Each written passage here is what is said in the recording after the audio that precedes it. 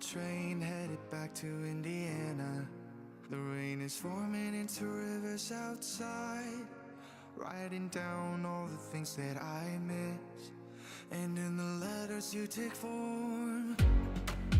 No, I won't go back tonight with the habits of the restless me. I'm leaving all that stuff behind. We can start all over in our hometown, running free. It could be everything that we were chasing. I'm impatient just to see how you make everything fall into place. How you make everything fall into place. You see, you make everything. I'm the first one to get off at the station. There's something in the air that I can't place, and now I see a silhouette in the dark. It's like time has stood still. I'm gonna hold you tighter this time around. Now feeling like I need to escape. The world outside only made me numb, 'cause I just wanna be here in our hometown, running free. It could be everything that we were chasing. I'm impatient just to see how you make everything fall into place. How you make everything fall into place. You see, you make everything. It's just like the saying, you don't know what you got till it's gone. But now I know in my hometown, running free, it could be everything that we were chasing. I'm impatient just to see how you make everything fall into place. How you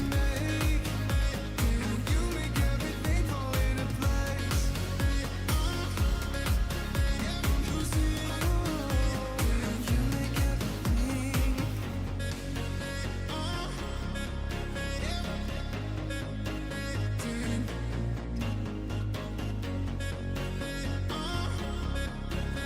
You see,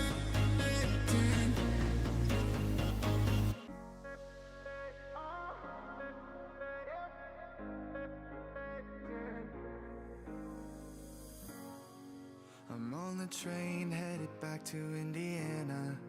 The rain is forming into rivers outside, writing down all the things that I miss, and in the letters you take form. No, I won't go back tonight with the habits of the restless me. I'm leaving all that stuff behind. We can start all over in our hometown, running free. It could be everything that we were chasing. I'm impatient just to see how you make everything fall into place. How you make everything fall into place. You see, you make everything. I'm the first one to get off at the station. There's something in the air that I can't place, and now I see a silhouette in the dark. It's like time has stood still. I'm gonna hold you tighter this time around. Now feeling like I need to escape. The world outside only made me numb, 'cause All right. Hello, everybody. We're back again. Hope everyone is doing well. We are on PV Canyon Crossing today again. See if we can do some more logging. Hope all is well with you guys. We're just gonna make sure that we everything working the way we need it to. Application volume probably needs to be fixed a little bit. I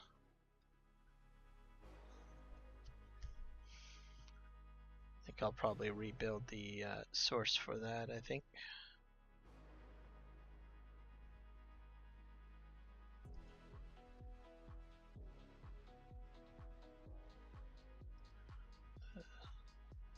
I think it's working, it's just that it's not kicking in as smoothly. I'll remove the compressor on that. I think, yeah. Alright, let's see.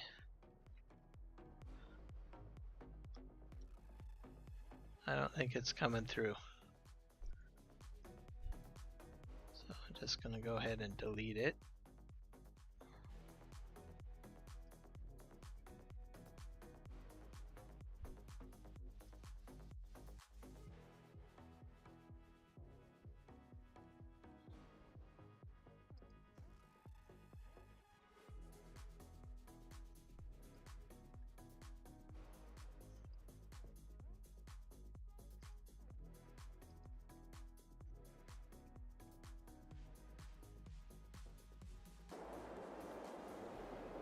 Alright, application capture is fine.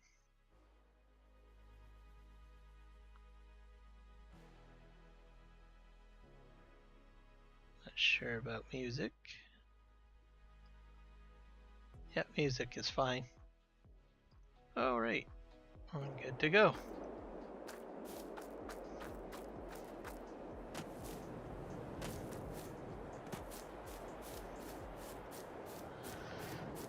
We'll see what happens here as we go along here. Everything is fine. Let's see. Microphone's working okay.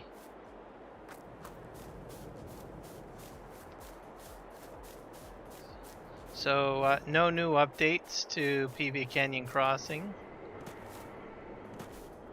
So 2 weeks in, so no new updates, so should be fine.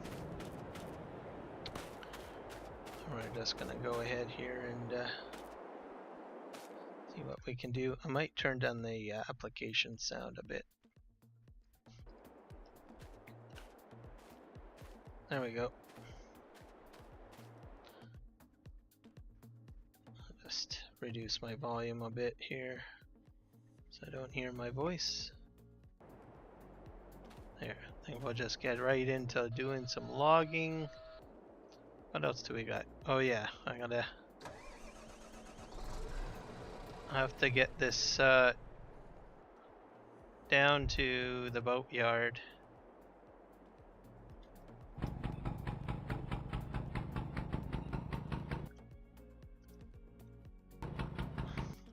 I'll just turn the application audio down a little bit more. This boat is really loud.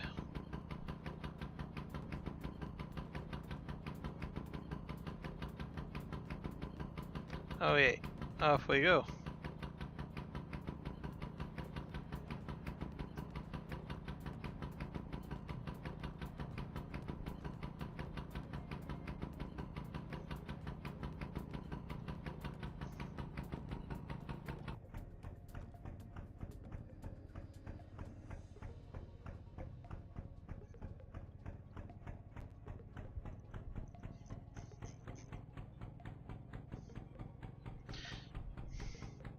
So I'm going to be looking at a new studio software for streaming in. So that's just so where it's it does the same thing that OBS does. But I'm looking into another application that I'm going to try. It shouldn't really impact me, really. because I'm going to keep OBS installed, so which is kind of nice. My hope is that it might help assist me with some of the issues that I've been having with audio sources cutting in and out and things like that.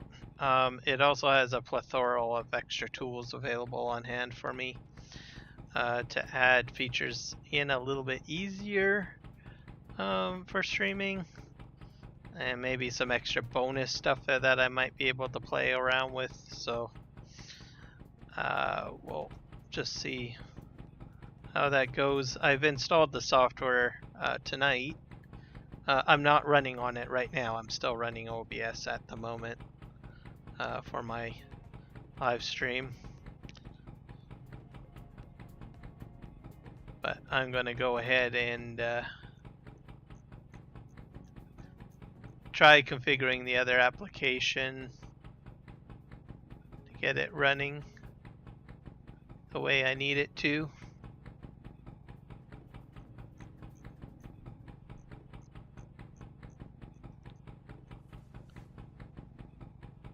One of the challenges, though, that I find with setting up an application like a studio software is making sure that you get the bitrate in right and the resolution settings all configured right so that it uploads nicely.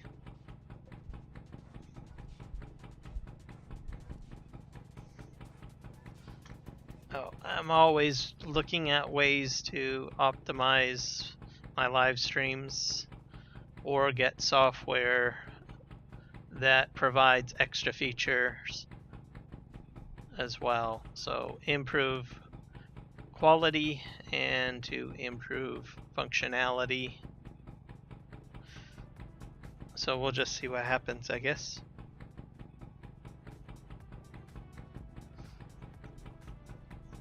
It's supposed to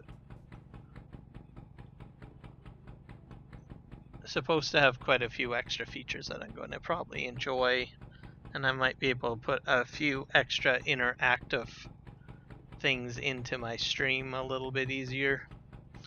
I do have some interactions, but most of it's all through browser sourcing, through Streamlabs or Stream Elements, I mean, sorry. So we'll just see how it goes.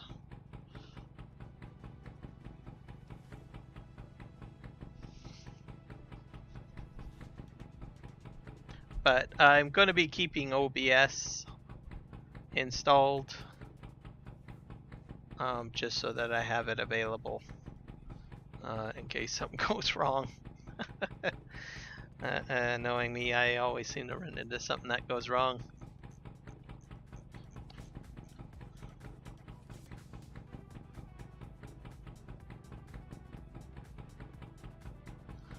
So we'll see what happens. I don't know when I'll get into using that software, but we'll see. There's some configurations here and there, and play around with it, get the scene set up the way I want to.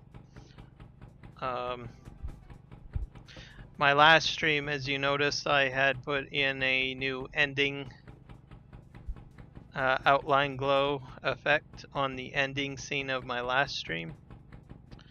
I had some issues. I forgot to export the QuickTime video as a alpha channel, so it had a slight darkness to it. I was like, what the heck is going on there? So then I started thinking about it, and I said, did I export the alpha channel? And I think, I don't know. I don't think I did. So I went in, and just before this stream, I went ahead and adjusted it, re-exported it. So now we're all set there. I do like this lightsaber glow effect that I have going on with the one on this scene. So I definitely want to keep this.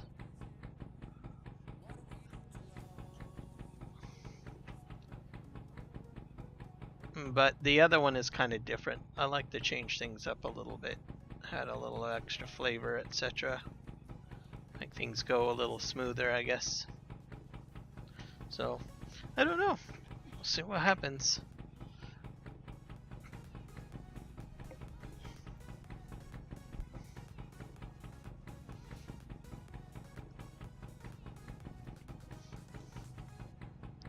Horse Pack is going to be hitting, I think, next week.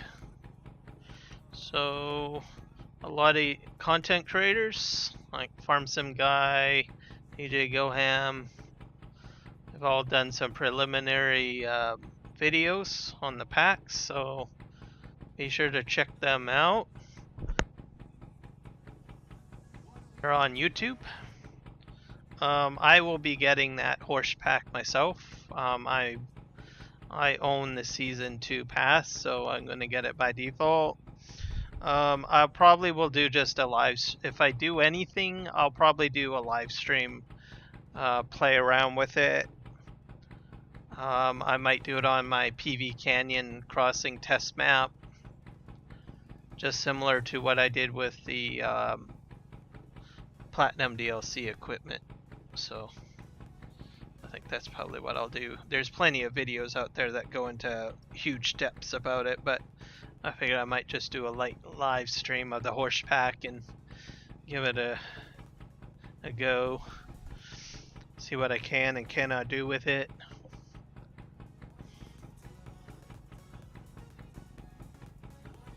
So that's pretty much the plan.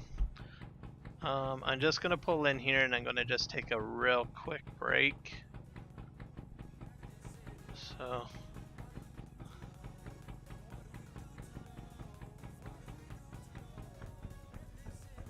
and there we go. I'll turn off the engine. I will be right back.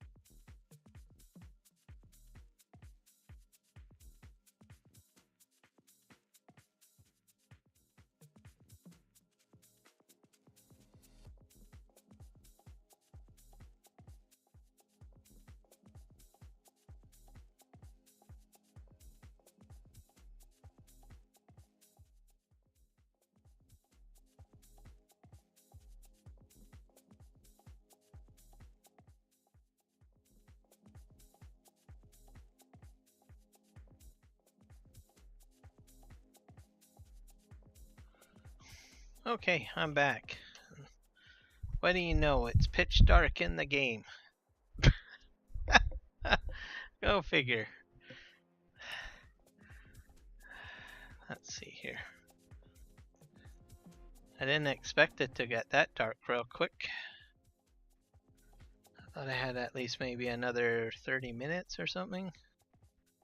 So, I'm gonna fix that. I'm gonna jump forward in time. As, I know that, well, one, I don't like playing the game in the dark. And I know most of you guys do not like it when I play in the dark. So we're gonna go ahead and adjust that. This house, I'm telling you, man, when it gets dark, I have to turn my flashlight on to see the sleep trigger. We'll go to the next day. Oh, it's raining. Oh, that's interesting. So, I did put in an event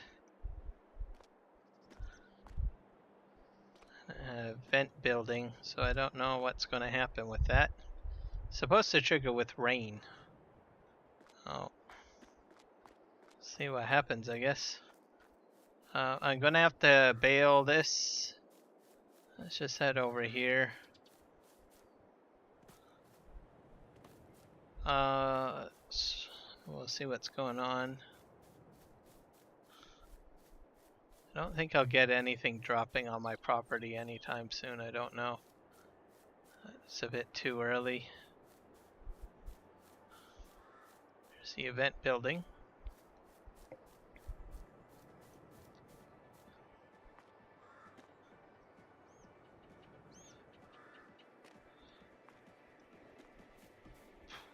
Nope, I don't see anything on my property. This building, I'm probably gonna have to do some more research on or testing. This is the mining shed. It gives you rare minerals. My one content creator that I watched, that's part of the SGA team, had said that it's best to put it next to a slope so that it can it's supposed to create a landslide and you get extra minerals. So I may have put it inadvertently in the wrong spot, so I might have to move it. So we'll have to look at that. I do my best to try to get as much information as I can on this map by watching other live streams. So that's what I've been doing, and then slowly trying to regurgitate the information on my live streams for people to know. Yeah, I don't think there's anything really that has fallen. But weather has an impact on a lot of the functions in this game, so to trigger events. And I don't really know where I'm running here. I need a map. So I guess, oh, I should probably head this way. My guess is that if anything does fall, it would be on my mountain. I'll probably expand that. Here we go. We got a mountain up ahead here.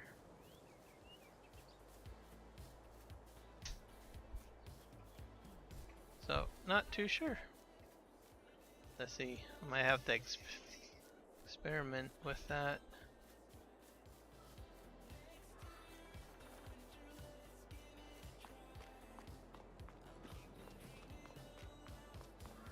Yeah, I don't think I have anything that has come crashing down on my property. Alright, well, it was worth looking around. So I think I got it placed badly, perhaps.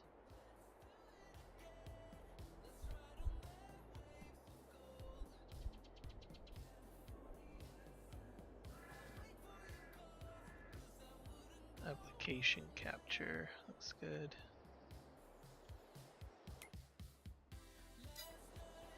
Okay. So what was I doing? Oh yeah. So, the plan here is to hello Juan. Aha.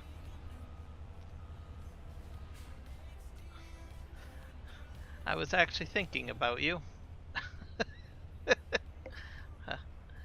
I'm looking into another studio application, similar to OBS. It is called, you may have already heard of it, or have used it, Prism. I'm not using it at the moment because I just started hearing about it like an hour before I just started streaming, so. But I was kind of intrigued by some of the features by Prism. Prism Studios, Prism Live Studios, I believe is what it's called, or the company that makes it.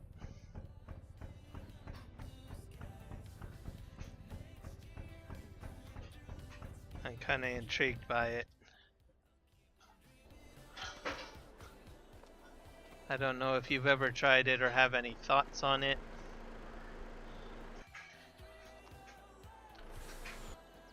Apparently, as I understand it, people enjoy the features of Prism, but it had some performance issues. So that's why people, I guess, that were Prism users switched back to OBS. Has a lot of interesting features in it. But it came across my radar because they said that apparently they fixed the resource issues that it's had.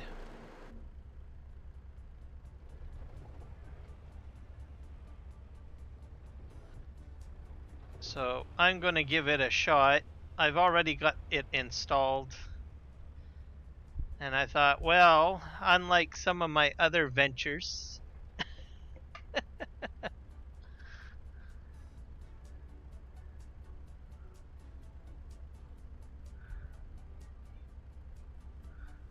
you have over 20 prisms on your wall right now. Oh, wow.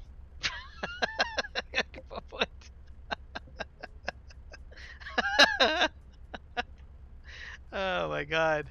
Now I lost my train of thought. All right, prisms, everybody.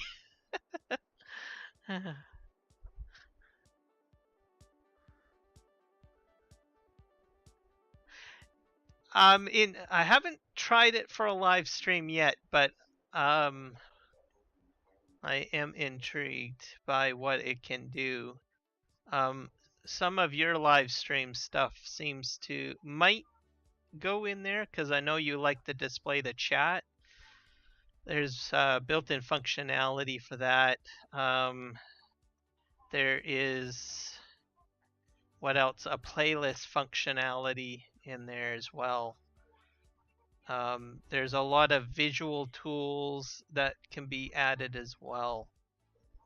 I'm going to throw a YouTube video into the chat of what I watched. I was impressed. Now, if it can deliver everything that I saw in the one video and fix all of the other issues that I've had with OBS, I'd be really happy. I don't like having to worry about audio sources getting, locked up and stop working, and then I have to rebuild them. If it fixes that, um, I'll be like over the moon, literally. So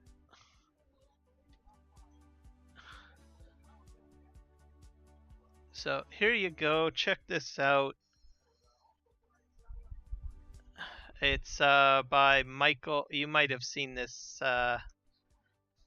Michael Fayer Jr. He teaches people on how to improve and build live streams and stuff like that. That's his video on it. So I commented on it, and I told him, I said I'd be very much interested to see more content on Prism, because he usually focuses a lot on OBS. So I said to him, yeah, I like what I see. Please go and make more content.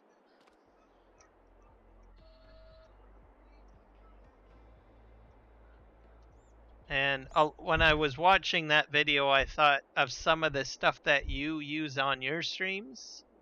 And I thought this probably would be good for you guys to look at.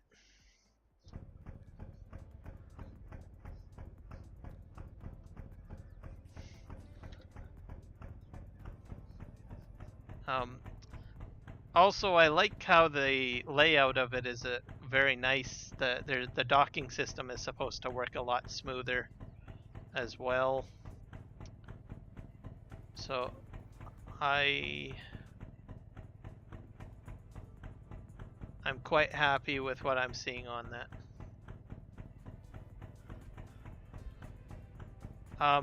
The beauty of it too is that it's gonna simplify things, and it's very much like OBS, but it's a better version. So and with more features, and it just makes certain things better.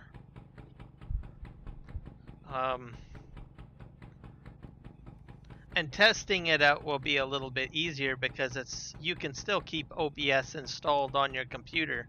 So if something goes wrong with it, you still got your OBS set up to go back on, right? Yeah.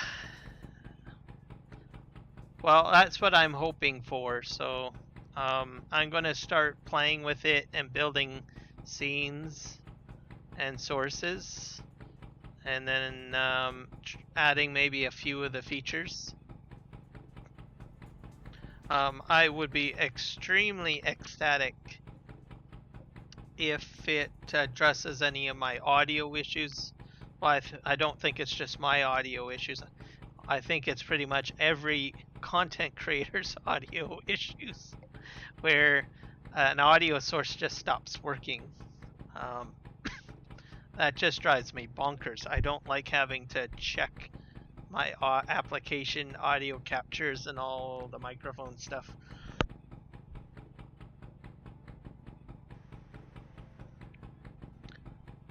And then the other part of it, the best part, is it's free.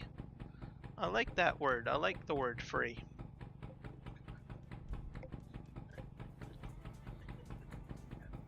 Free is your best friend.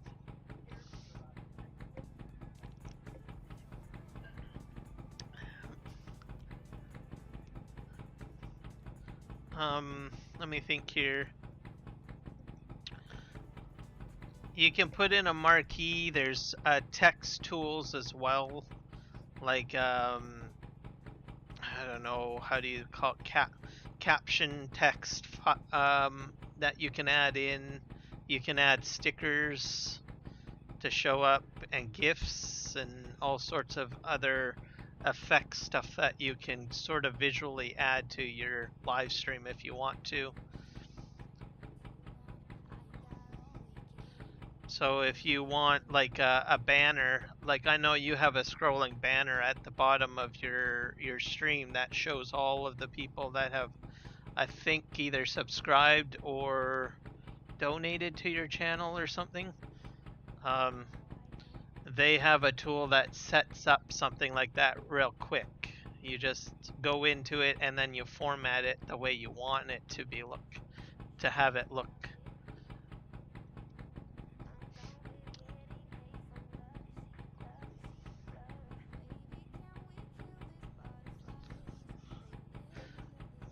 And I use a few OBS scripts that I have built in to do my stream on OBS. Well, those same scripts actually work on Prism as well. So I have a feeling what Prism is it's everything that OBS is, but more. And I think it's maybe a little bit more friendlier to new content creators. Like there's an option in there that if you don't know how to get YouTube settings going, it gives you some recommended settings to choose from.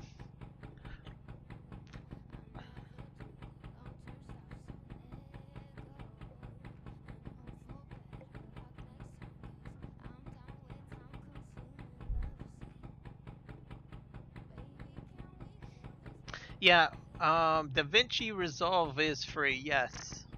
And there's a lot of tools packed in that. As for Prism making money, I don't know. They must be making money somehow.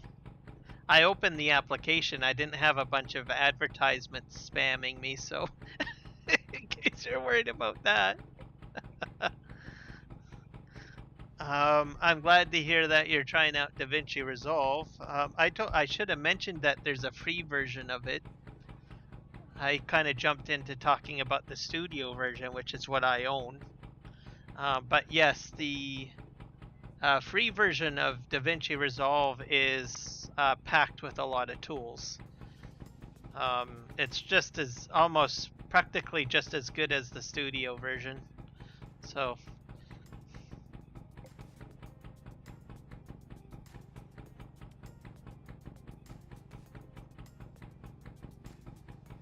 So I think you guys are gonna have a lot of fun, I think, doing content creation in the near future.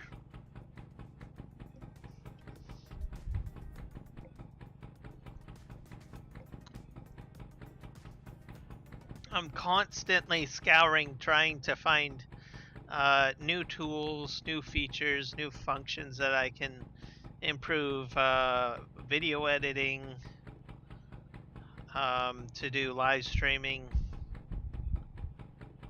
whatever I can find.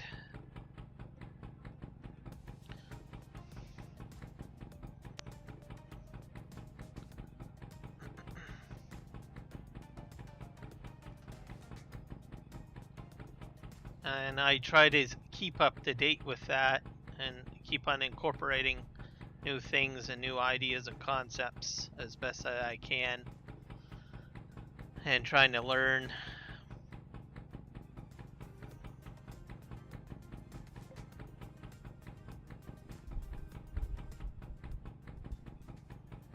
I think those content creators that do videos on those tools probably get a lot of watch hours from me, to tell you the truth.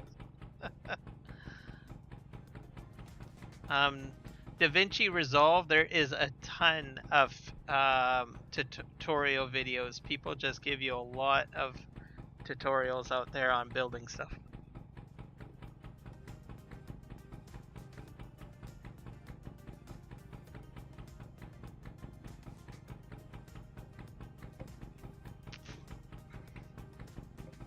Yep. Well, I've noticed some changes.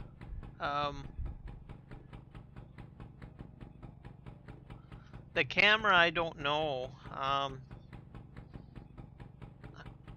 That's something else that I like. I don't like showing my face on the internet. So maybe one day I will. So I haven't really looked at camera technology.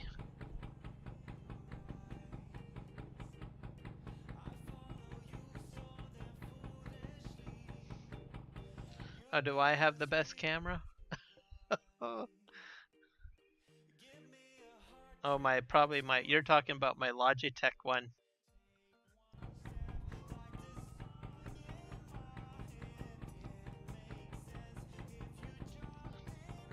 I should probably be. I think I've only used it once. I used it for my Steam Deck video there.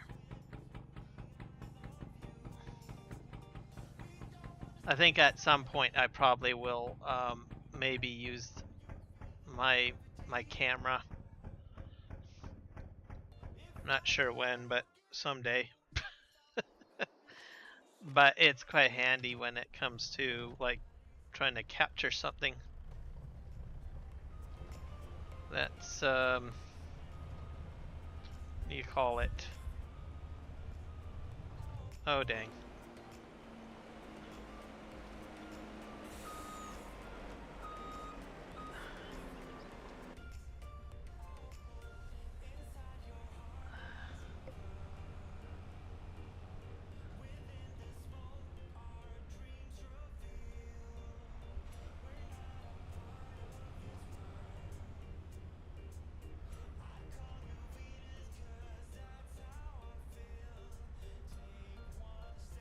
Oh, a literal cam. Oh, gotcha. Oh my god.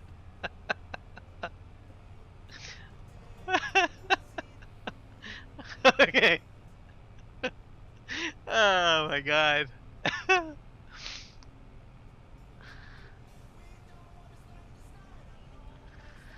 Let me think.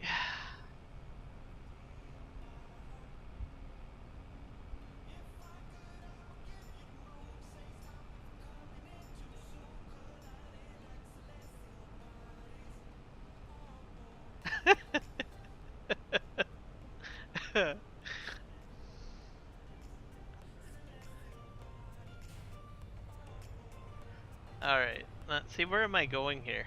There we go. Here we go. Let's spin around here. So yeah, those are the things that I've been looking at. So tonight, I'm gonna have to deep dive into Prism more though. Probably do that when I get closer to my weekend, I guess.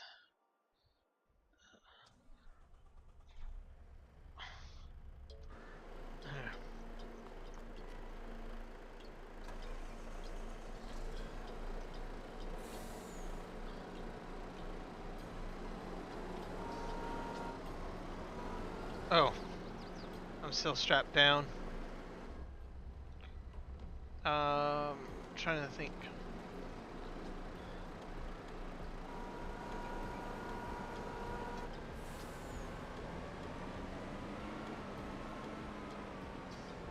Exactly, deep dive. Gonna do that on the weekend.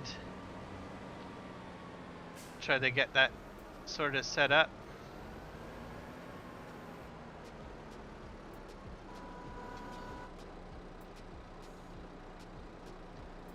Why is this not going down?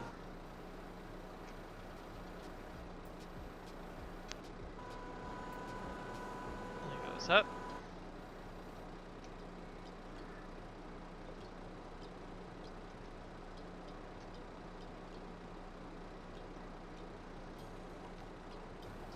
I use the mouse.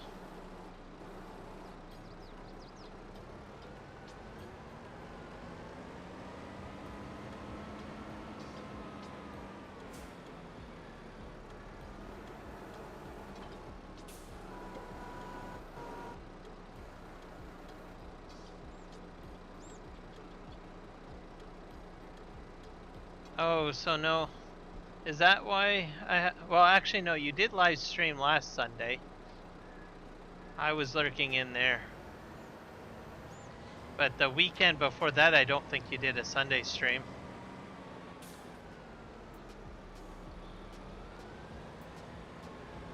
So you have to kind of work Sundays now?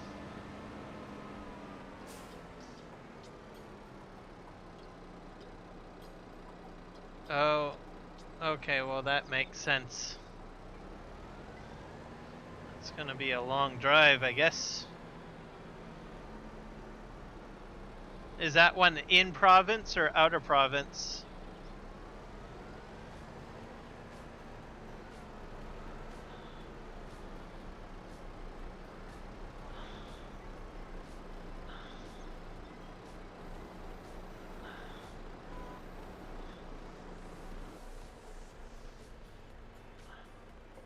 You know what? I probably should buy some forks for this thing too. I don't know.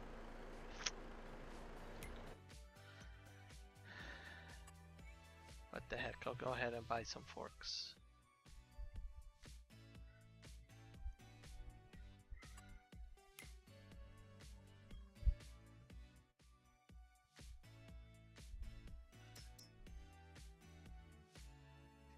There's the Magni forks. And there's this pallet fork.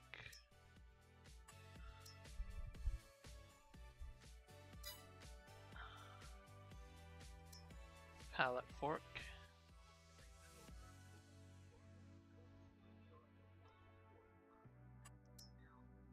That's gotta go to the Volvo, so I have to get this one. Yeah, I'll buy that one.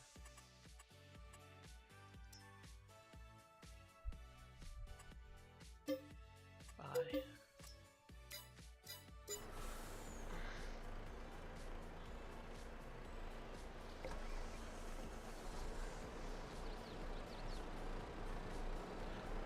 $20 hours by car.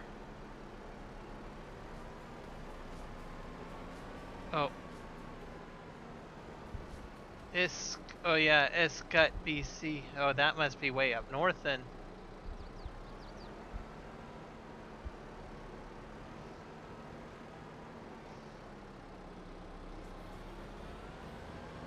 I've never heard of that place before.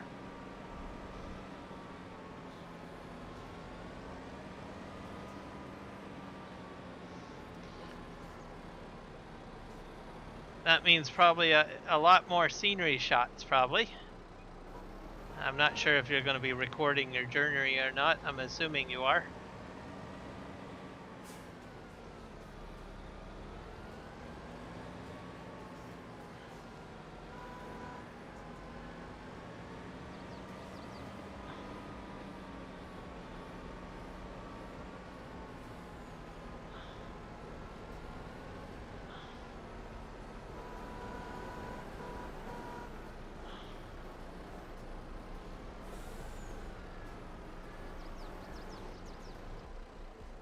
There we go. Got one more thing to load up, guys.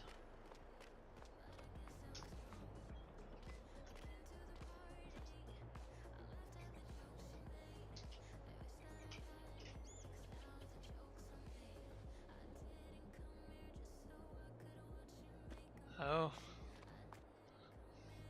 Do you find that ever like kind of freaky? If you have to like ride the gas tank that bad?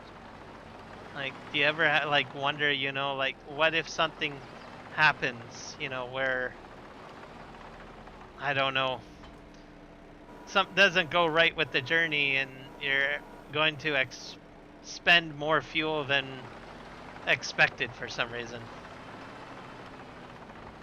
Oh, Dee's Lake.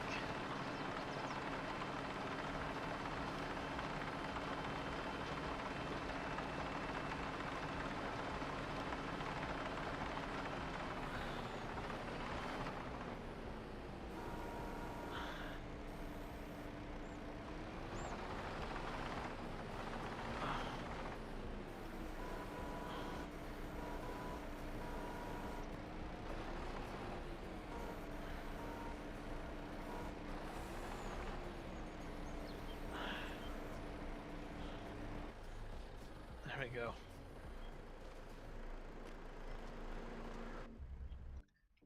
Now that I'm in the safe confines of the truck, let's just see where Dee's Lake is. Cause I'm kind of curious. I'm just gonna do a quick browser search.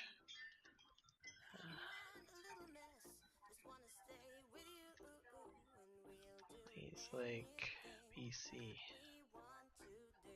Oh, it looks pretty from the pictures, that's for sure. Map view. Oh, oh, oh boy. Yeah, it's way up there. Wow, yeah, that's a long distance there. That's about almost, I would have to say, almost the distance from Vancouver to Saskatchewan, or mid Saskatchewan. That's a long journey.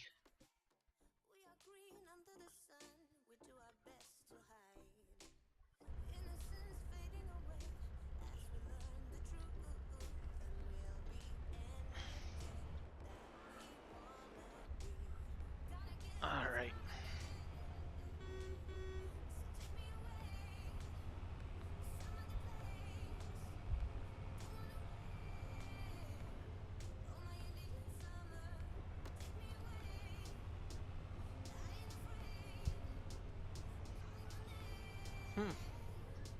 So kind of like a bit rocky and sandy, and then those little shrubs that I usually see up in the mountains.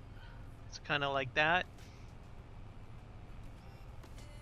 As I know, parts of the Rockies heading east has those little shrubs.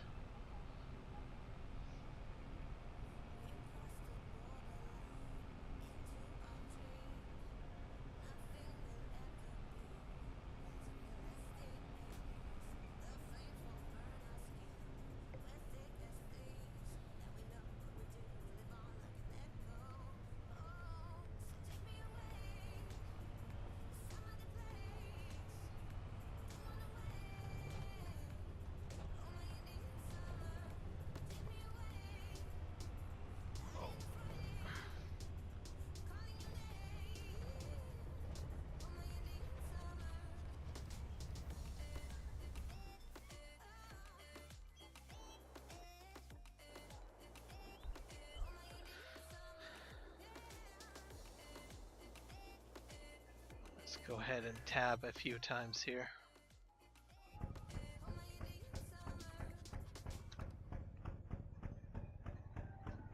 Oh, lots of forest. Okay. Well, that's very pretty then. And very scenic.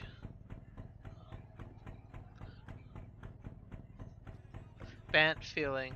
Okay.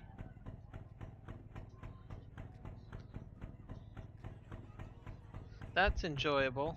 I know parts of I've enjoyed the drive on North Vancouver up to Whistler area, because there's a lot of green space there with a lot of trees, like just like a lot of cedar trees, all very dense together, which is a nice drive. And then heading up to Kelowna, there's some small lakes. I like going past some of the small lakes up there. I think I went past a few small lakes up through that way. I don't remember.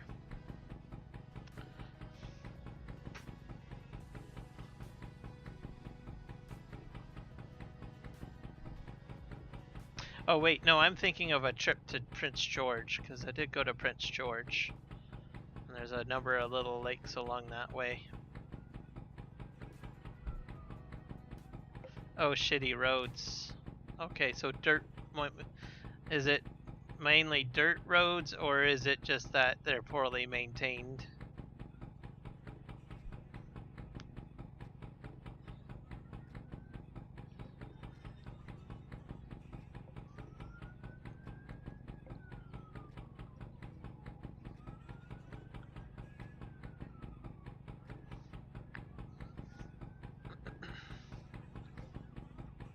Or maybe it's a bit of both.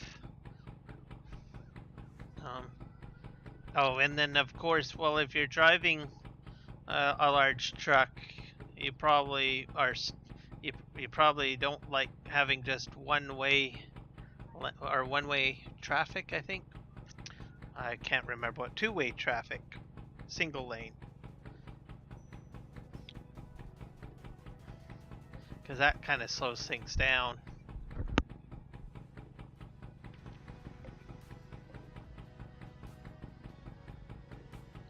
And then speed restrictions as well.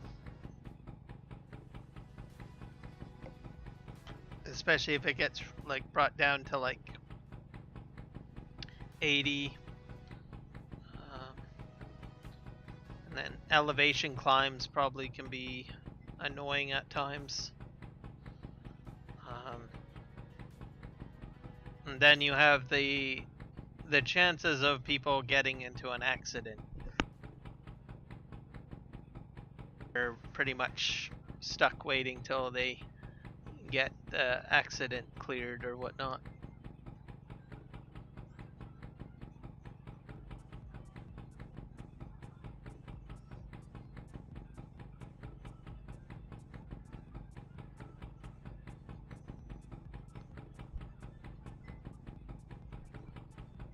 Okay.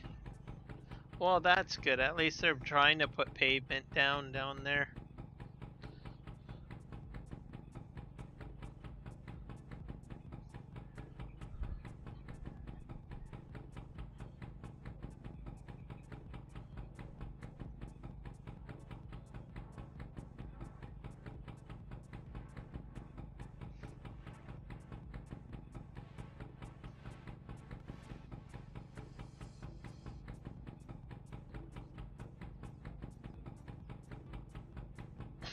So almost nearly double then.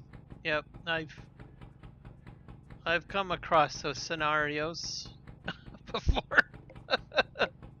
It says, oh, you'll be there in 4 hours, and meanwhile it's like almost nearly double the time.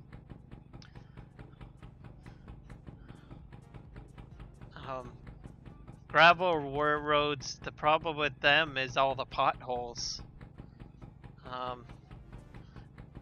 Because you've got two choices. Either, you know, you slow down, or you go too fast over them and you do damage to the bottom of your vehicle, right?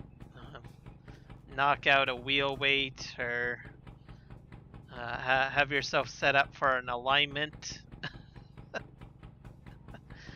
What else? What is it? Bent tie rod, I think. Not sure if you get all that stuff on big rigs or not. I assume you probably do, but I've experienced it a few times on my own personal vehicle.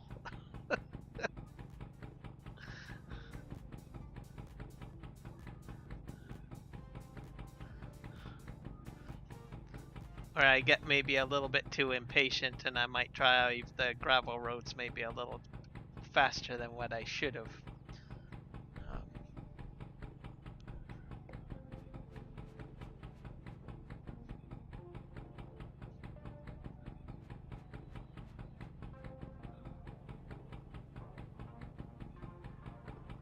Yeah, that's true. On both accounts, because the faster you go, the more fuel you burn.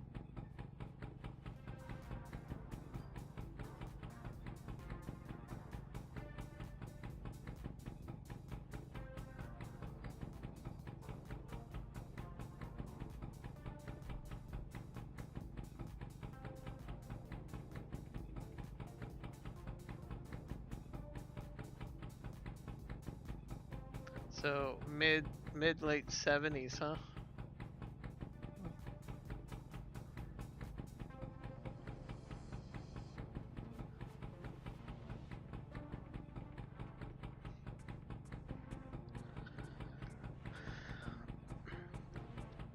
There's a, I don't know what it's called. There's a highway up there that's mainly dirt road. Is it the World Highway or Sea to Sky Highway? I can't remember. But it all goes up there to the territory. My aunt and uncle went in an RV and they had described it to be a highway, but it had a lot of dirt roads on it. And they had retired and they went in the RV and they went up north from, I think, Manitoba, and went across the territories and then came down BC. There's like some sort of highway, I forget what they call it. World Highway or International Highway or something. Or maybe it's Sea to Sky Highway. Top of the World Highway, yes, that's the name of it. And they're by the time they got to Chilliwack, and I saw it, it was like the entire motorhome was just, there was no, you couldn't see the paint. It was just completely covered in well, dust, literally. Yeah, Yukon.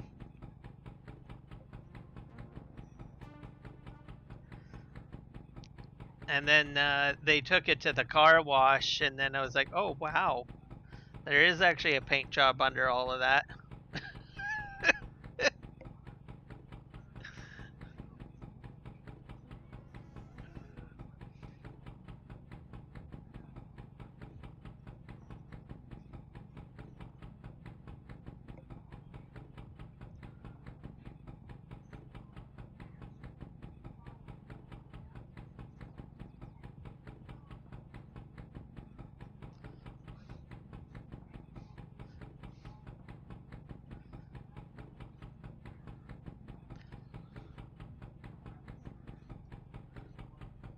If I hadn't seen the RV, I wouldn't have believed them that it was like all dirt road.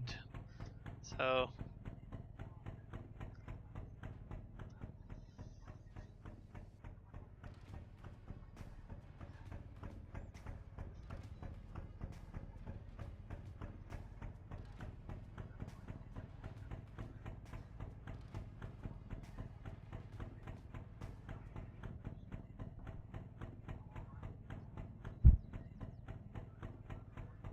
went up to Watson Lake in the Yukon. Big loop up and up to and back down. I think they might have went there too. I don't know. I think to Watson.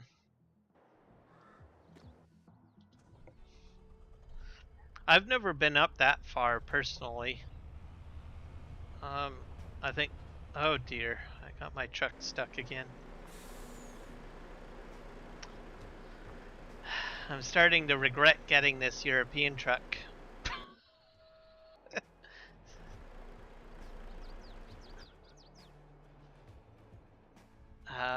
But as the farthest that I've ever gone was probably Prince George.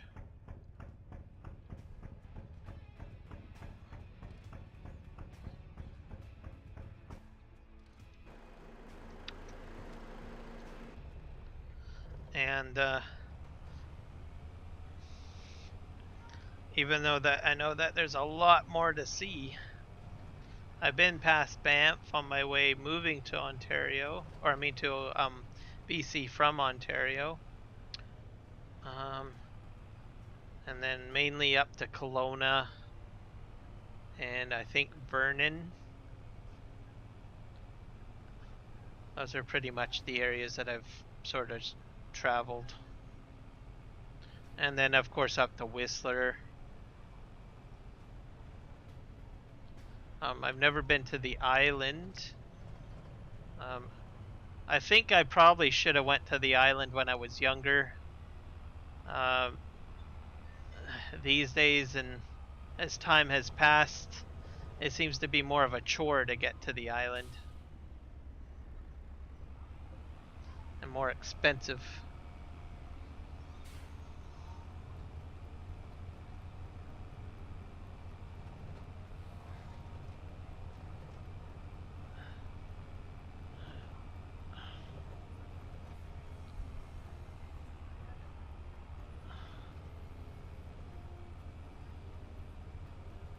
Go. Well, I made it past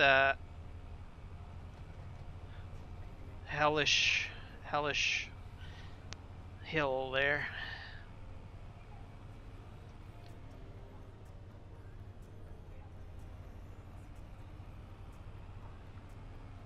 Yeah, it's not cheap, and then it seems like, well, are you even going to make it there?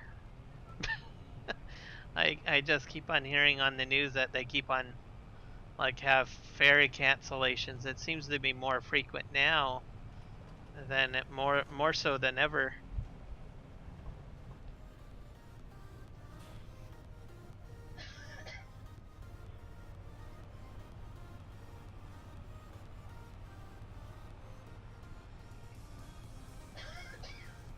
I think it's an outdated service. I think they need to build a bridge.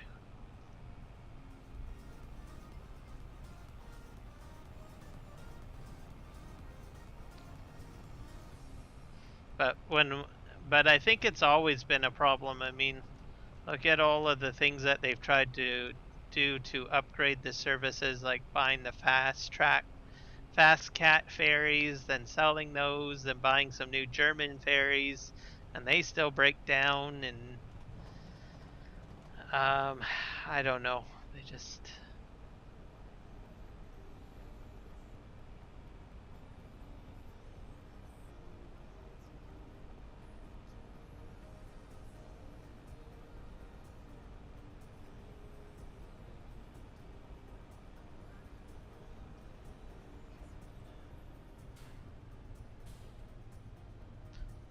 it probably makes it way more expensive for people to buy stuff too because of all of that.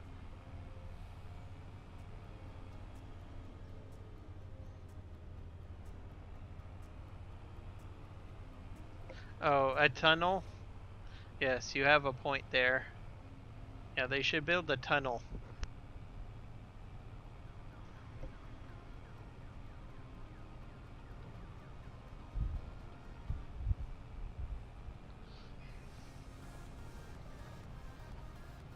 And it will pay for itself because it will probably keep people employed for a very long time trying to build it.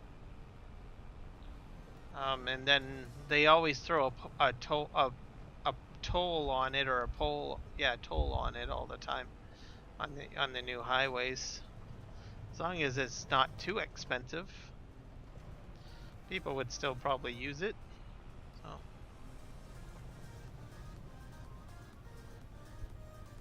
Not to say that I like tolls.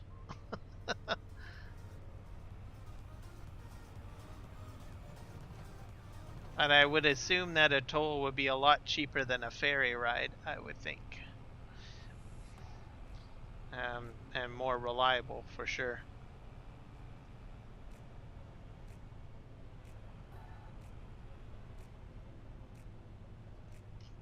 I think I'll just park this over here. Actually, I better bring it out there. I forgot I got a skid steer.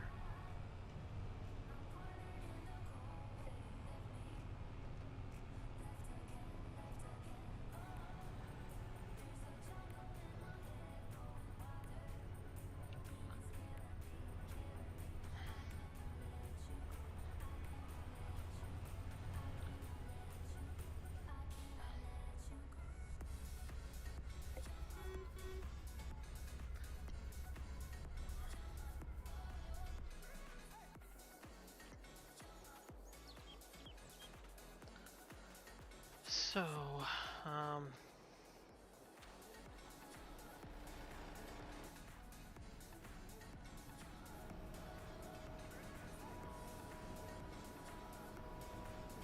oh, I keep on forgetting about the straps.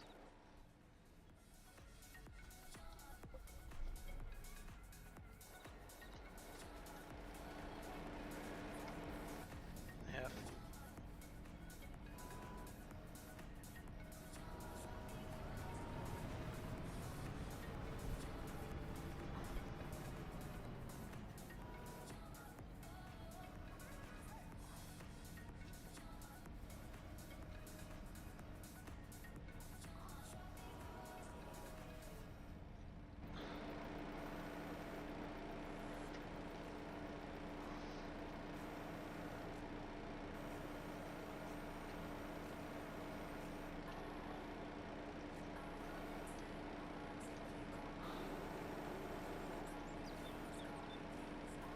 I don't think my up and down is working very well. I might have to I'm gonna actually just save the game, and then I'll just try reloading it maybe.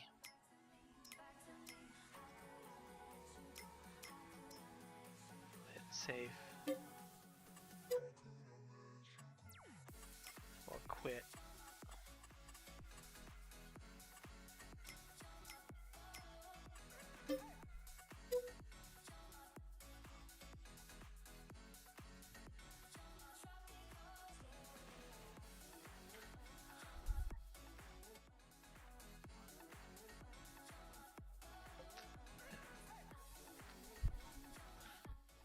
Makes it a tool for half the price of a ferry cost. And then once the tunnel is paid off, drop the toll to the cost of maintaining the tunnel. See all world problem solve. Yes, I agree.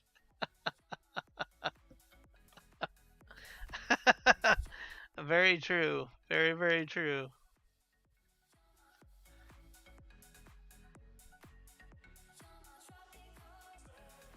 Mind you, they did remove a toll off of, I think, the Coquihalla Highway, but then they just transferred the toll over to the Portman Bridge, if I'm not mistaken. So, is that still tolled? I can't remember. I don't know if they removed the Portman Bridge toll. I think it still is, isn't it? If you drive, but they charge you through ICBC, I think. That's how they do it. I don't go into Vancouver very often anymore either. So.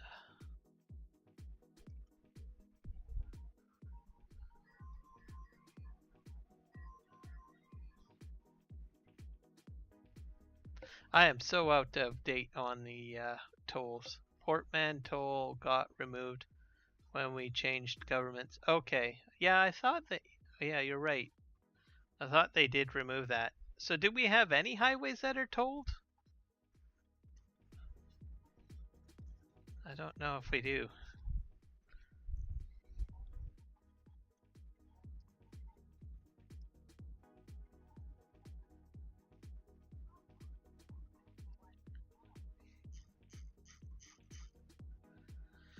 I think there was some talk at some point of redoing the tunnel or putting in a new bridge in southern Vancouver or something and then throwing a toll on that, but I don't think that ever happened.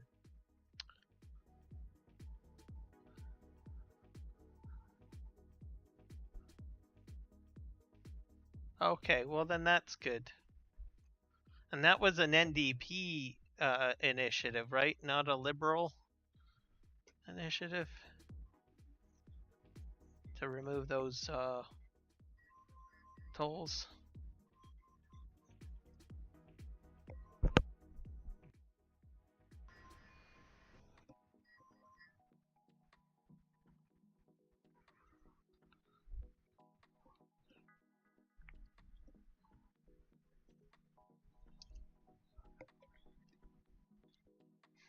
I'm thinking it was an NDP one. So for some reason, I think the Liberals like throwing tolls on people.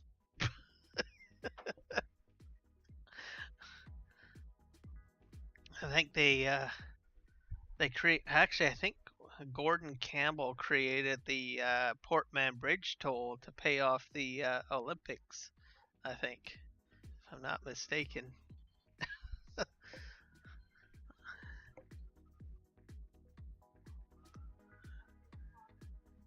Okay, yeah, that's what I thought.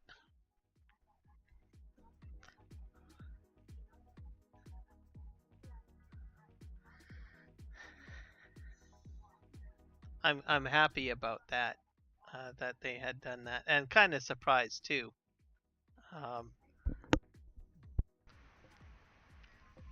It's a promise that was kept, I guess, on that.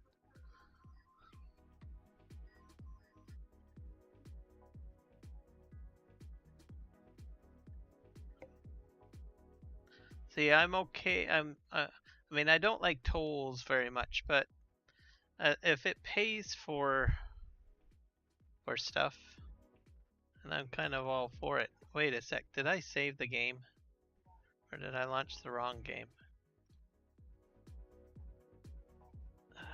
Oh dear. I did this all wrong. I am so sad now. I am so sad. You guys know what I did?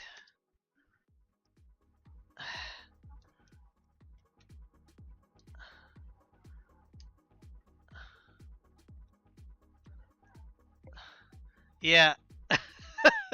I gotta do all that all over again. That's so sad. Oh my god. Well, I don't even think it fixed my problem either. I'm gonna have to remap the key bindings on that.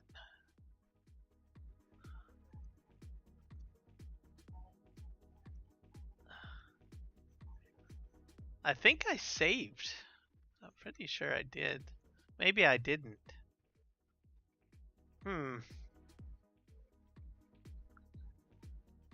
Yes, I lost everything in the last hour.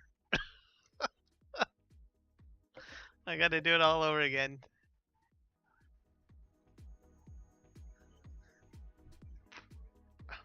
Exactly. The question is, did what I do... I don't think it fixed my keybind.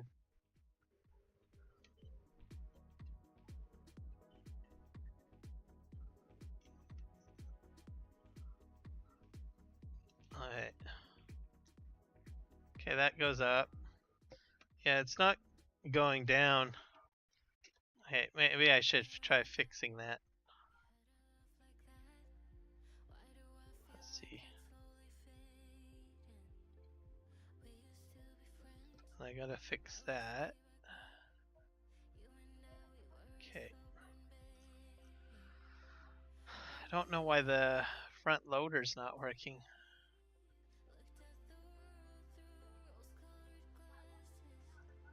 Wheel loader.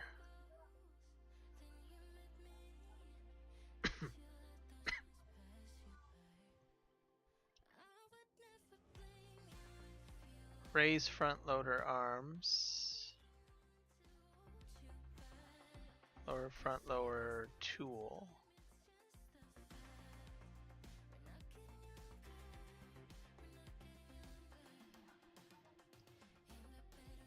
Alright. I don't know if I did this right. That might be a problem.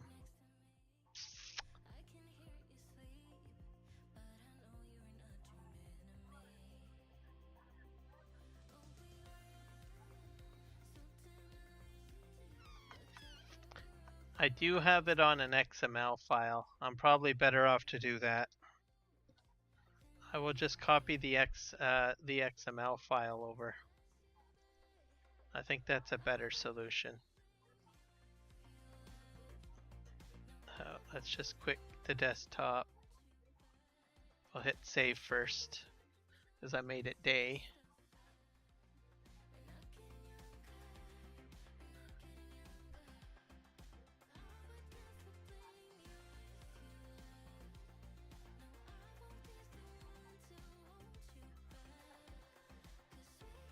It does.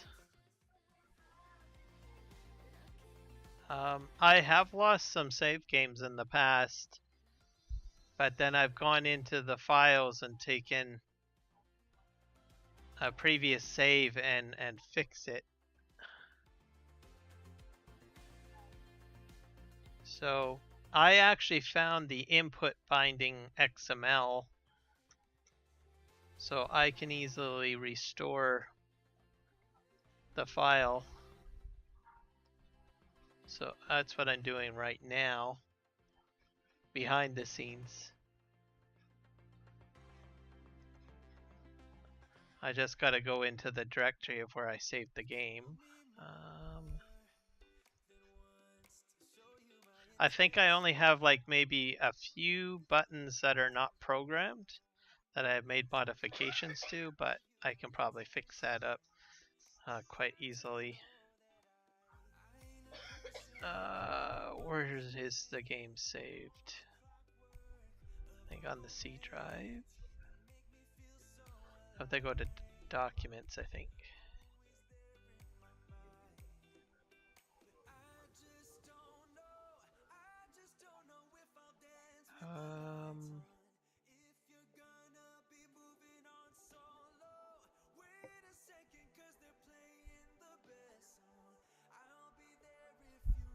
Scan, StarCraft, Farming Simulator, where are you? I have to look for the games folder. That's what I need to look for. My games, yep, there we go. Farming Simulator 2022. And then the input key binding XML is right inside of the into the main directory for Farming Simulator 22. And the XML is called input binding.xml. And that's what you need to back up.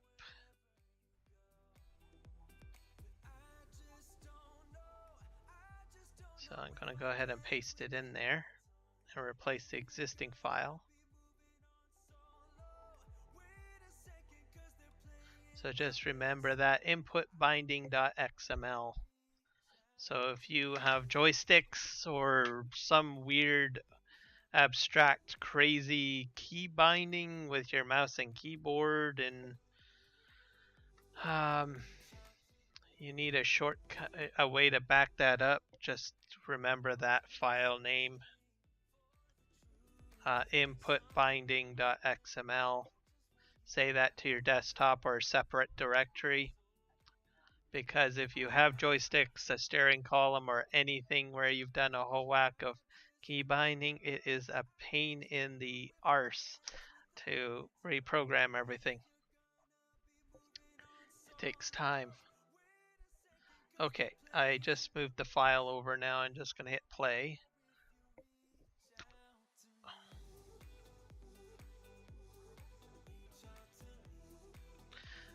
That I can believe as well. I think I would probably follow suit if I lost a save file and all of my backups are gone. I'd probably rage quit, to tell you the truth.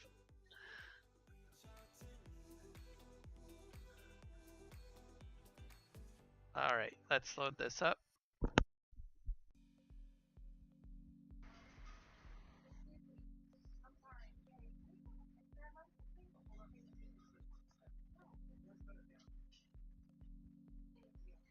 I generally, especially if you're doing anything with, I think, any odd or weird mods, like I guess an example would be like Relight,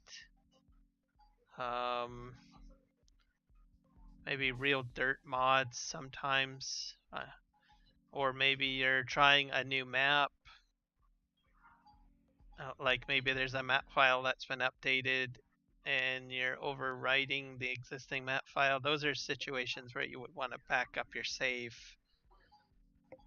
game file, and also of course the original map zip file too, I suppose, before you proceed with your Frankenstein surgery on your mod folder or your game save.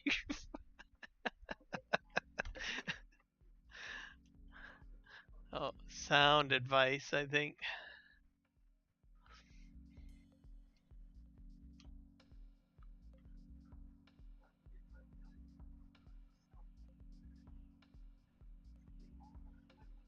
But sometimes game saves, I think, can get corrupted for whichever reason. I think I've had a few stickler of issues when I was live streaming. Because maybe I'm using up too many resources from my PC during a live stream, and it just insufficiently doesn't have the ability to write to the files because there's just not enough resources. Okay, let's see if this works.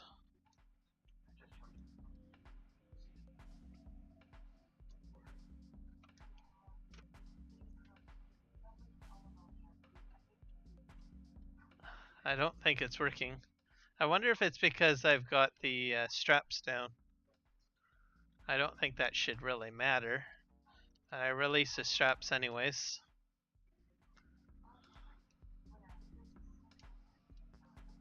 Yeah, it's not lowering the boom arm for whichever reason.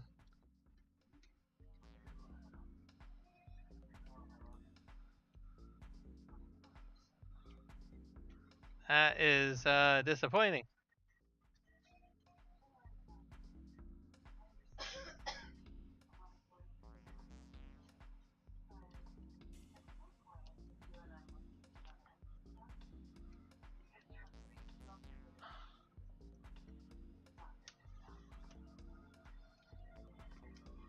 Yeah. Uh,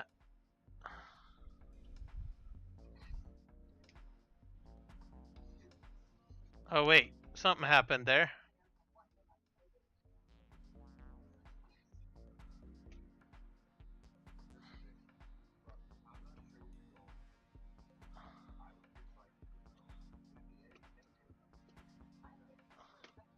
That's weird. Oh, I wonder if it was a twist. Nope. It's mapped very weirdly.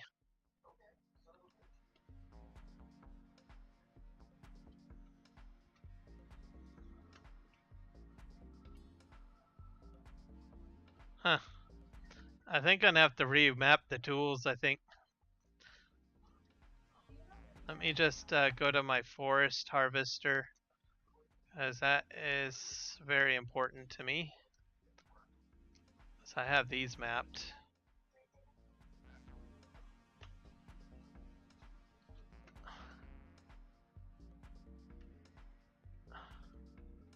This seems to be working fine.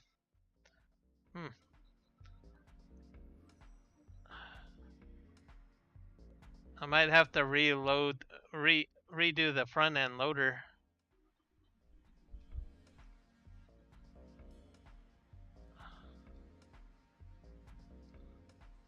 Unfortunately, I can't remember how the mapping goes by heart. Like which ones it is. So I might have to use the equipment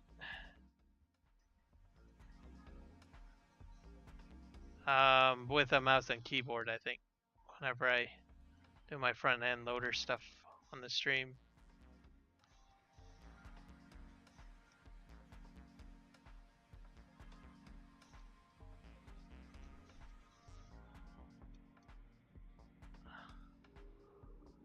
Okay, there we go.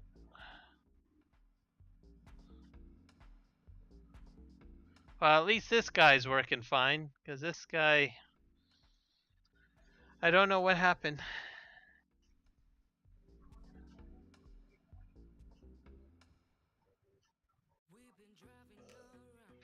A quiet gamer for a month. Yeah, I've been there. All right, I'll see you when you. Oh, you're away from the keyboard. Gotcha.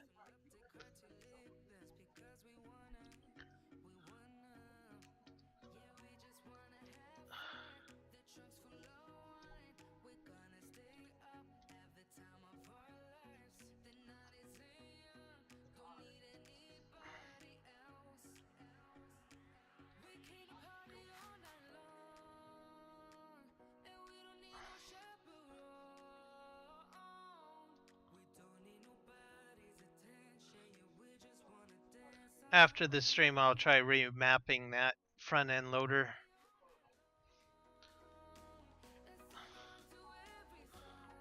Because I did have it working at some point. Okay, Mr. European Truck, are you going to be nice to me? Or are you going to be... No, you're going to be... something that I don't want to say on the stream. Dang it. Why aren't you going over? You're just too low, aren't you? Yeah, I can't make it over that. Okay, fine. Let's... there we go.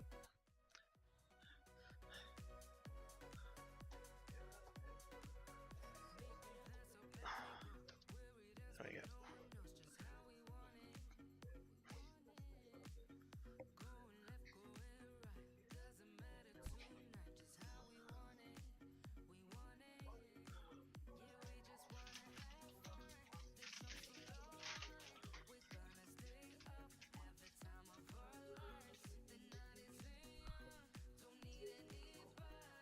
Hey, off we go.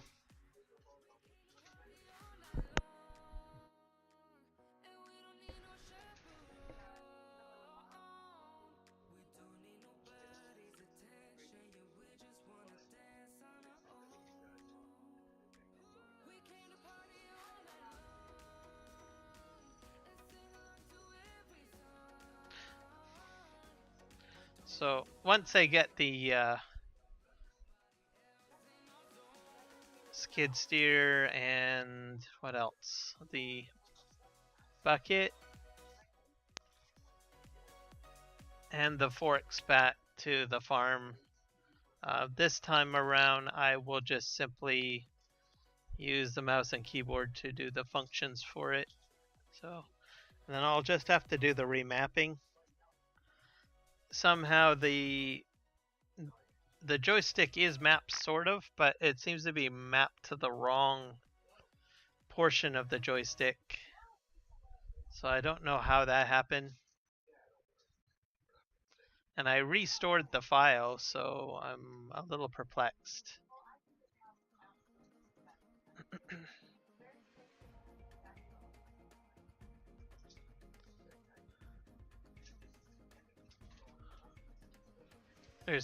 I wonder if there's cached files that should have been dumped. Because I sometimes wonder if that's ever an issue.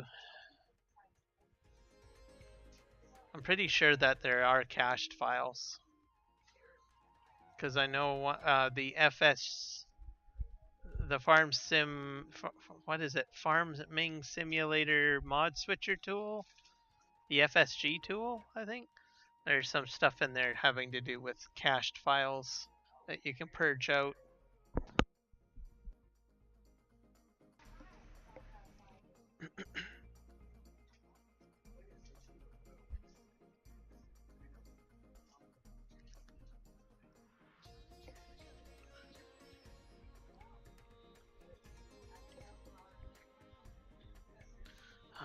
I also apologize for if you're hearing my fan. It's just way too warm for me right now, so I've got sort of two fans blowing on me. I got my USB fan and then I have a fan behind me, so it's going to be a bit windy through the mic.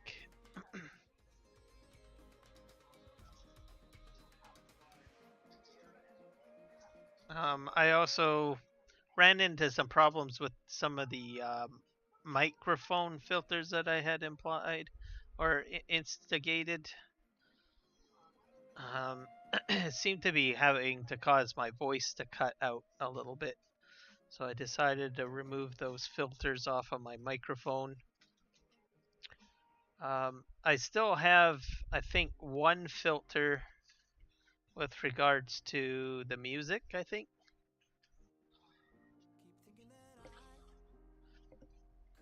But I had the filter on the audio source for the game that I removed.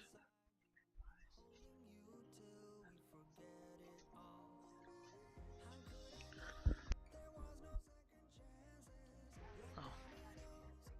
And that's all in OBS.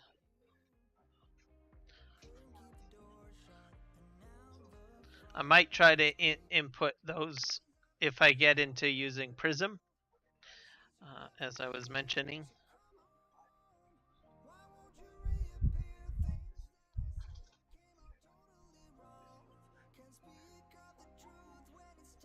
But I gotta figure out Prism first. It looks impressive to me anyway, so I think I'll probably be transferring to live streaming from it instead of using OBS. But the beauty of this switchover is that I can still have OBS installed on my PC and still use the other studio suite. So if something doesn't go right, I can just go back. And the concepts between the two programs are very similar, so it's not too much of a headache to have to relearn something from an older suite.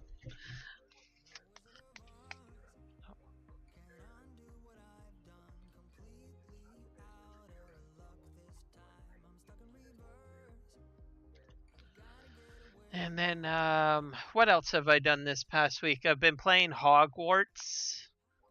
I have watched the Harry Potter movies, but I'm not like a super diehard fan where I like watch Harry Potter like all the time, sort of thing, or I watch all of the movies whenever they go on during Christmas or whatever. But I started playing Hogwarts because there was a lot of people talking about it and people impressed with it, and so far I've been enjoying it. Very interesting. Different magical powers. You get to use a wand. It's got an open realm concept to it. I'm not very far in the game because I only started this week, and there's a lot of story content in it. So when you're watching or doing a quest or something, there's a lot of audio and video involved in that. So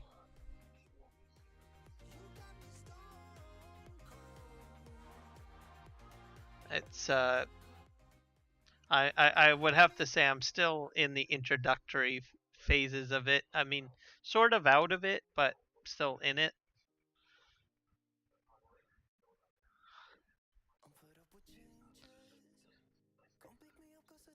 So I think it's going to be a game that I'm going to enjoy playing.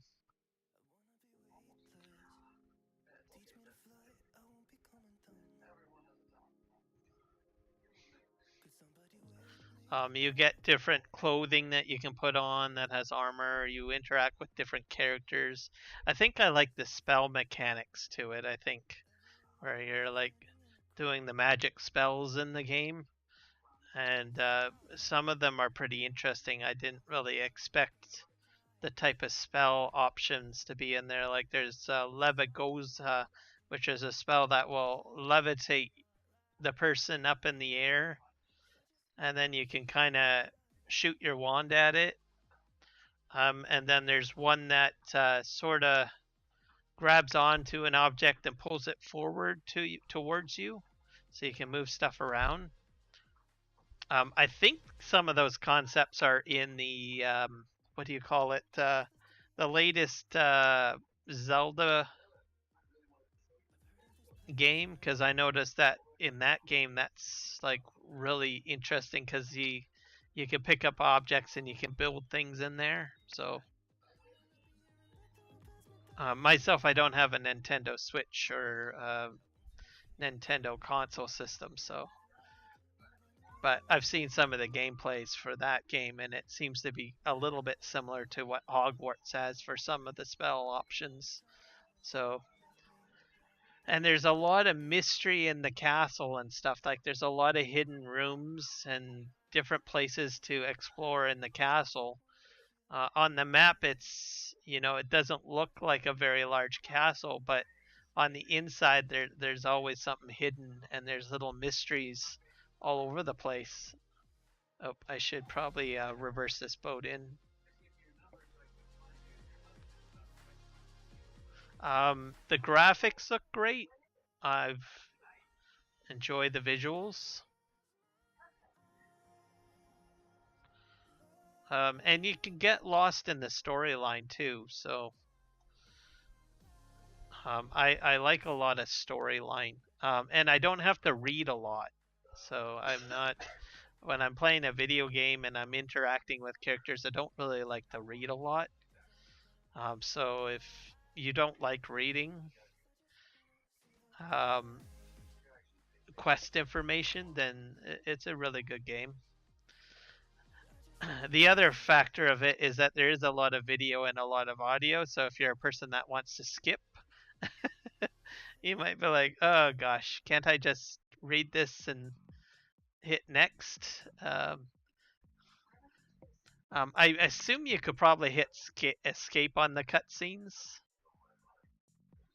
I haven't tried because I usually like listening to what is being said. Oops, I forgot to reduce the straps.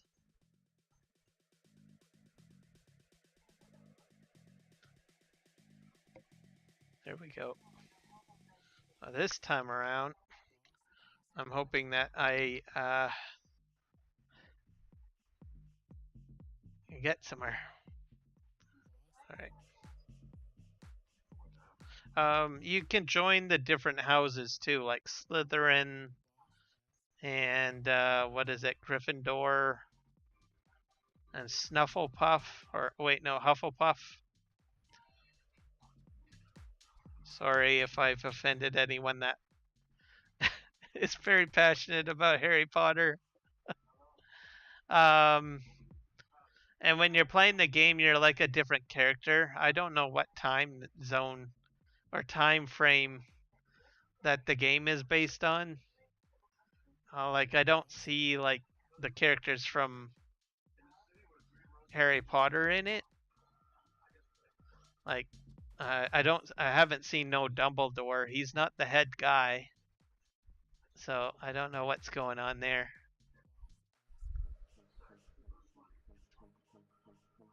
Okay, we're gonna stop here.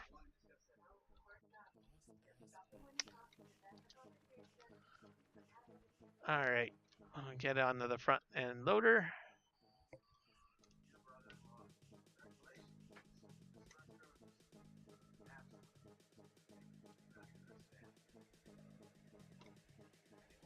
I guess I have some functionality. I'll have to fix that though.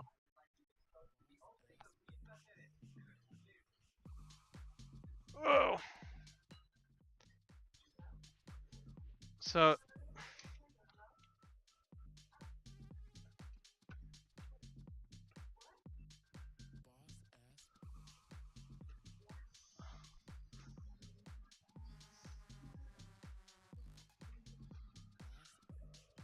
I guess I could probably still do in cab view. Okay, I'll probably do it.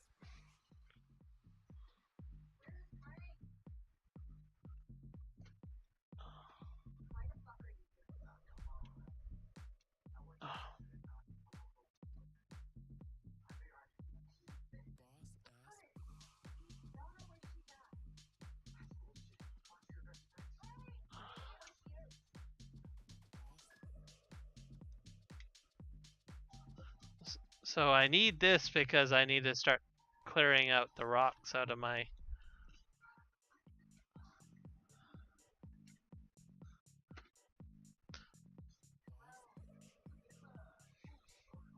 off of my property.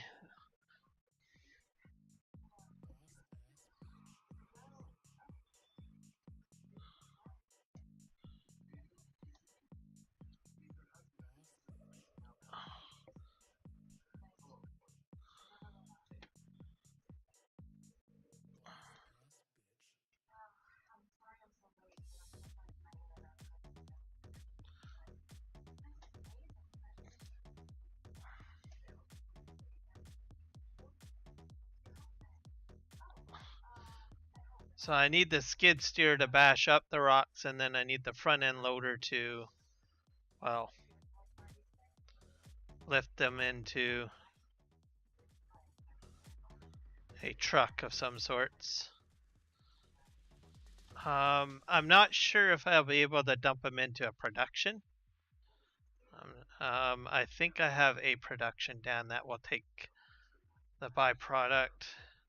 Oh yeah, I have to buy my forks. I'm not sure if I need the forks yet, but I'm just going to buy them anyways,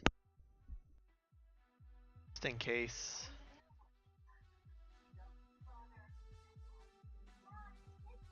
Because I think that I was going to get these ones, but this is only for a specific wheel loader, so I can't do that one.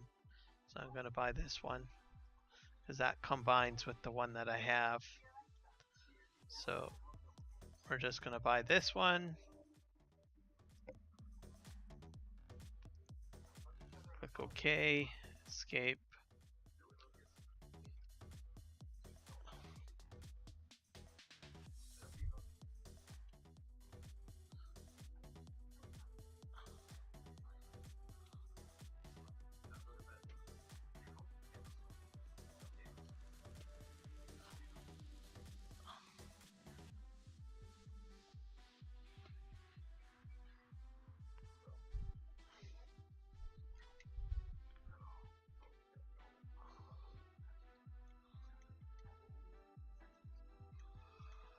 I don't know if I have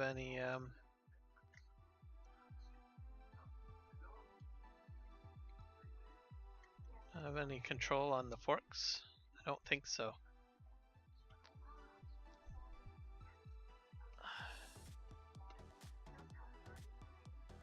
Alright, spin this around.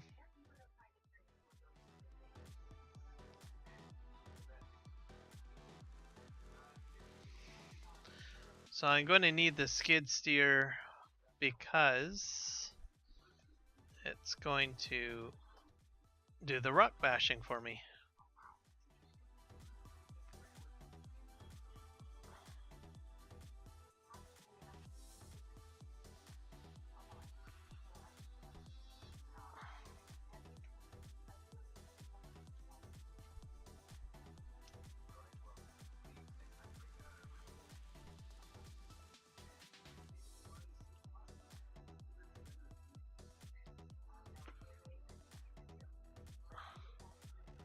I'll do this.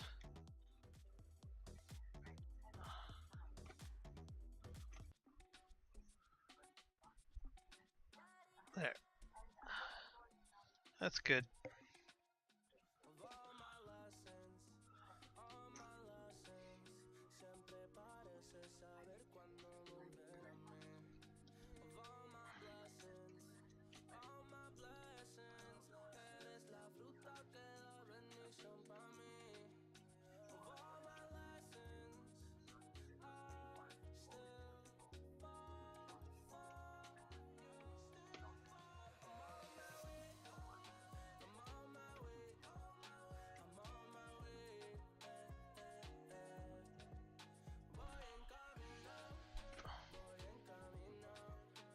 Alright, off we go.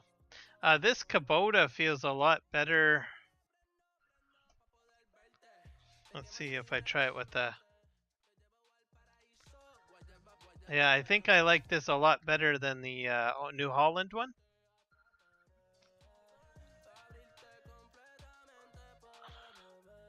Unless they made some improvements to the New Holland one that I'm not aware of, but this one seems to run a lot smoother.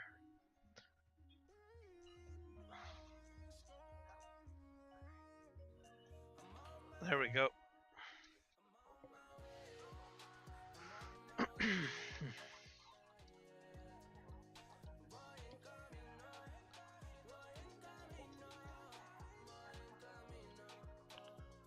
Alright, off we go.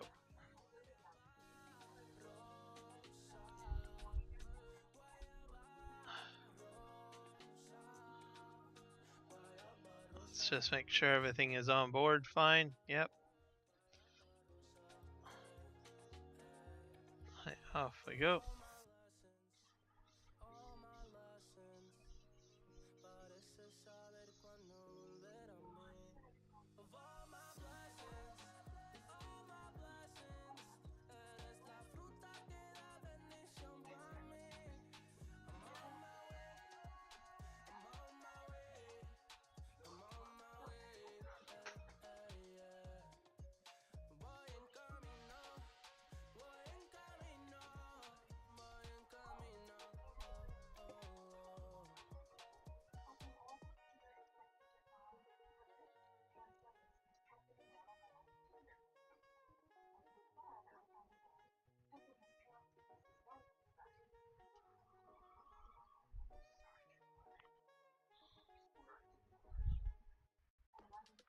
That's too much of a gap for me to get across.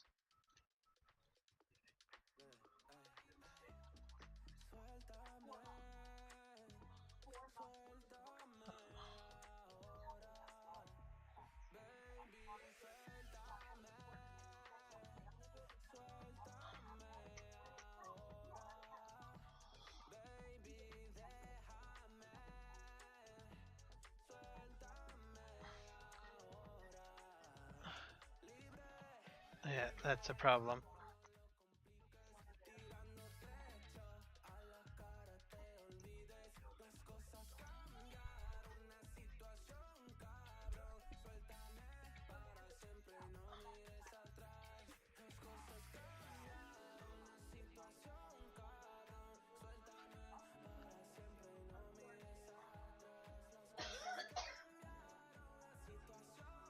Let's try this again.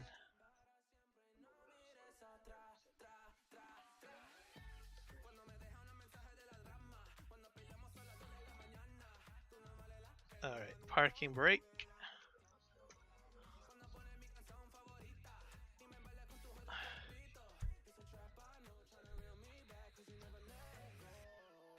There we go.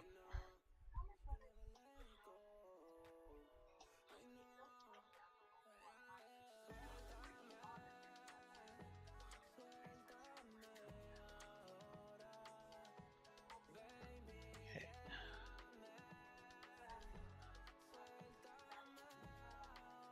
Alright, round 2. Let's get back to where we have to go. Oh, we're going to break up those rocks and then I'll be able to clear them out. And then I think one of my facilities will take the rocks. I'm not sure. Because I have a concrete factory down and I have a smelter down. So I think the concrete factory will take the stones. I could be wrong. Either way, I do have to get them out of the way so that I can put down my field.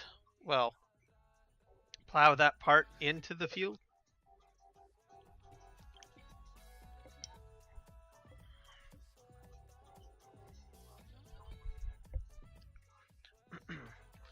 I got some baling to do as well. So we'll have to do that. And then my, what do you call it? The mining shed, I think I've got it positioned wrong. I'm gonna have to research that a bit more. One individual said you need to have it next to a slope. And what happens is when it rains, it's supposed to loosen rock. And it's supposed to go down the slope, and then you get like amethyst and different types of gems. So I'm not sure. Oh, hey Michael, thanks for stopping in. So 95 degrees Fahrenheit, right? Well, okay, well that's because it's nighttime, I think. So it should be cooler. And then 105 degrees Fahrenheit was today, so that was your daytime high probably. So probably tomorrow it's going to be the same, I imagine, or higher. Same as 105 or higher, unless you're expecting rain or overcast.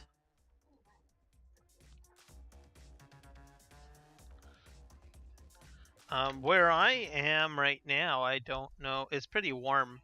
I got two fans blowing on me.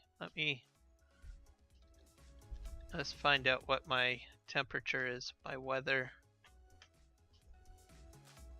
It's I guess it's a bit cooler. 74 Fahrenheit.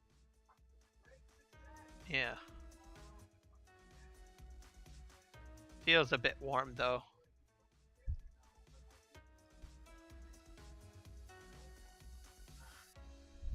Yes, I agree. Return to sender, Michael.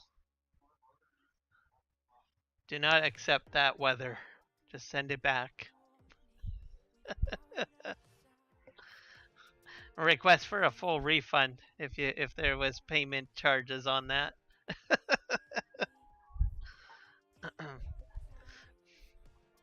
They should actually be paying you to have to receive that that temperature.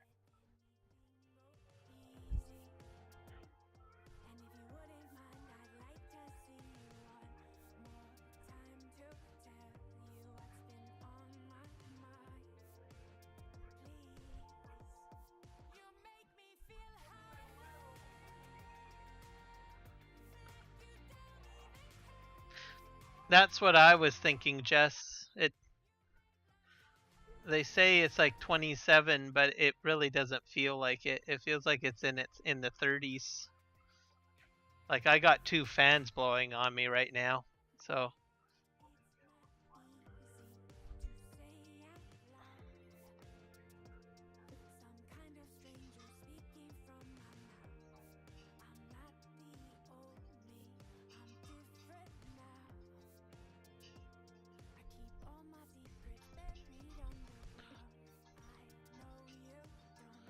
mind you, I do live in a concrete jungle.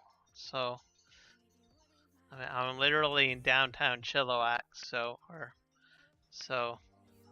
I got concrete everywhere.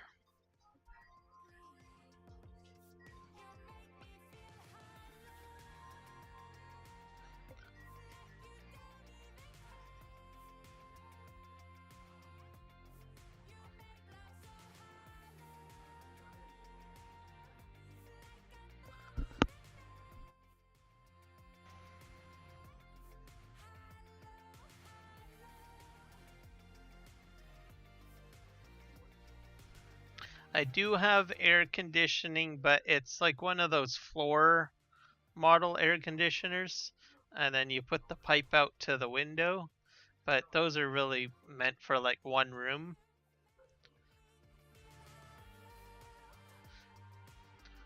But if I shut everything up quite nicely, usually it does the trick to keeping it within a reasonable temperature level. But it's not like perfect office air conditioning level or anything like that. It never gets that cool, except for inside the room that it's in.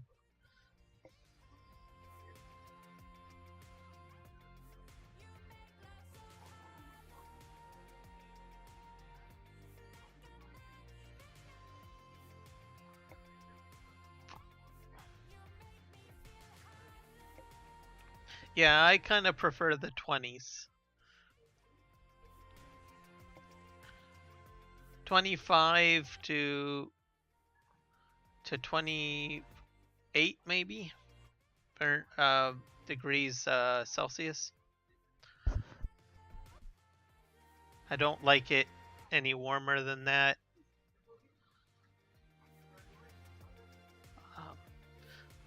I can tolerate 30s, maybe 32, but it's a little sticky. But once it starts getting 35, no, I don't like it that warm. That's just way too much for me.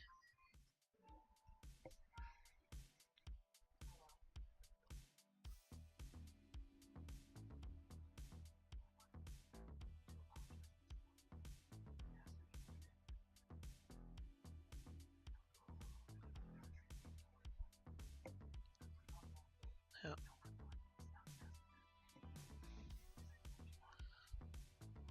No, I agree with you there. My workplace has a really over the top weird AC system. Like I'm every day I go to work, I have to have a hoodie with me just in case, because the temperature sometimes gets way too cold, even during the summer, because it's not really regulated well.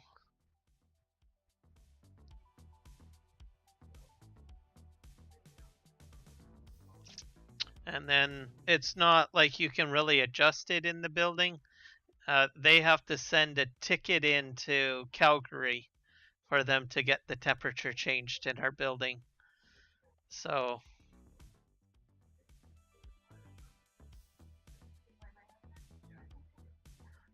which I think is stupid if you ask me. I was like, come on, guys, just give us a thermostat that we can work with.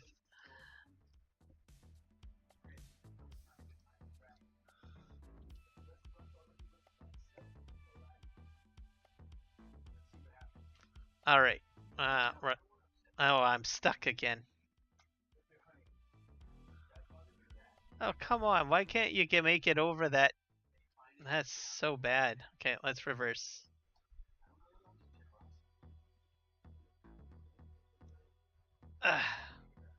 There we go. I think I made it. Not quite.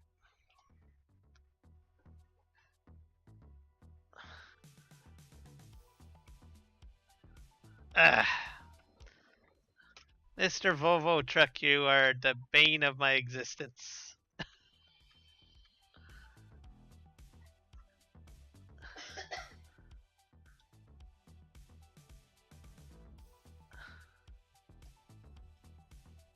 Alright. Some days we have good days, and I think it's because of the excess weight of the front end loader. Sometimes I can make it up and over. No. No. You know what?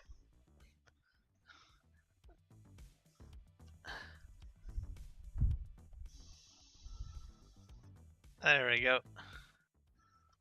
That fixes that.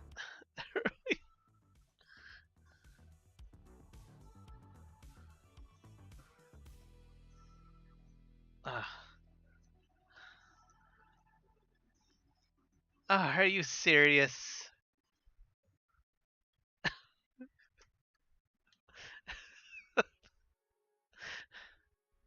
It's got to be a European truck. This is starting to remind me of you with that one truck that you had there, and you were stuck in the mud. And I kid you not, that's got to be some sort of European truck in that one truck that you had, Juan. I think it was the sugar beets you were doing. I can't remember. I can't remember what I had said that gave me the impression that it was a European truck, but there was something about it.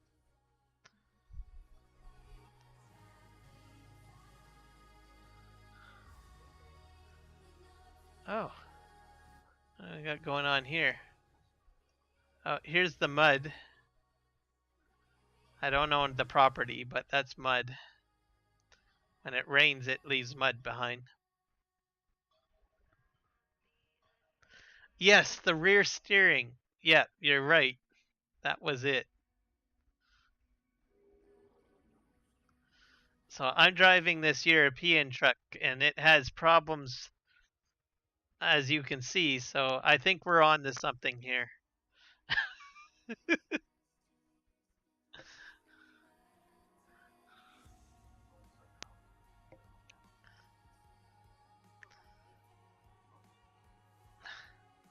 Whoa! All right.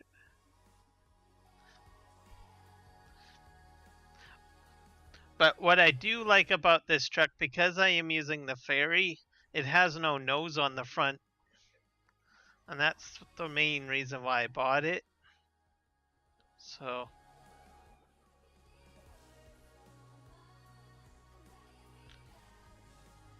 once my bridges are made, I'm going to be going Kenworth. I think that's the American variant.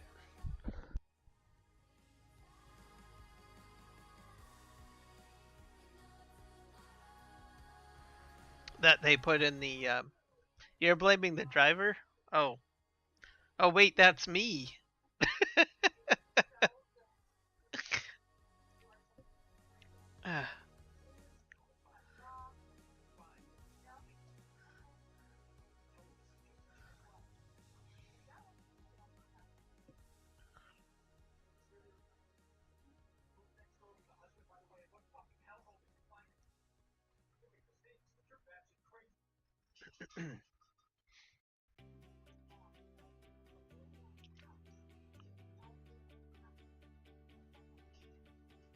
But I do like this one truck better than the other Volvo that I have. This one has a little bit more horsepower to it.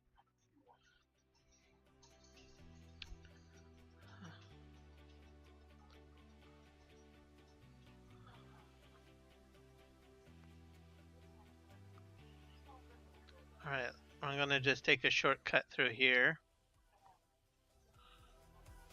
I still have to bale my grass by the looks of it.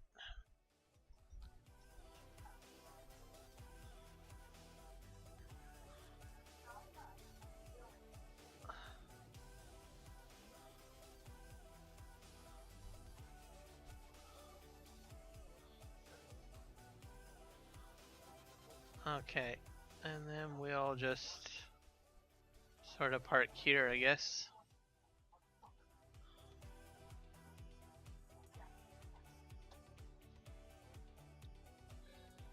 I do like the horn on this one though. Okay, let's just make sure the ramp system is down. Yep. I do need to go get something to put the rocks into. I have a trailer over here.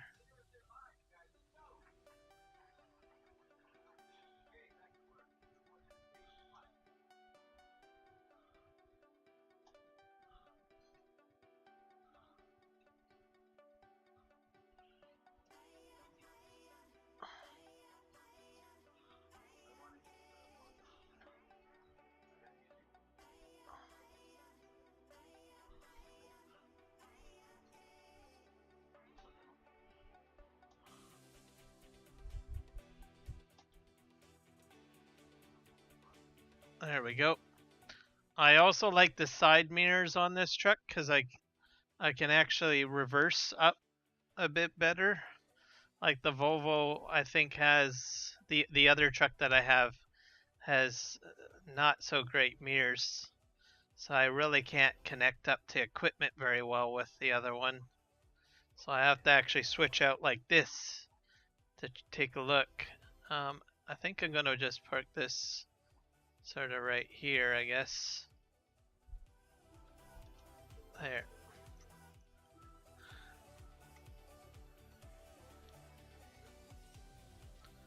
And we're gonna get to bashing some rocks.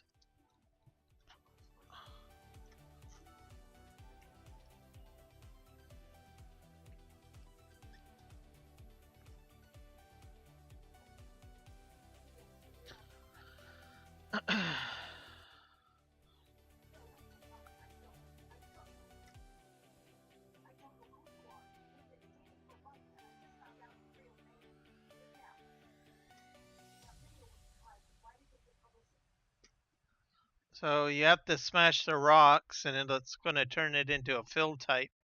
I think it's stone. So just like that. And then that's what I get.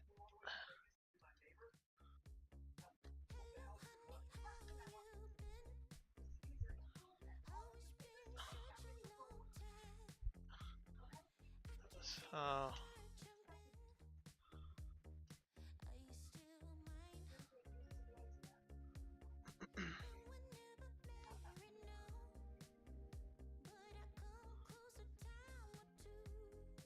so there we go.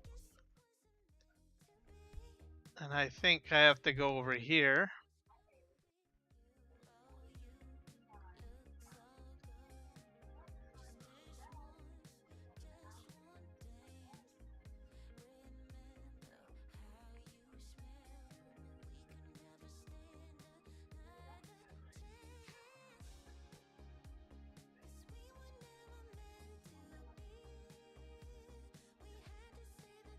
Yeah. This functionality comes in the Platinum DLC.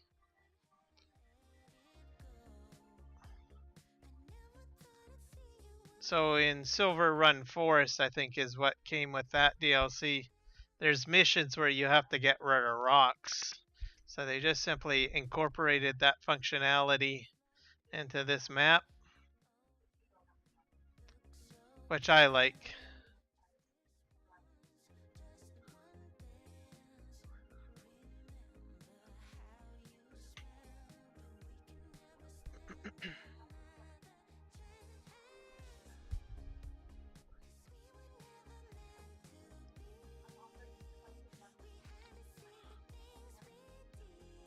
Okay, so I think that does it. So now I gotta clear out. So I'm gonna load all of that sand. I think it's gravel. I think it's gonna be called gravel. Hard to say. So I'm gonna just control this with a mouse because my joysticks aren't working very well.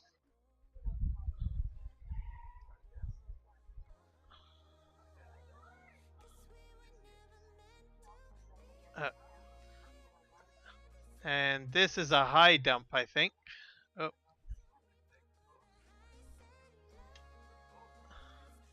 Yeah, that's a high dump.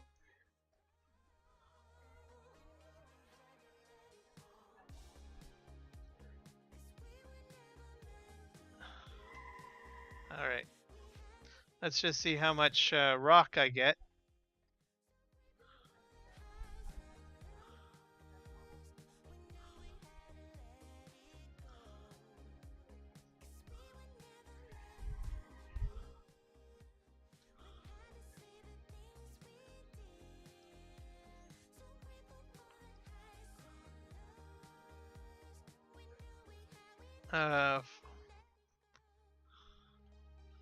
This is gravel. Oh boy. That's a lot of weight. Okay, I can still do this. I just have to keep the load low.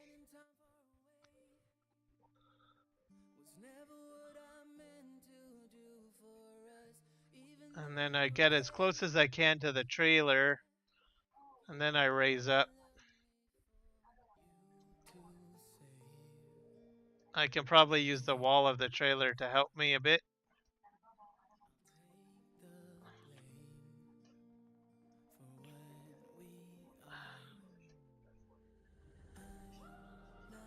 I guess this is where the high dump's gonna come in handy.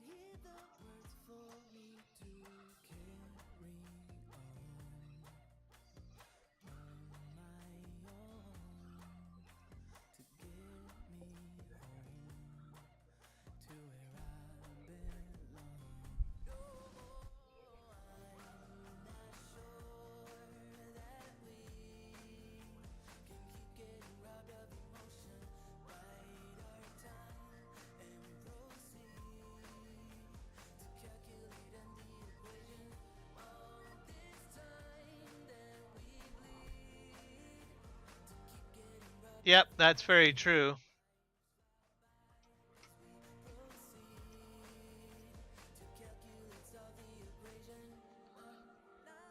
This bucket, I think, is a bit too much for this front end loader.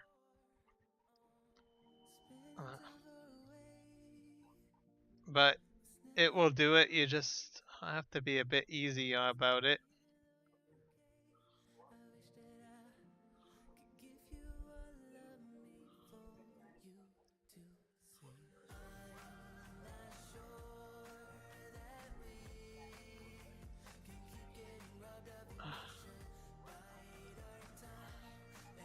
Just have to keep it low to the ground.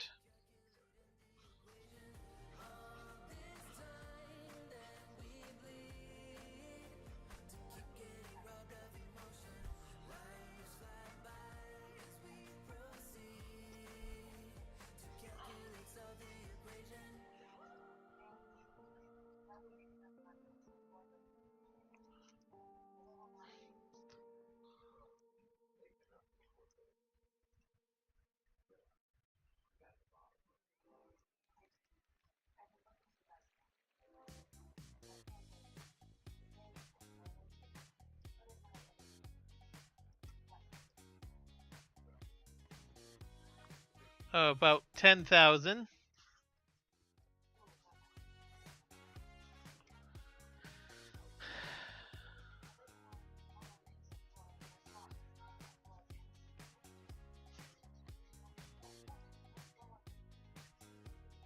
So I think I'm gonna get about 20,000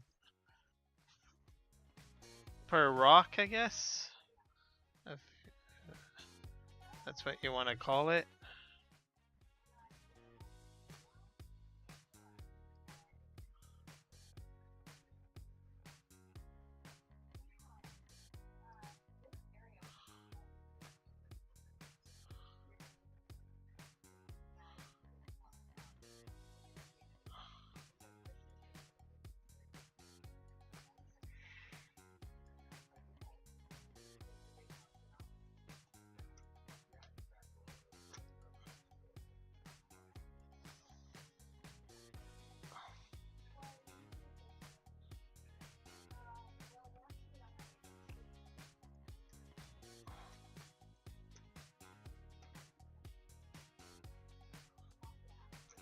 Good thing this has a high dump on it.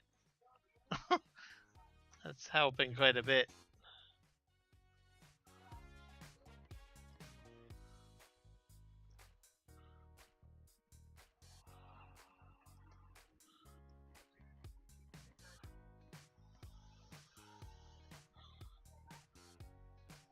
Come on.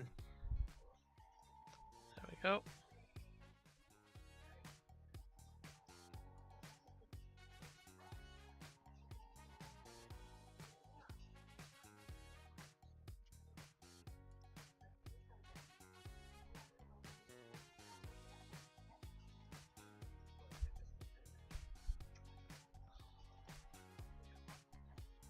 And then I'll have to grab the plow. There.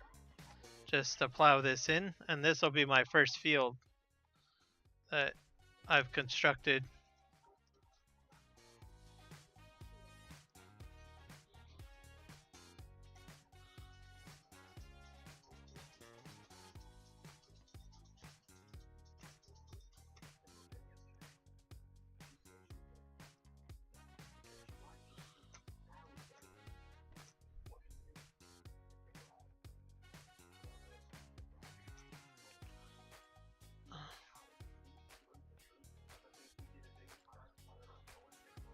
Hey, I got one more pile to clean up.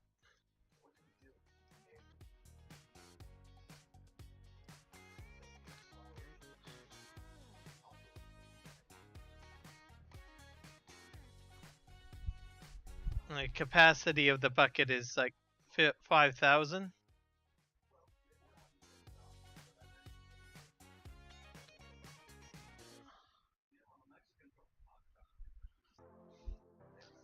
Once I get this trailer, like this load in, I'll take it to this. I think one of those factories over there to see what I can do. So at least I know it's gravel.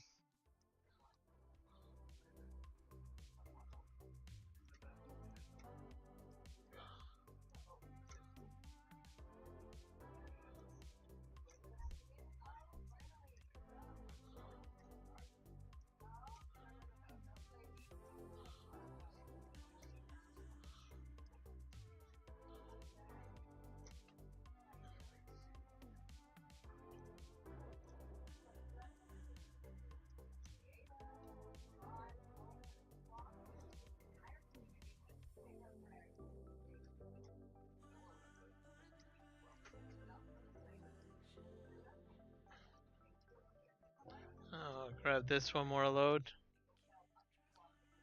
Or wait, I think I got 2 more buckets.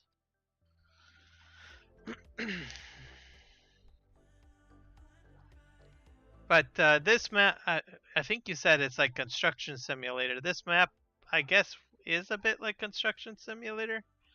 Because you have to build concrete, you need wood beams, all sorts of stuff.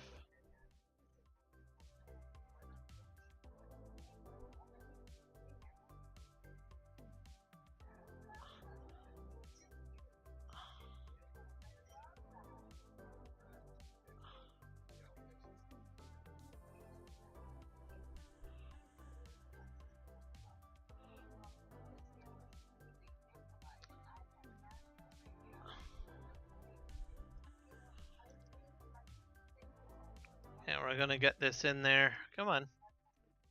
Forward.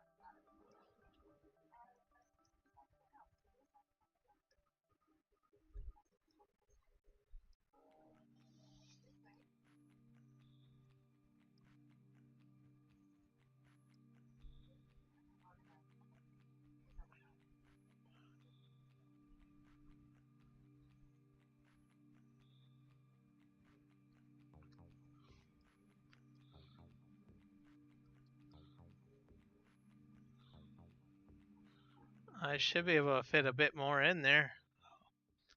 I guess not.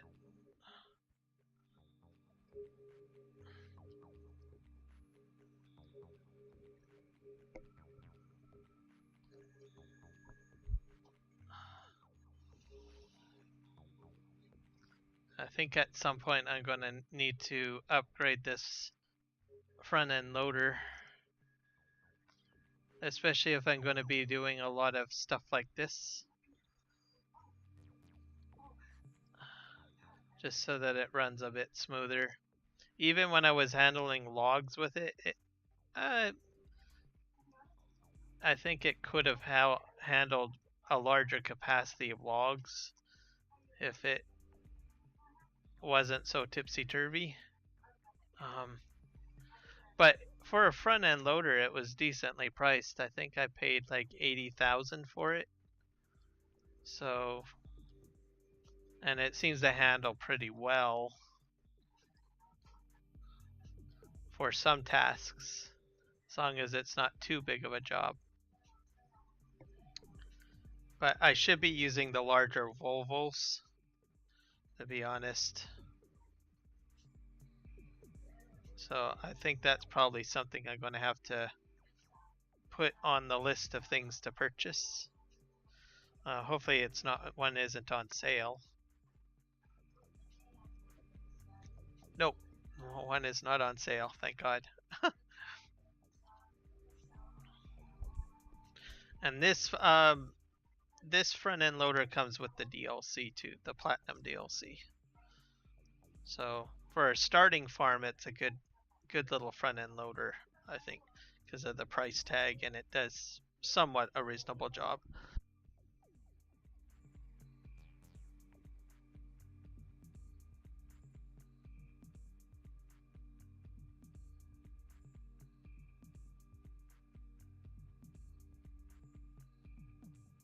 Camera is the one that you can afford. I totally agree with you on that one. 100%.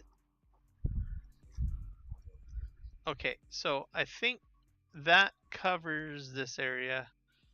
I'm not really in a big rush to have to remove the sand and gravel over here. So I'm just gonna park the front end loader over here.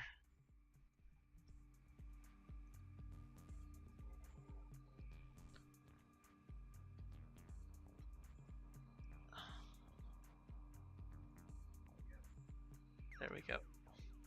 And then we'll see what we can do with the gravel.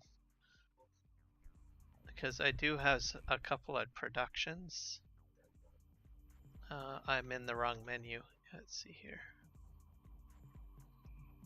I don't even know how much gravel goes for. I should check that. So it's different than stone. Stone is different. That's what you get off the fields. Oh, filtered water. Go figure.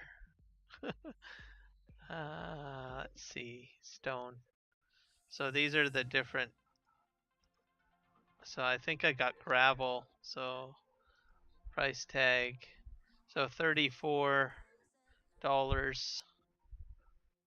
per 1,000 liters, I guess. So not very much. So you're better off to use it for something. So Let's see what I have for productions here.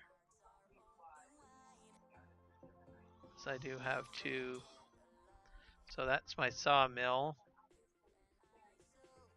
So concrete.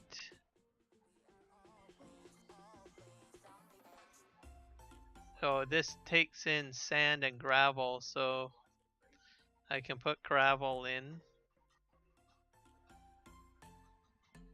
And what does this take? This takes sand and clay and coal. So I have to put it into the concrete factory, I guess. So that's what we're going to do. I won't be able to make concrete because I need a couple of more consumables to make it.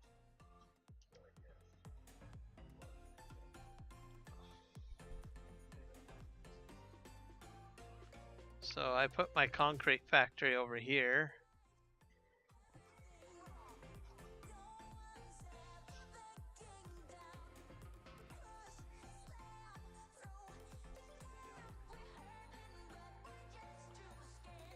I don't know where the input is. Is this the input? Or is that the output? Guess we'll find out.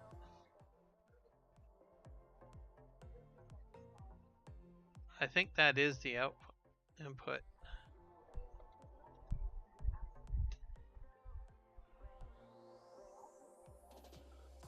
Yeah, there we go.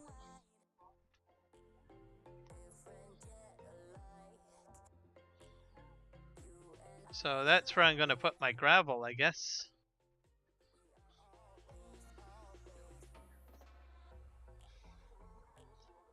Oh, I'll just park this trailer here for now. And then I got to get that other trailer out of the way, and then I got to plow that area.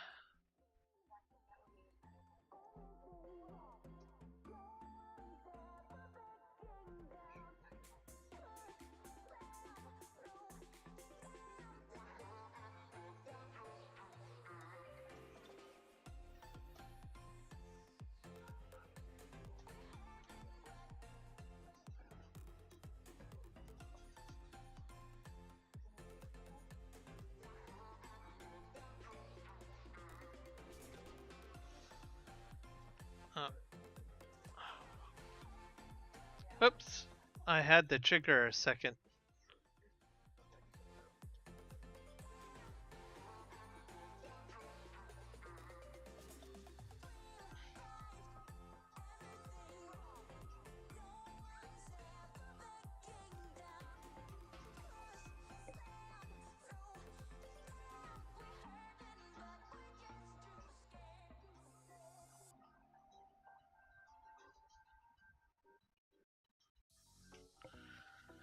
All right, now let's get a plow.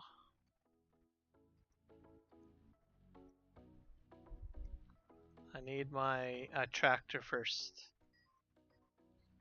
Yeah.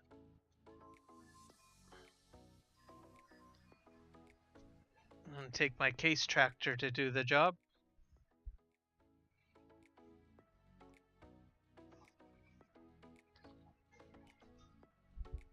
I'm gonna have to buy cedar at some point.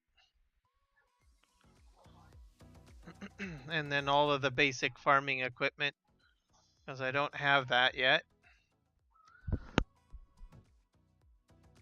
What I think I might do is just wait till the horse plaque hits. I might try planting with that.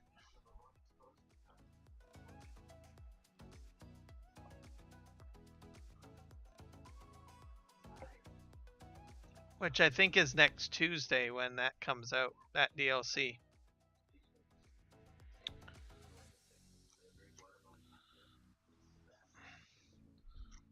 Alright.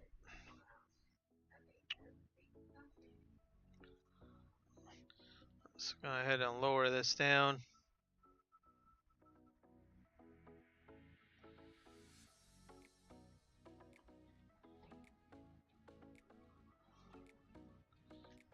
And then I think I'm going to make it into a grass field most likely. Because the other grassed areas I'm going to make into tree orchards, which I'm going to show in a moment.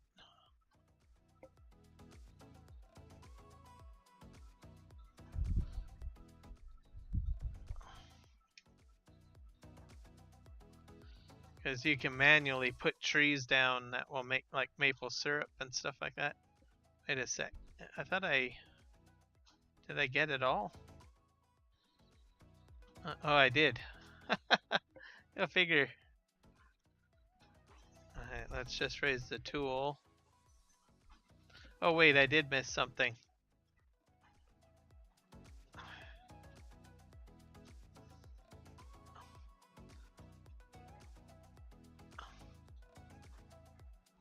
Yeah, there it is.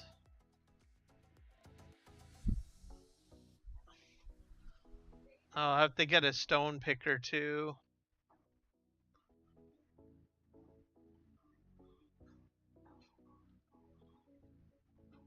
There we go.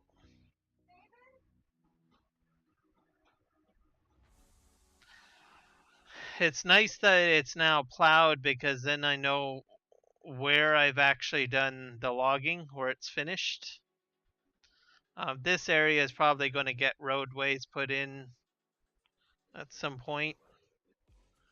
I'll put that there. Actually, I should just unload that. I do need to get the baling done.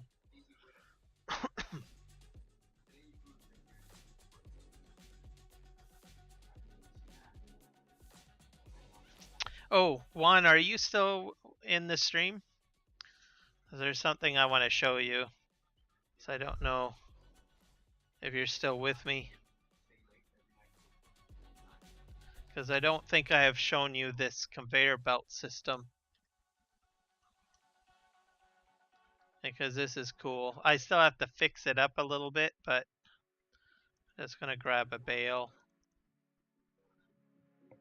Okay, cool. I got to show you this. This is like freaking awesome. Okay, I'm going to just grab one bale to demonstrate. I got this. So you see these things on the ground, right? Watch this. I can put it maybe on this one.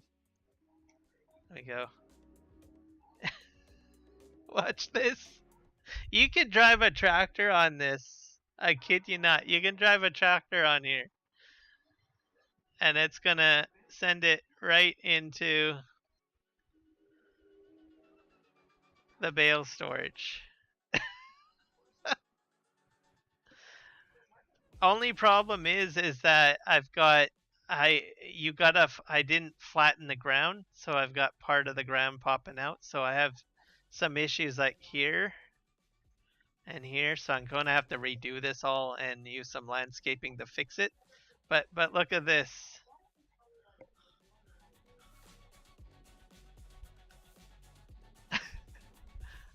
It's gonna go right into the thing. See? Oh, and watch this. This is hilarious. Okay, I'm gonna take the tractor. So I can drive the tractor over these. So like that. The only problem, though, look at that. Maybe you need to like move stuff around. You can put your tractor on there.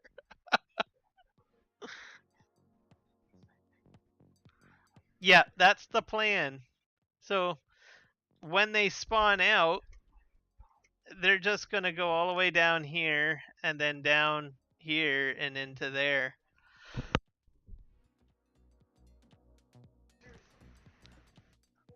So this is the next step after the pushing tool. The other thing too is if you don't want to put these strips here, you could use the pushing tool to push them off onto these strips too if you wanted to do it that way as well. But yeah, that's pretty much the idea.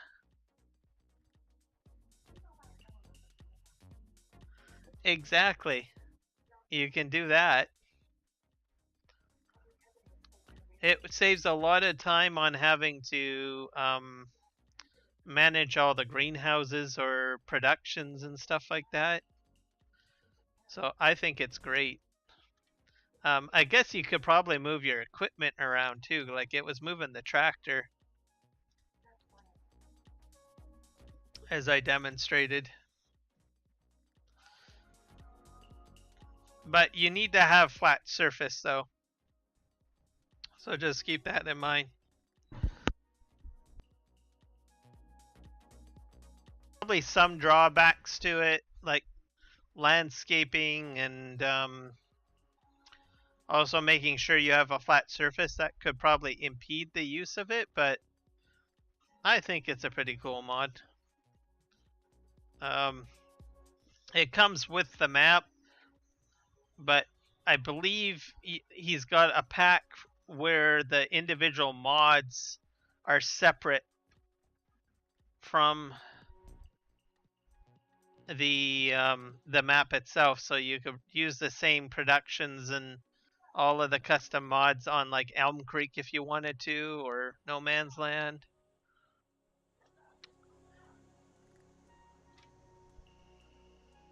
Let's get these bales set up, I think.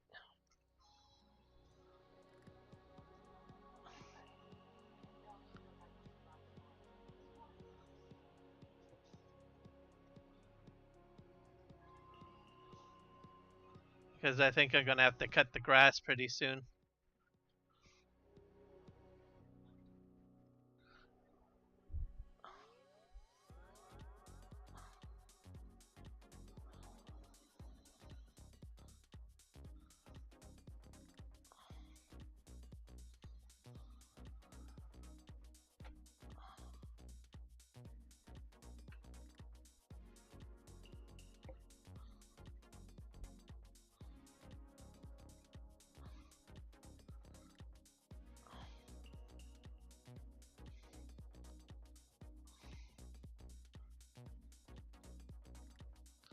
There's a lot of other mods too that I really haven't played with on this map, but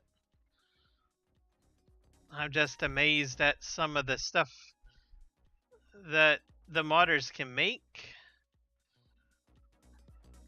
that really doesn't get released on the mod hub. But it's inspirational to see like what you can do with this game.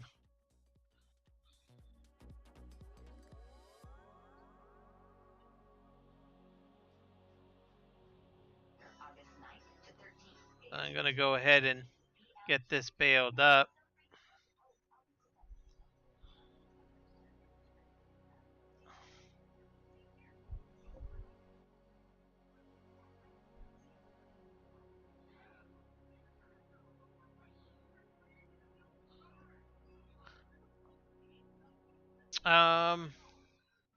I don't know if it will pull.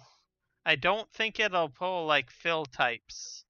I think it'll do just bales and crates, but not so much grass. Because I think it's treated differently. You know what? I could probably test that out. I'm guessing. I got a way to do that now.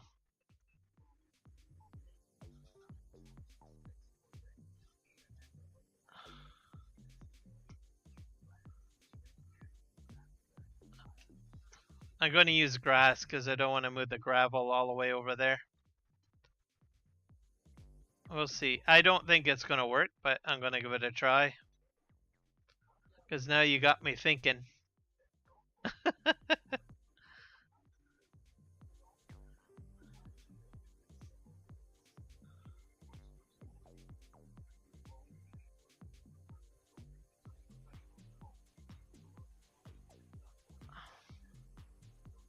Okay. I'm just going to grab a little bit of grass because I don't want to make too much of a mess. That's good enough.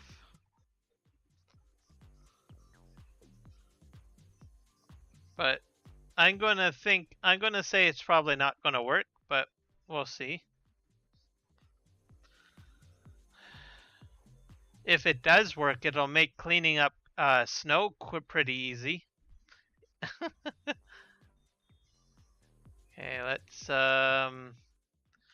we'll dump it right here, because then if it doesn't work, I can easily scoop it up easily.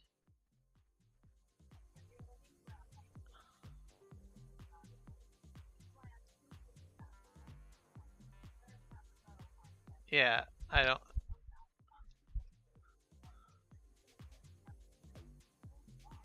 Yeah, it's not gonna work. It won't work on a like a loose fill type, but it'll work on bales. It'll work on crates, that sort of thing. Just in case, I'll dump it right here. This action cannot be performed here.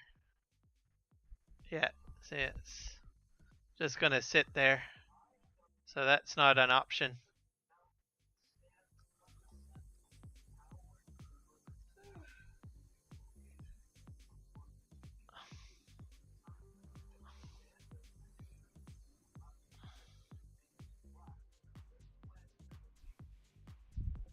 It would be nice if it did work that way.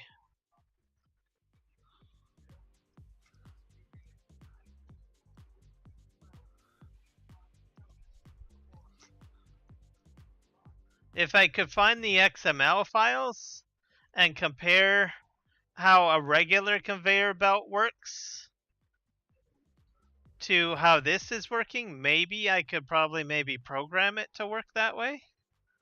I don't know. Because most of the time with the mod XMLs, it's just a matter of figuring out what the fill types are and then utilizing them. So maybe it could potentially move loose stuff.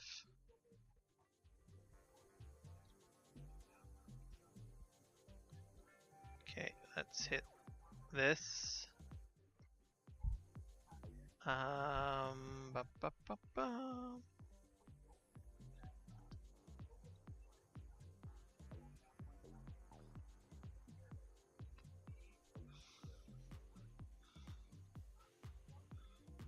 Because there's a lot of conveyor belt mods that are out there.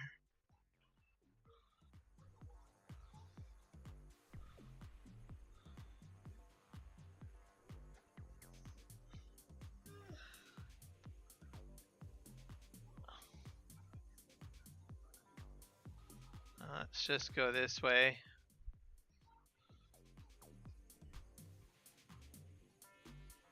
And then we'll swing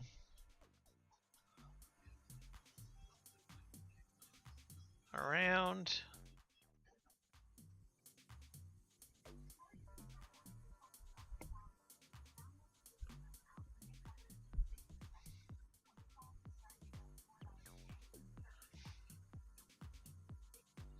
That's more tolerable for you there, Michael.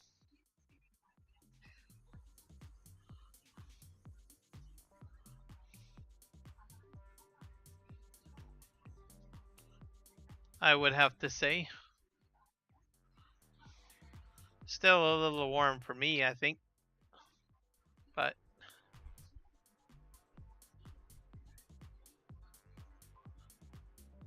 let me just swing around here.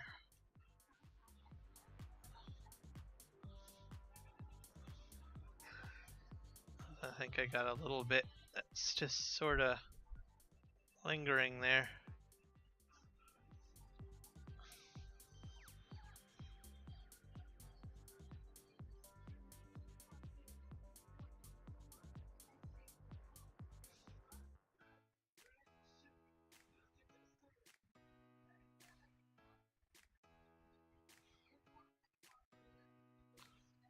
Yeah, I think I'm almost about ready to cut this grass again, I think.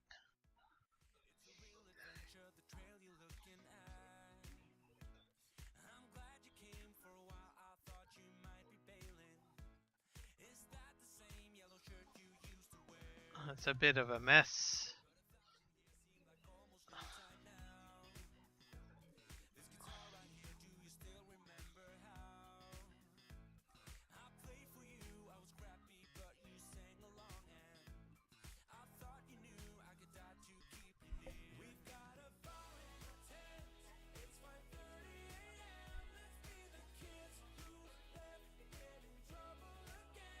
Yep, that would be true.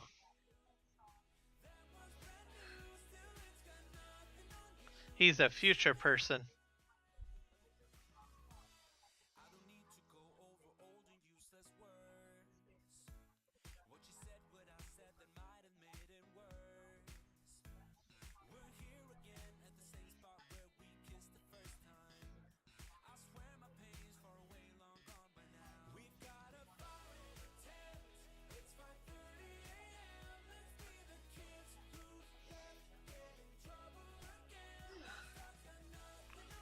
Let's just swing around here.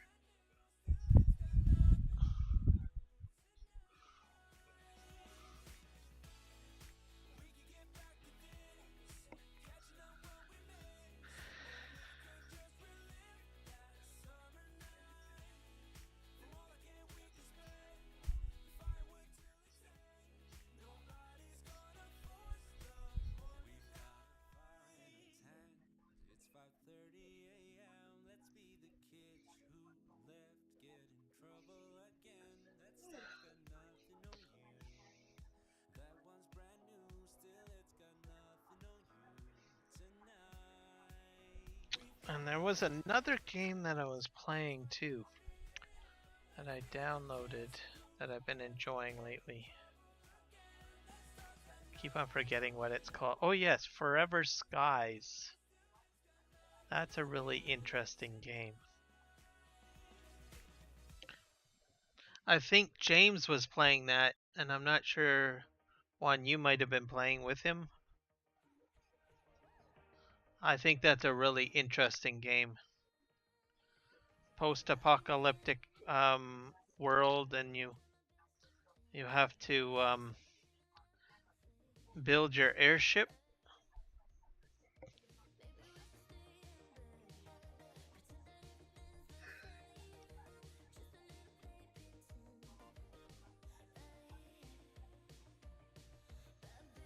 Okay, and it might have been James. I think he played it. Not sure if it was this week, but I think it was the week before.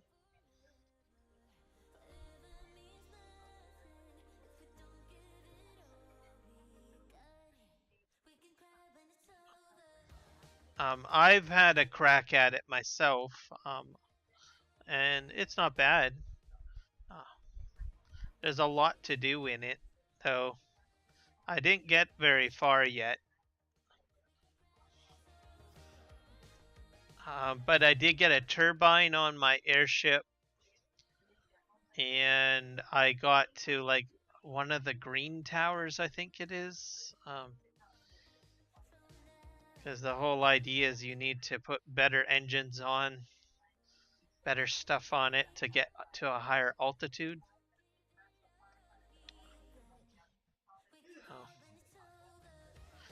Oh. I've played Subnautica, and it's like that, but I think I like it more than Subnautica. I think because I can progress a little faster. I think in that game compared to Subnautica.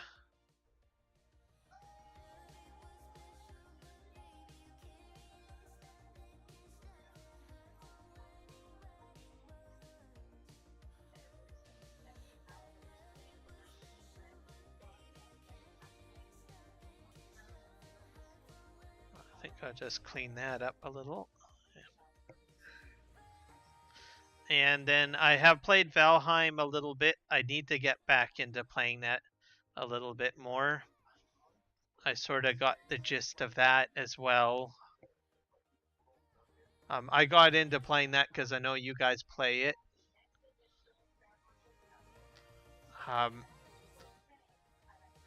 It's got Norse mythology in it, which I think is kind of neat. And it's a light building game, which I think is cool.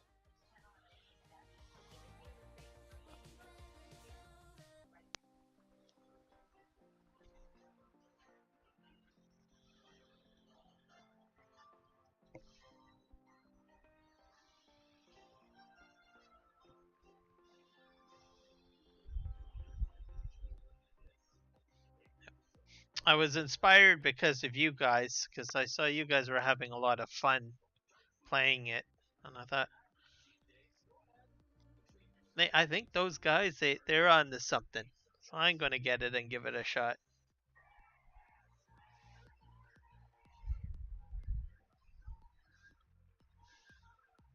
I've been playing it. I haven't played it on the PC. I had it installed on my Steam Deck so that I had something else to play other than Farming Simulator while I was at work. So I've played it a bit on the Steam Deck.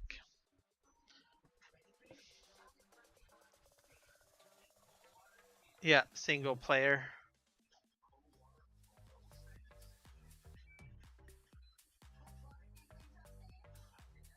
I I thought you guys were all playing together, right? Or am I wrong?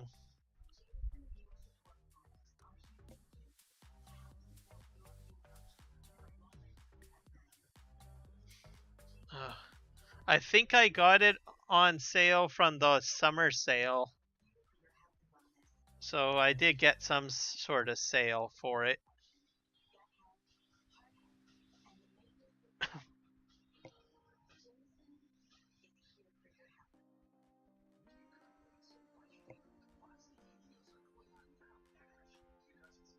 Oh, for the Wandering Village? Okay.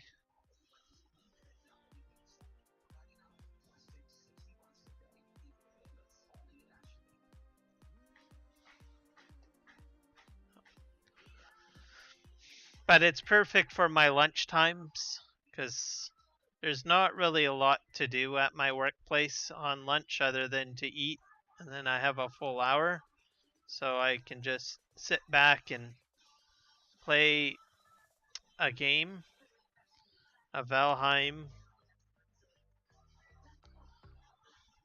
because it seems to be a great time sink game, especially if you're trying to build stuff and collect resources and everything. Resource collection is always a good time sink.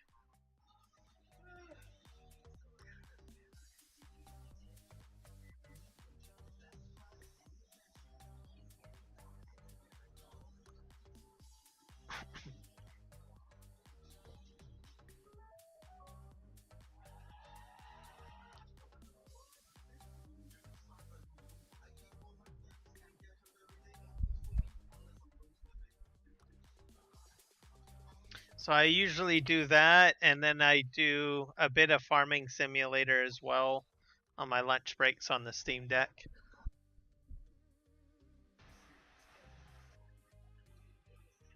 But I don't play on a big map. I play on which map am I playing on? Erlingrad, I think, is what I'm playing on.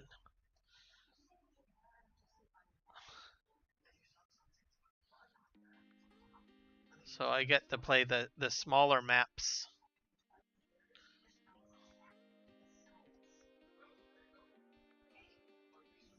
Dale mi amor, el viaje siempre me lo haces mejor. Volando rico en los sueños contigo, sin miedo, sin dolor. Siempre te encuentras en mi mente, cabeza nublada en este ambiente, diciéndome cómo se siente, baby, me siento muy bonito. Tú eres mi fantasía. Yep, I agree 100%. Someone told me that they can get Farming Simulator to play on a tablet, apparently. So I don't know how that's done, but I was kind of surprised. I don't think I would want to play on a tablet. So I'm not sure how, because I would think it would be limited on what input devices you could use with that.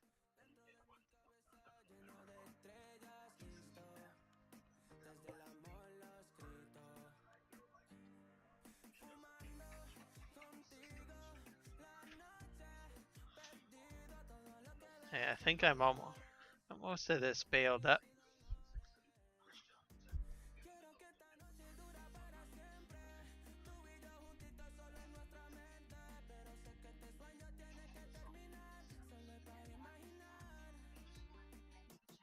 Yep, Farming Simulator 23, I think is that one.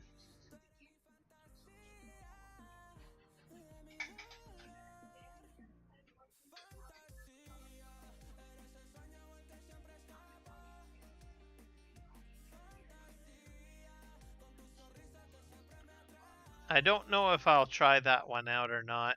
Um, I have seen some of the previews for it and it looks interesting, but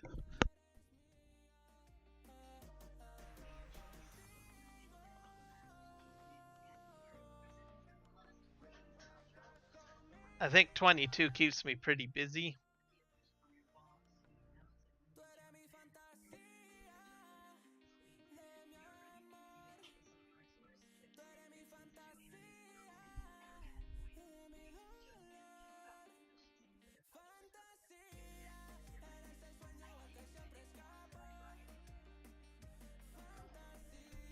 I'm not sure what I did here. I think I made a mess.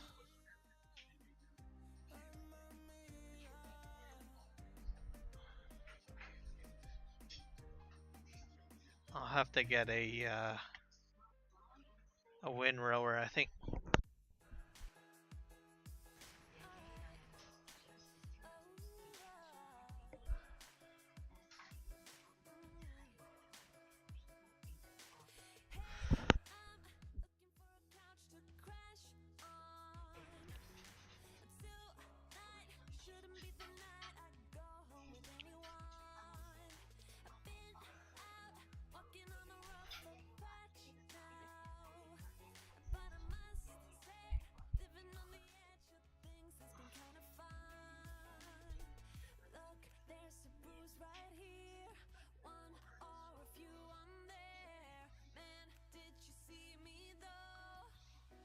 I think I got this 2 more rows, and then I've got to get onto the other side of the property to grab a bit, I think.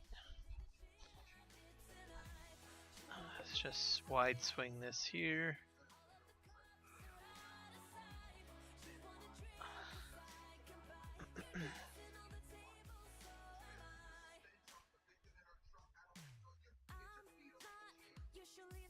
I'll see if I can pick up both of these 2 rows. Even though I'm missing little bits here and there, I'm not too concerned because at some point I'll probably make some hay and then I'll just simply rake it all up after doing a tedding.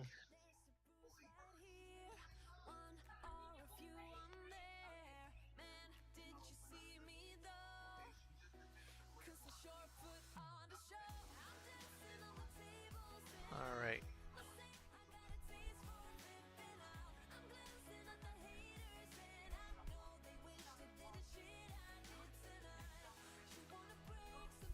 And then I just gotta go into there. Okay.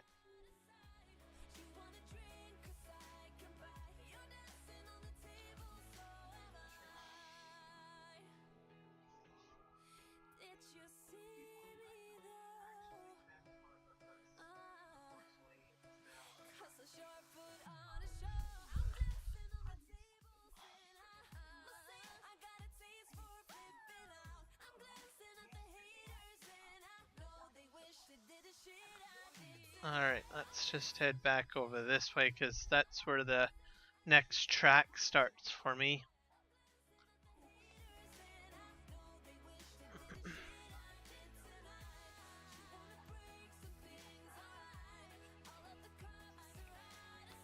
Yeah, right about here.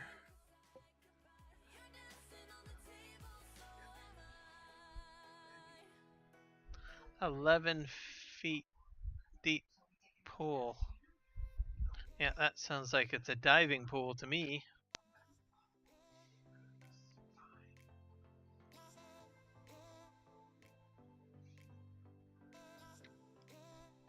That's the best way to keep cool pools.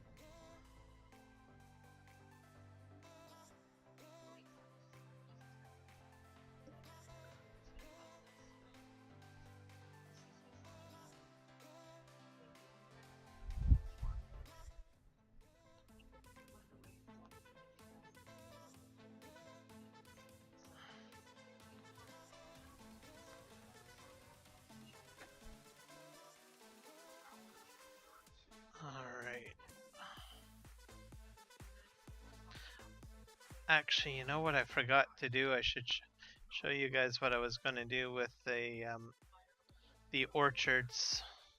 I think I might put a couple orchard trees down once I get this all baled. Because I haven't actually touched the orchard trees much. I'll just get this baled first.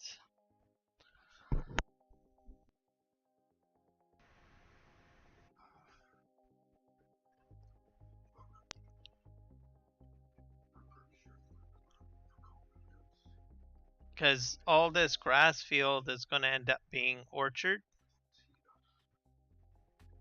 Or some sort of orchard anyways.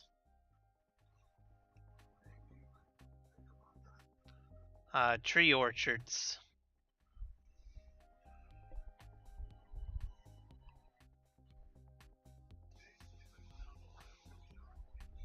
But I'm going to probably just put a few trees down, probably along the back end of the garage area. Just to experiment with them to see what happens. That way I'm not affecting a lot of my landscape. Oops. Oh dear. I might even take some of these trees out. I think I'm just going to drive forward here. Spin around.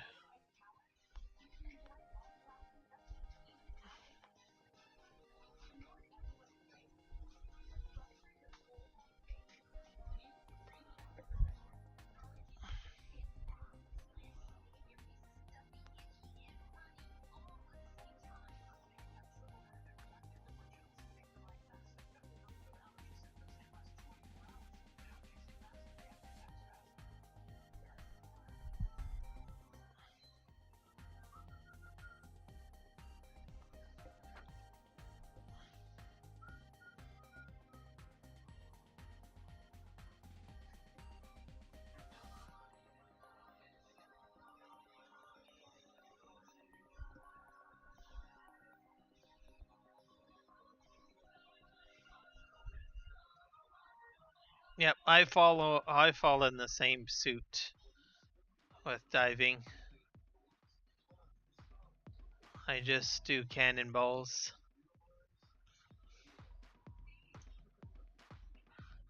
I think there's like a specific form you have to do for diving.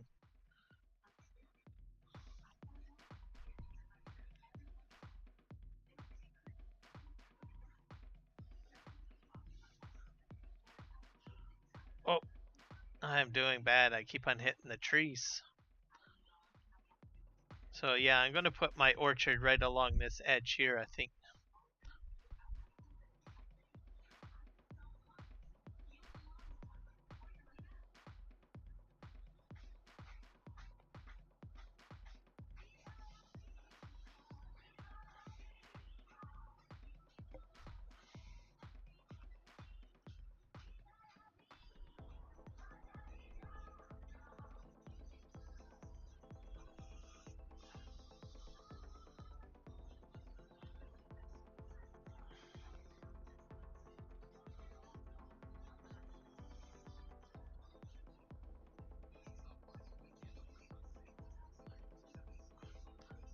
And I think that does it for baling.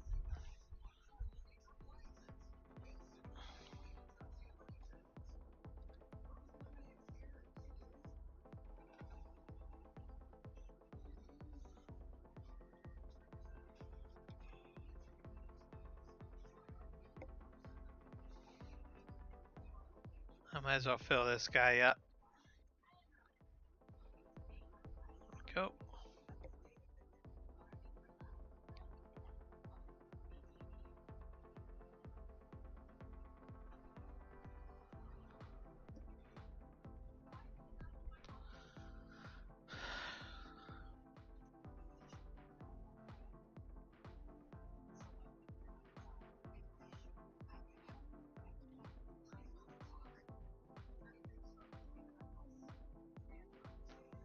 Next task you'll probably be doing is They'll pick up.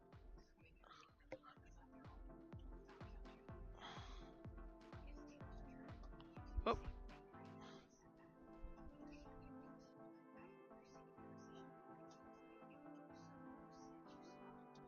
Alright, let's see if we can put down an orchard of some sorts. Well, a small one anyways. Construction. And then, that's it. I think I'll go in here.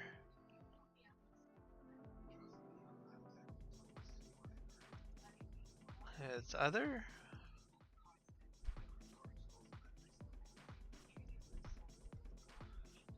Oh, it might be under productions. Where is it?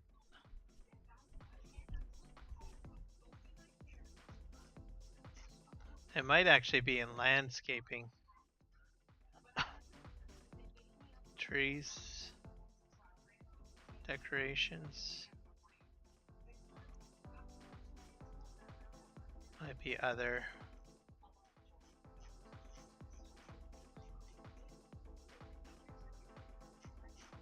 Unless I'm wrong. Let's see. Oh, there is a water tower. Oh, that thing is huge. That's 100,000. That's a little bit rich for my blood. Sell points. Storage.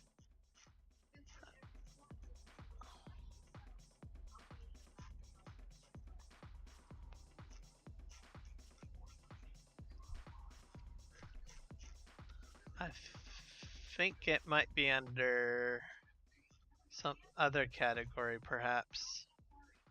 Power? It might be landscaping?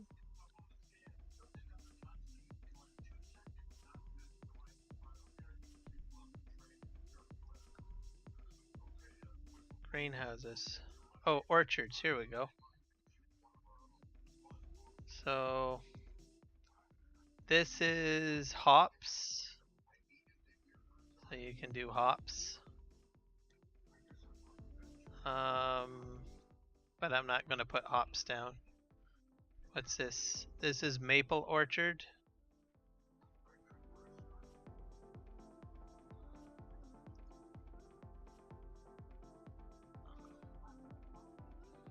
And they're reasonably cheap too. Like I can do banana plant too if I want. Cherry. Let's try maybe. I think I'll put them here. Wait a sec. Here, let's just double check here. Yeah, I can put them back here, I think.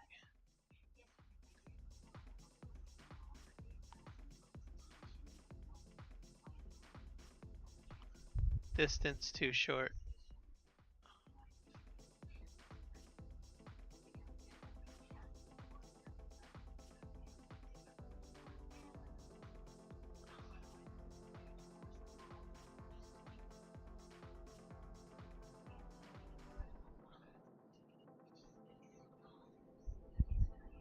Oh, I see.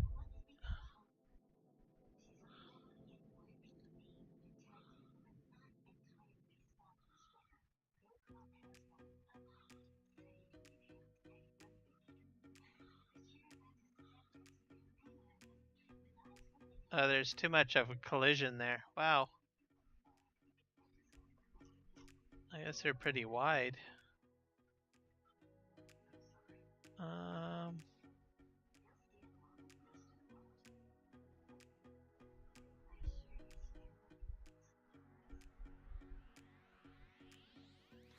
Okay, maybe they can't go there.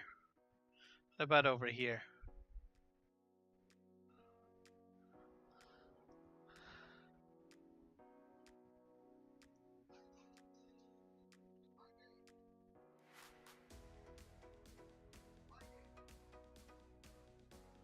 Oh. Try here.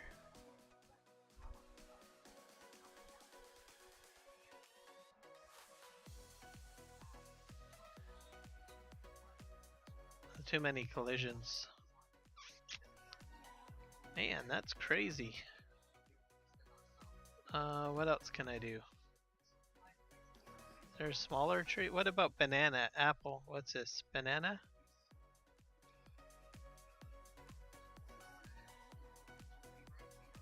Cannot be planted in June. Oh, so there's a fruit type on that. Uh-oh.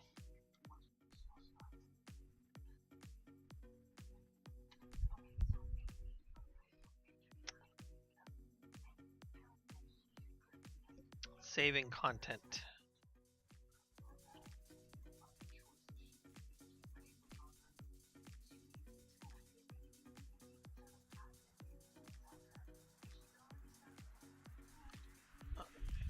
Let's go back in here. I think it was under productions, orchards.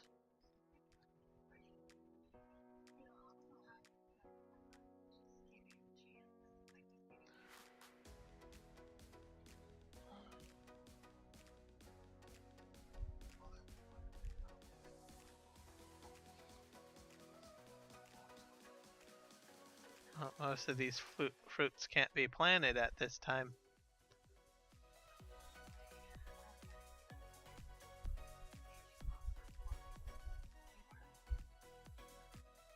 Oh wait, this one's working. I don't know what kind of orchard this is.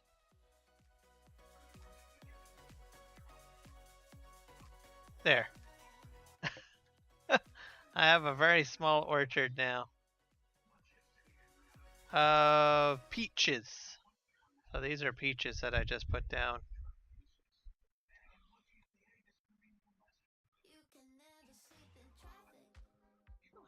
I don't know what I need to do to maintain them. They're growing. I guess I should have plowed the field, I guess. So I guess we'll see what happens.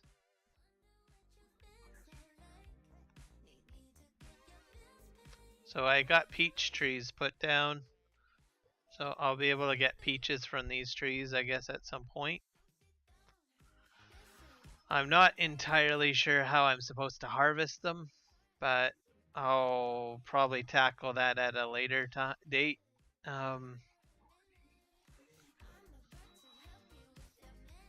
But they were relatively cheap.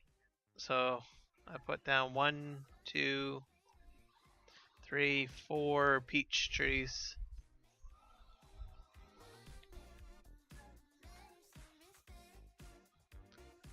So I guess it's in a nice spot too, next to my greenhouses.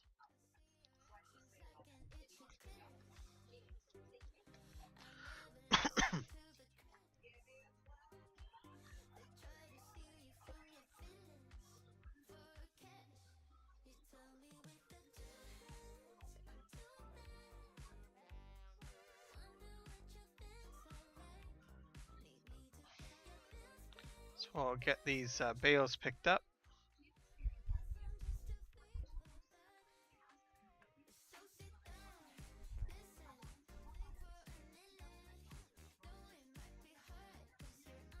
As I have a feeling it won't be long till I have to cut this grass.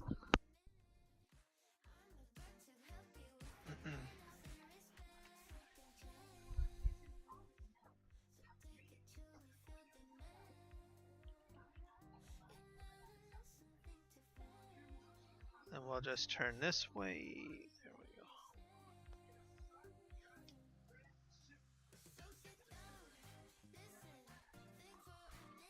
Let's make sure everything's picked up. Yep.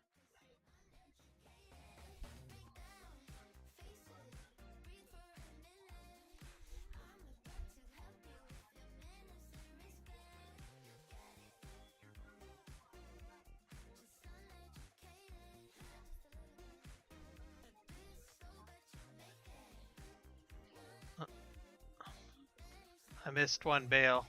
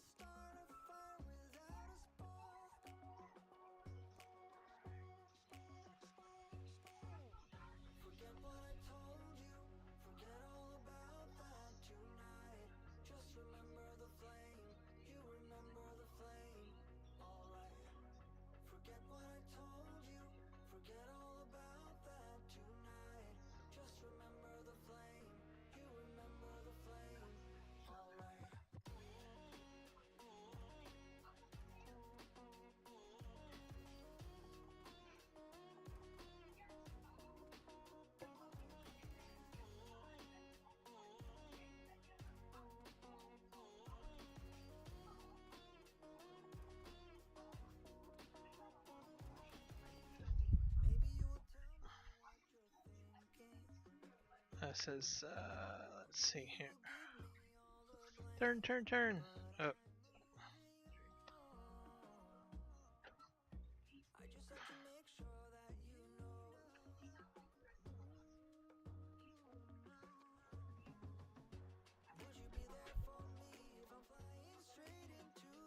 That's my problem.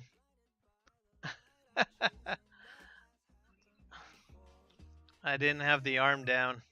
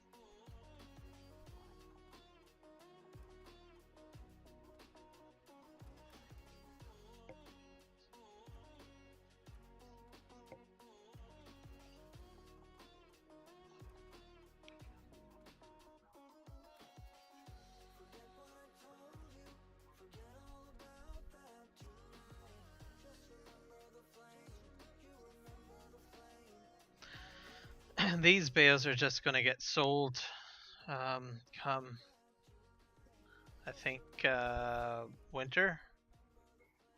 Yeah.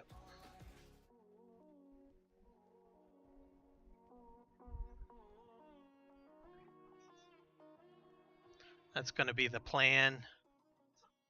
So just basic revenue. I might try putting down a horse barn. Trying horses. There's Maize Plus on this map built into it, so I might do the horses again.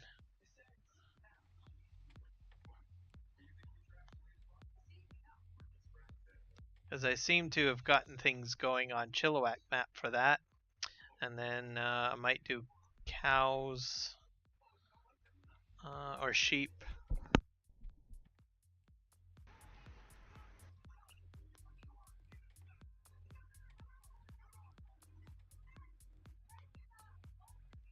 About 22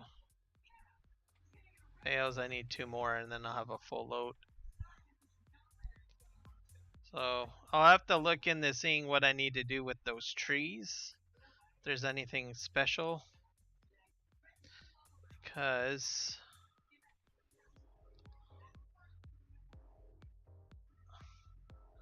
I'm not entirely sure if they need to be watered in some way. Because a lot of the orchard mods that I've come across, there's usually watering involved. But I don't see any triggers next to them.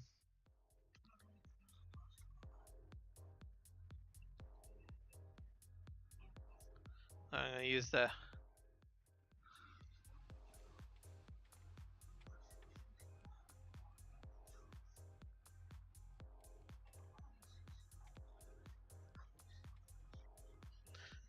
and the storage that I'm using takes bales and pallets, and it can hold, I think, 1,000 items.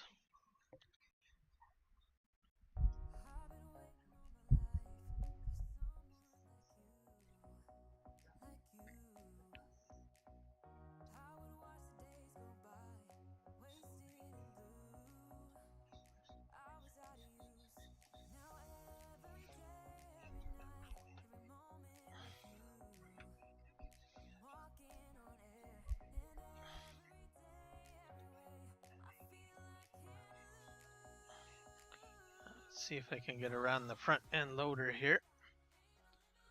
I'll pick up the rest of these bales.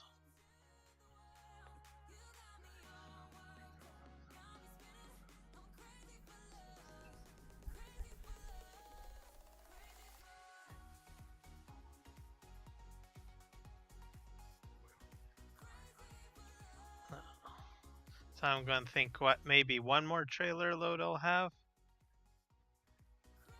of bales.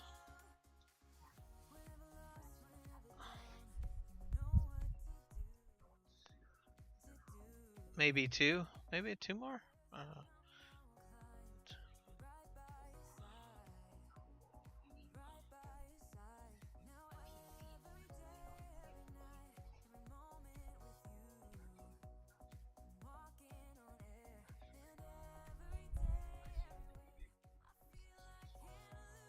And then I gotta make sure that I get some seeding equipment or something to plant grass with, because I do not have that at the moment.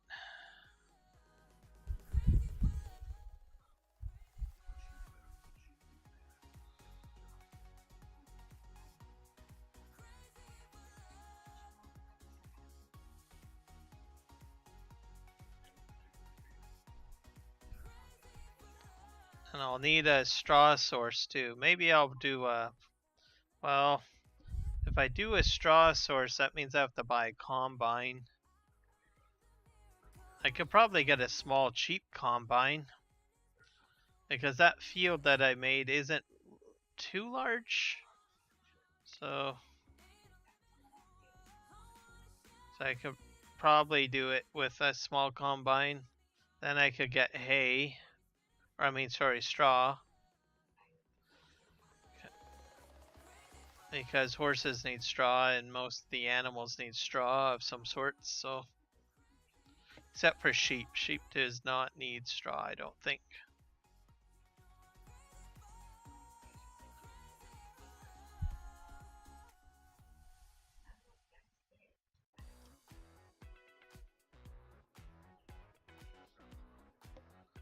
Uh, 16 bales.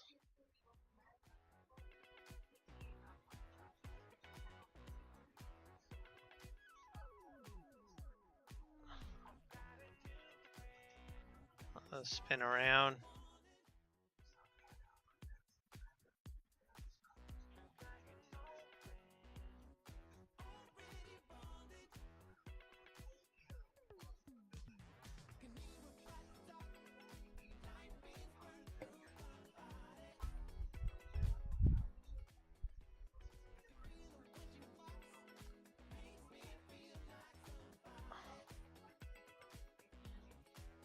$22, so yeah, I'll have to make one more load.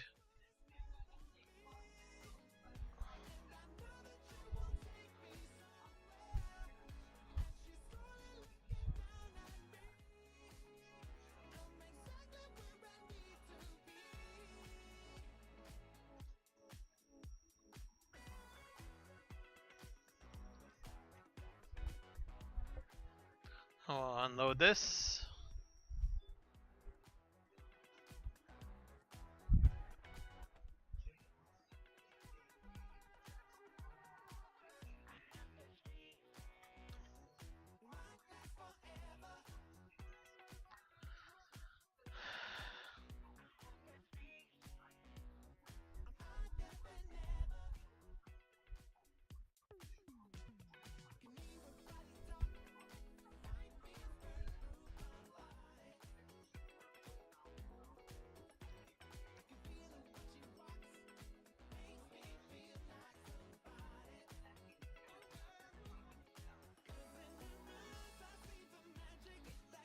It's going in now.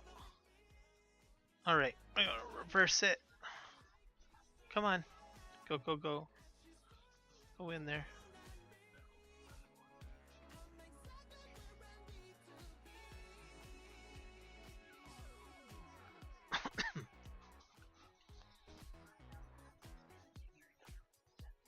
Alright, reverse. Alright.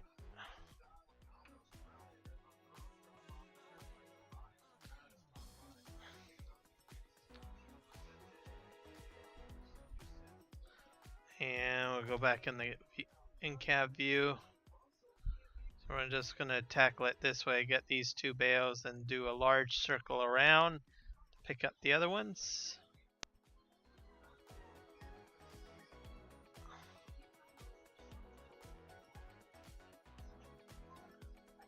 I think, yeah, just these three. So I think I got less bales on this cut compared to the other cut that I did. or my first cut. So, mind you, I still have a bit of product still sitting on the field, but that probably might end up being hay. Oh, I left one behind.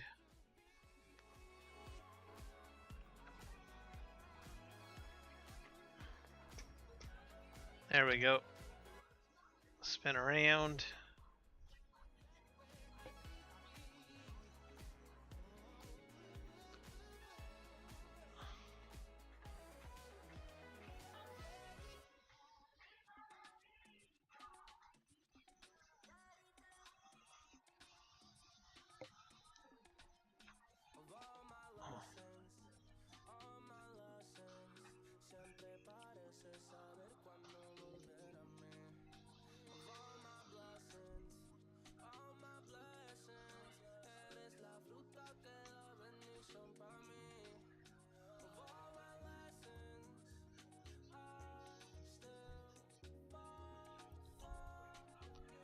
All right.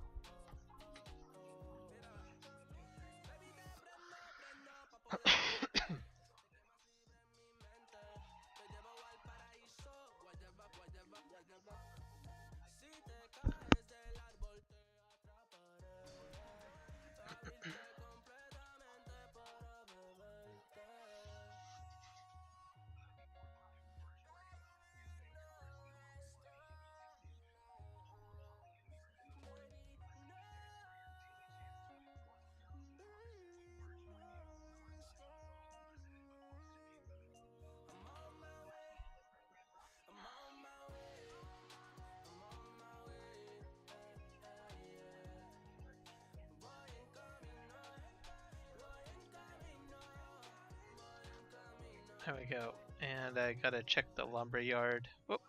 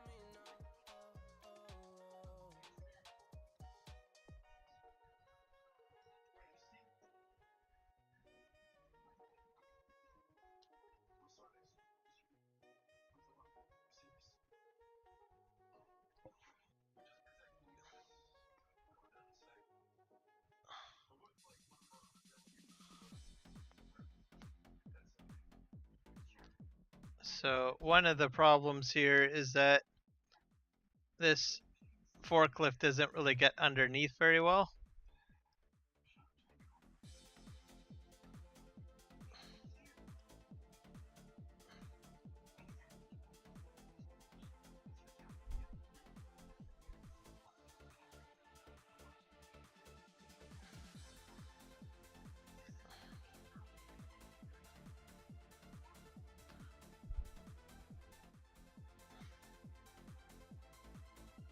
Let me think here.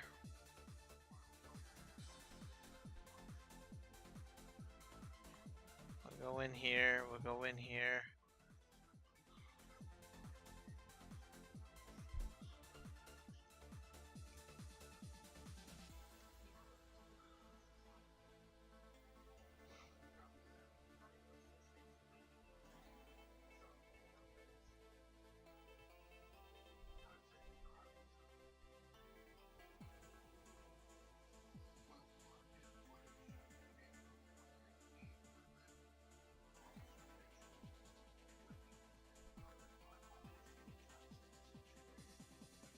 Come on.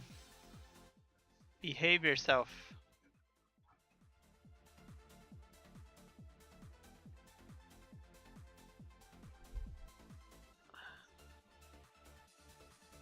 There.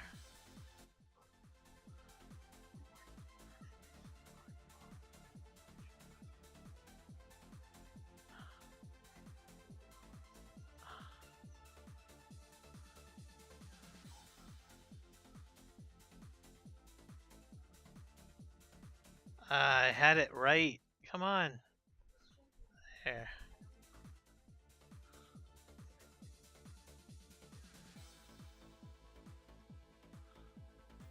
I'll just put them all along here to help me push them out.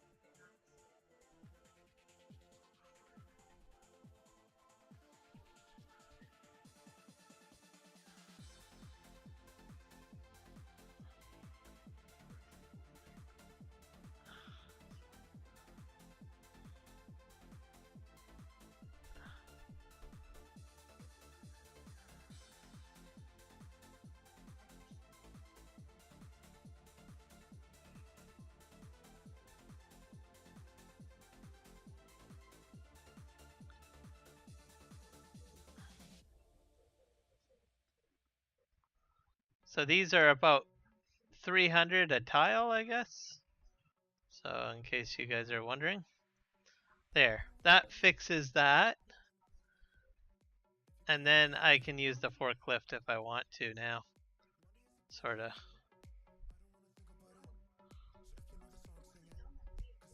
I don't know what's going on here.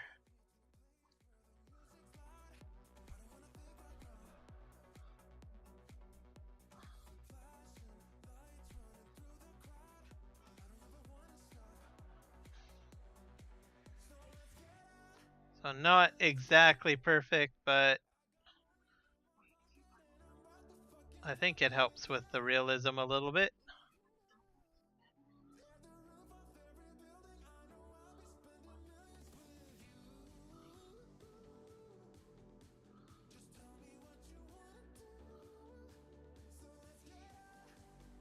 And then what I can do is I can use the forklift now.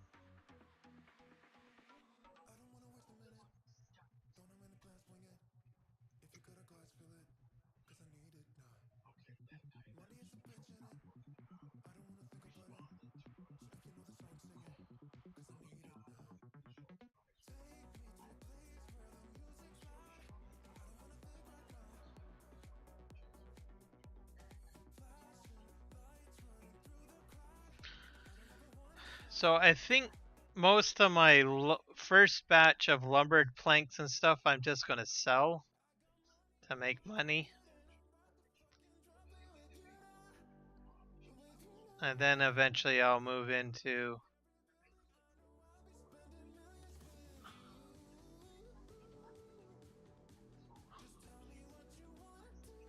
making other stuff, I guess. Or once I can get all of the productions going for bridges,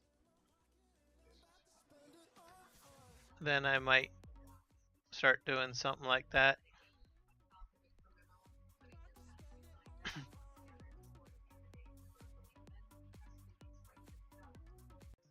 Wonder if I can use the back of the trailer to push them off. Use a little bit of ingenuity.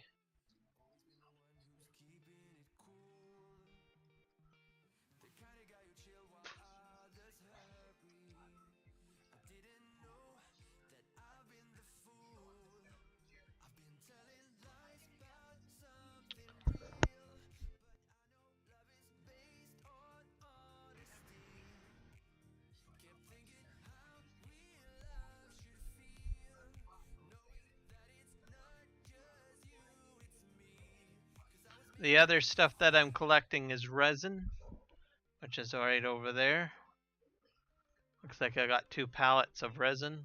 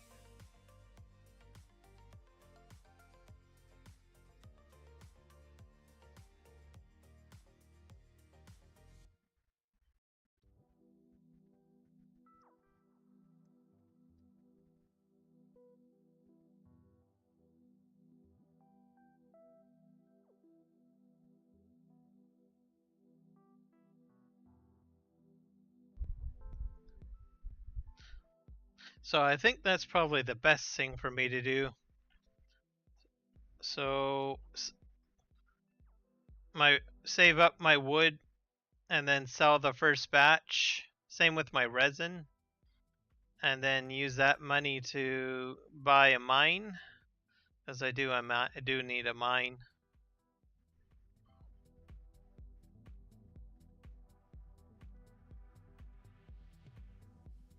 That'd be a logical thing to do.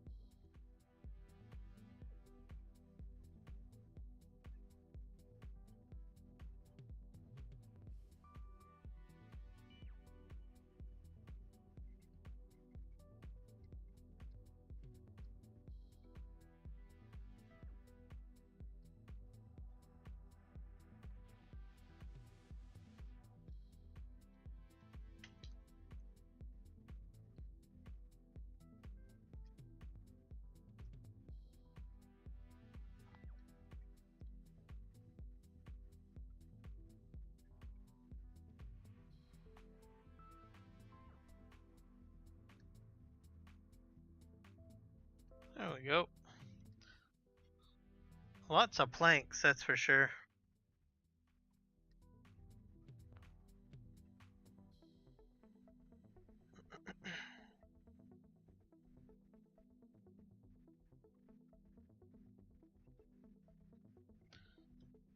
I don't even know what the best sell time is for that. Let's see.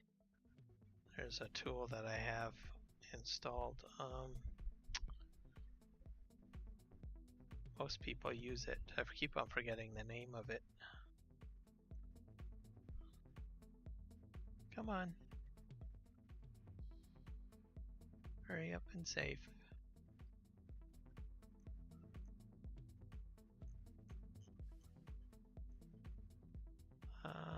Let's see here. Yeah, here we go. Time saving stock checker. So, yeah, March is roughly the best time to sell that. And then July for the resin.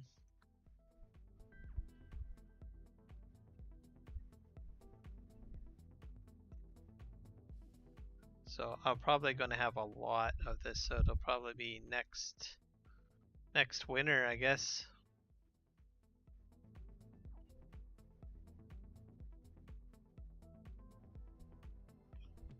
So I'll get a lot more than selling containers, that's for sure.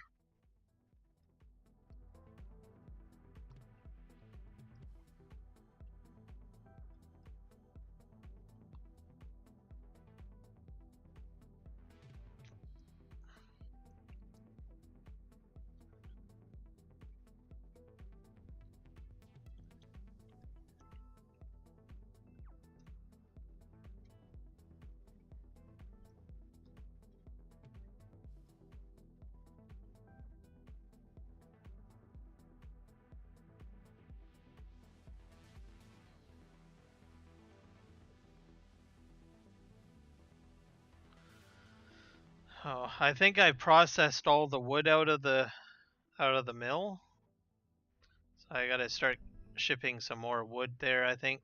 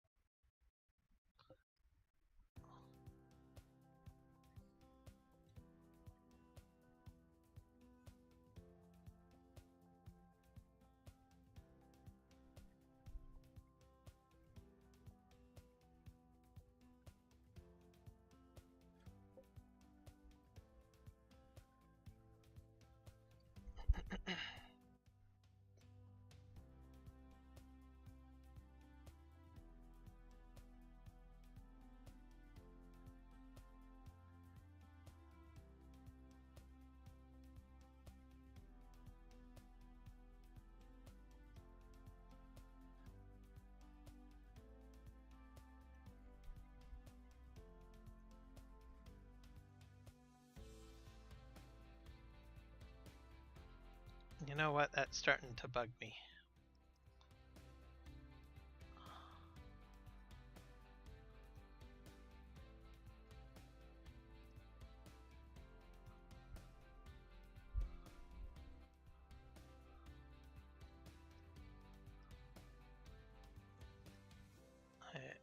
I'll have to fix that.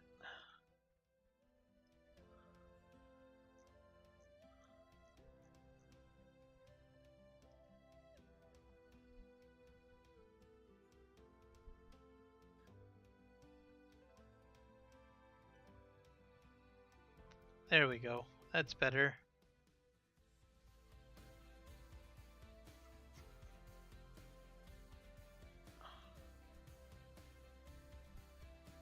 I think that should fix it.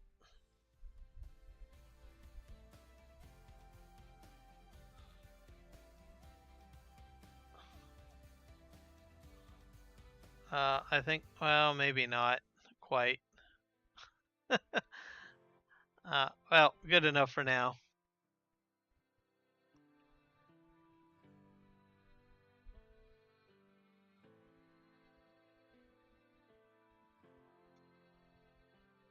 All this grass could be cut if I wanted to. Well, maybe I might do that on another episode.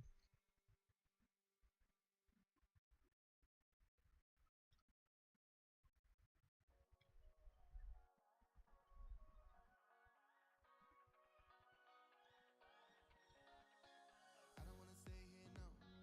Ain't gonna keep it low now. If you wanna go, let's go. Let's wrap it up and hit the road. I just got an awesome vibe. Striking the winner post now. Liberty's on my mind. We've taken off, we've left the ground. You gotta understand that we get one chance, one chance. You will never regret the things that we'll do. 'Cause I wanna drive through the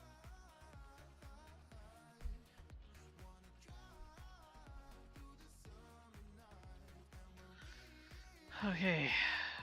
I just got a little bit more to get out.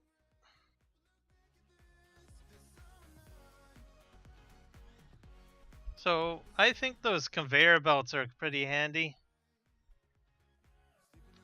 Considering that I got them all lined up in there. So I don't have to get the forklift underneath there. I gotta fix that though. Let's go ahead and fix it.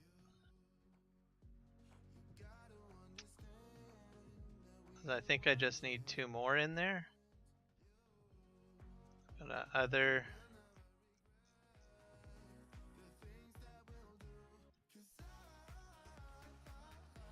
How do I just zoom in a little bit?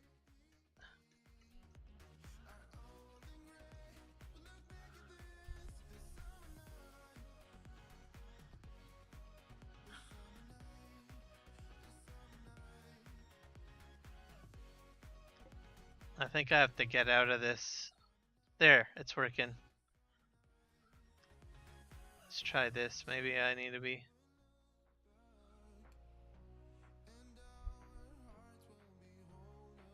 Getting into here is going to be hard. I wonder if I stand here and I can get them in. Let's try.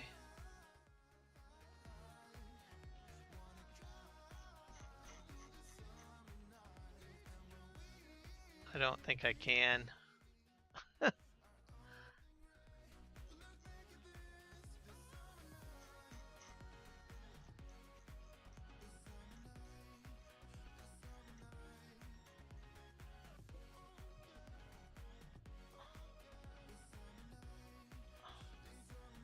Oh.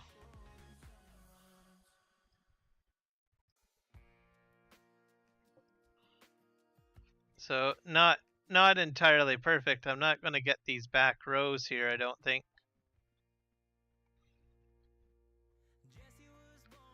So, but so far so good.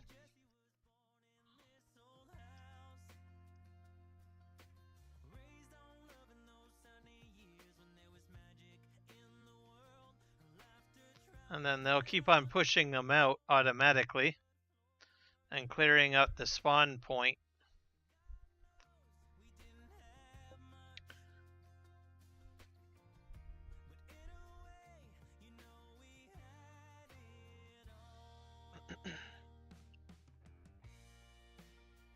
So that's the main reason why I put them in there.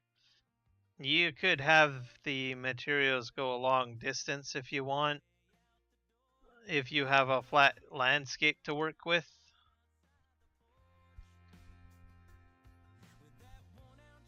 You can probably use it to put equipment on them. Like it'll move a tractor forward.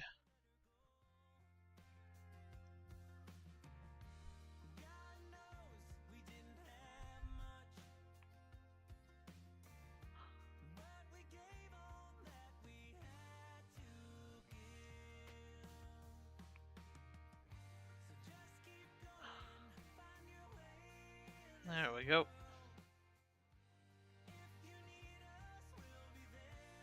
So, most interesting conveyor belt system I've ever come across. I've never seen anyone else do anything quite like it.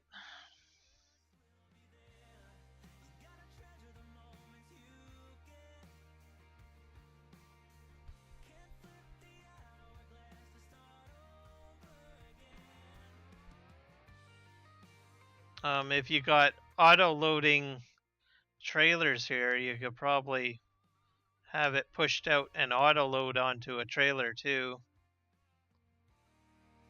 So I'm not doing that because I kind of want a little bit of realism in my gameplay.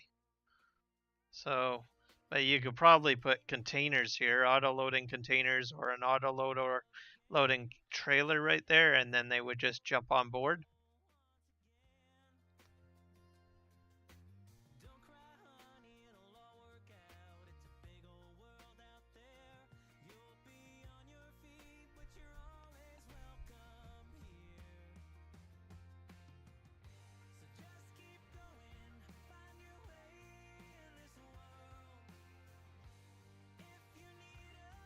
Let's lift this up.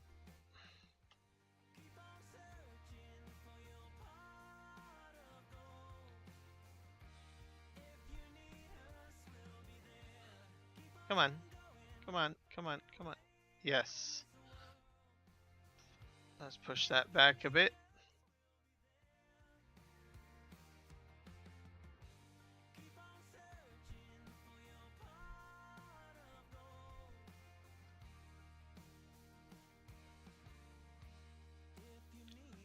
I'm kind of excited. I can't wait to get to March when I can sell some of this lumber. I thought about like saving it for the bridge, but realistically, I got so many trees on my property. I might as well just sell like the first year's batch to get more money. Because I do need to get a lot more equipment, so it's just gonna. I mean, it's really not going to impact my bridge construction. What's probably going to be impacting my bridge construction is the lack of funds to buy what I need to build the bridges.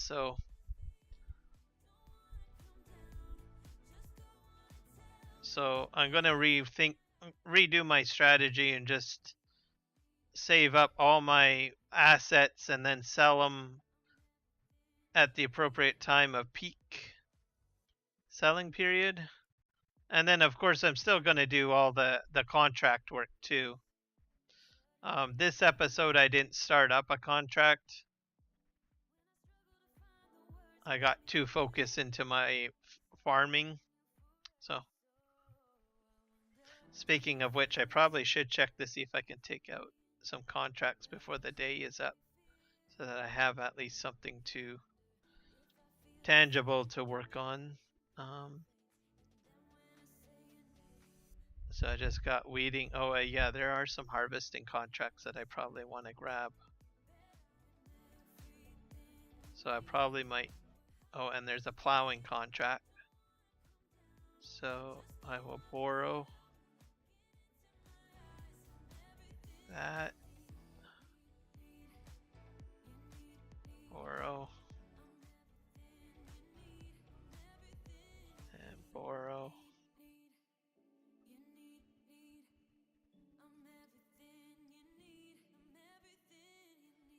Oh, I have 3 active contracts already. I thought I could expand that.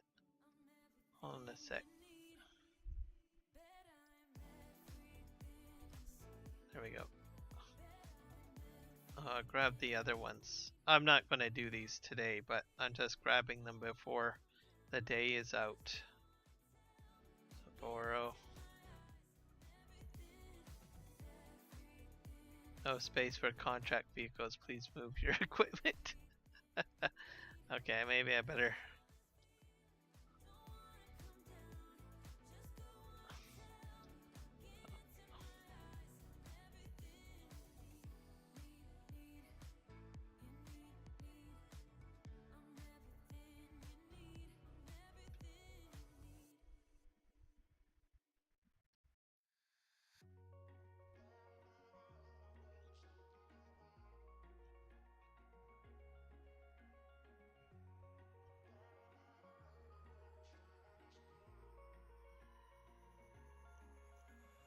Wish I could say I was finally over you, but that's not the truth. Everyone always keep falling in love again. The fuck's wrong with them? I don't understand. Maybe it will pass by. Someone save me for a pass out. I'm just gonna park this here for now.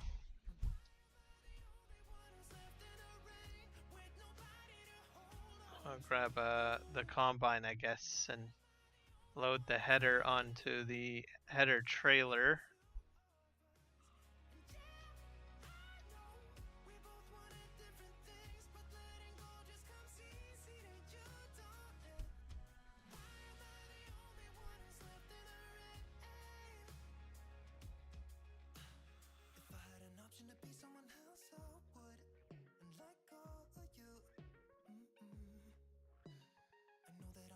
Fuck it, I'm made this way.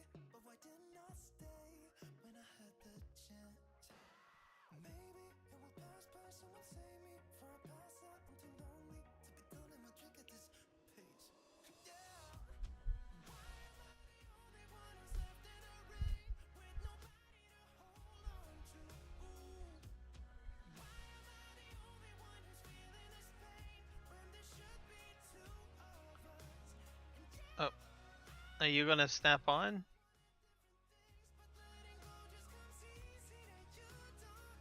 No, you're not going to do it, are you?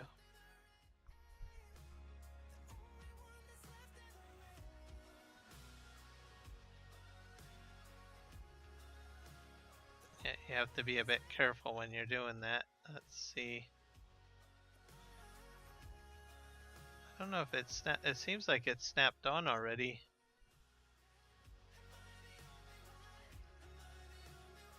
Very weird. Hold on, what if I grab the trailer? Yeah, there we go.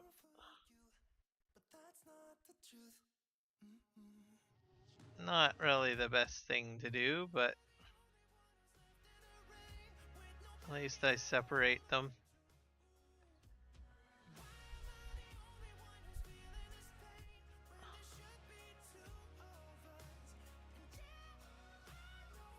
Don't like doing this, but oh well. Some header trailers cooperate and others don't. In this case, it doesn't want to be nice. So, hey, we'll try this again.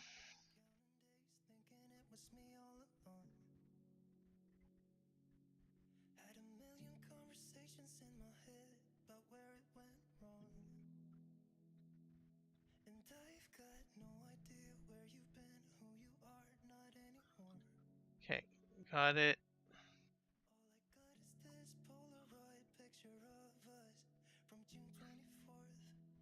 It's where I kissed you for the first time. Laid on your sheets. You gave me your heart and said you trusted with me. But all I did was let you down time and time again. It wasn't my intention. Maybe we should have been friends. So, you're someone I used to know. But nobody said it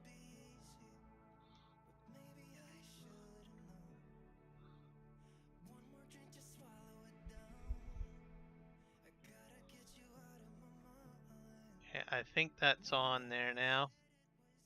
Perfect.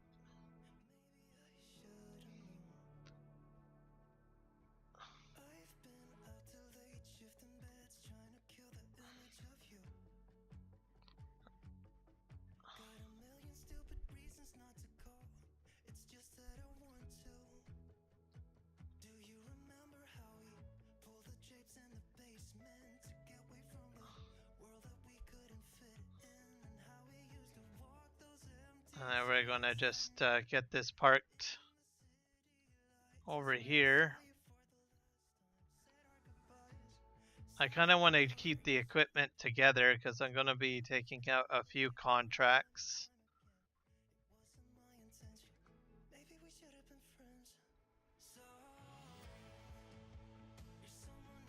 And I don't really want to confuse matters, so this should be a perfect spot to keep that there. And then I'll move this truck with the 3-in-1 over too.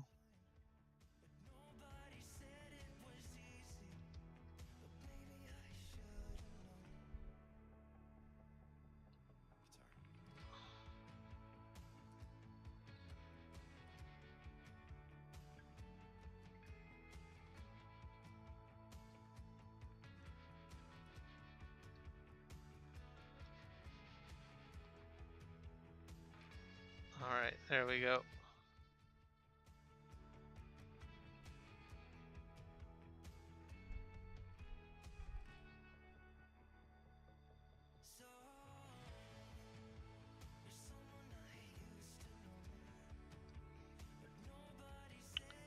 Alright, we'll need to see what else we can grab.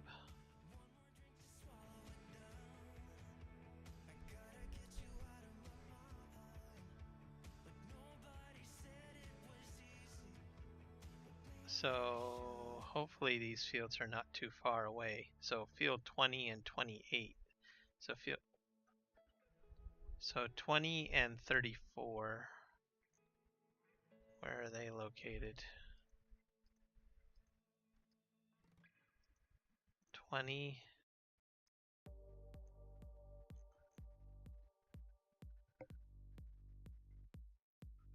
20. Okay, so that was an annoying field to do.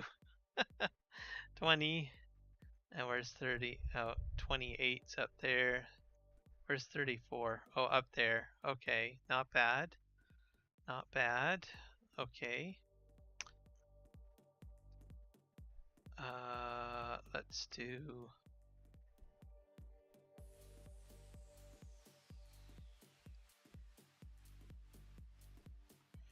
$32, 7, and 23. 32, 23, 7. 32.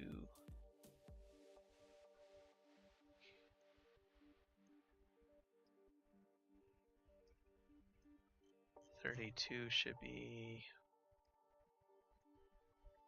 Oh, right there. Okay, 7. Where's field 7? No, I don't want to do field 7. That's way on the other side.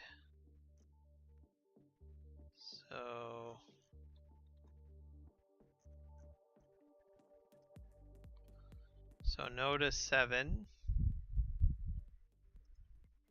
And then where's 23? 32 and 23. 23. Oh, that's 23. Okay. So I can do those ones. Except for 7. I'm not going to do 7 because it's on the other side. It's a bit difficult to get equipment over there. So we'll borrow this. And we will do field 23, I guess. Borrow those items.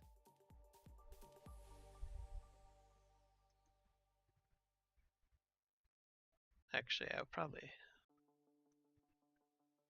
Yeah, we'll leave it at that, I guess. That one's a bit too cheap.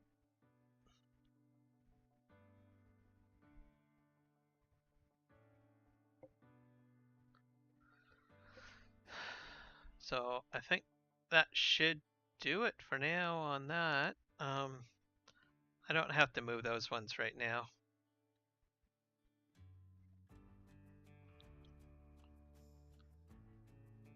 Go back to moving this stuff out of the way.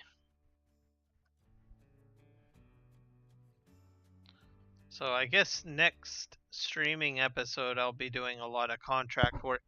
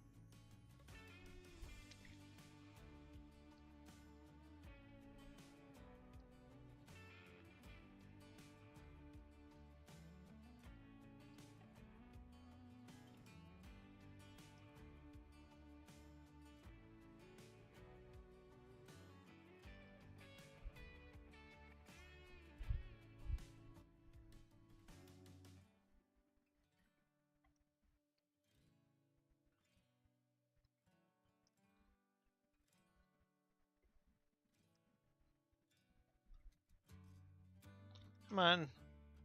Please get free.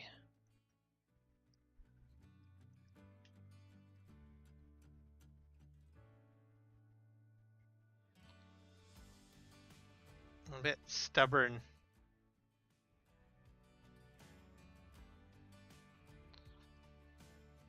I thought it would be better on this.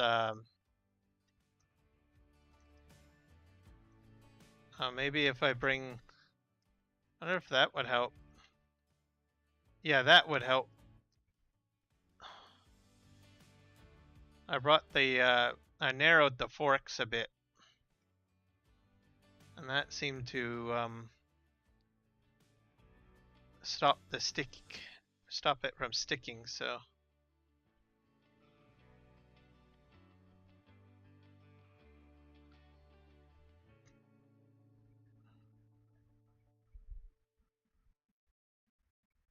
Yeah, you wanna put that dish in your mouth.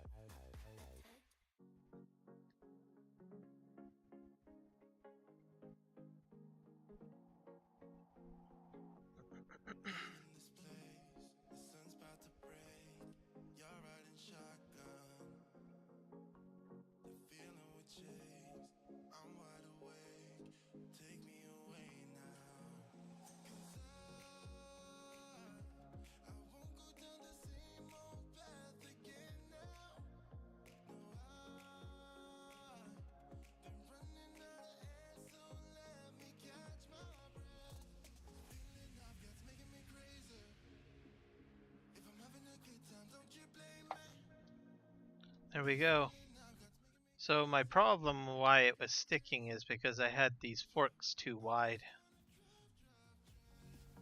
So that's good to know.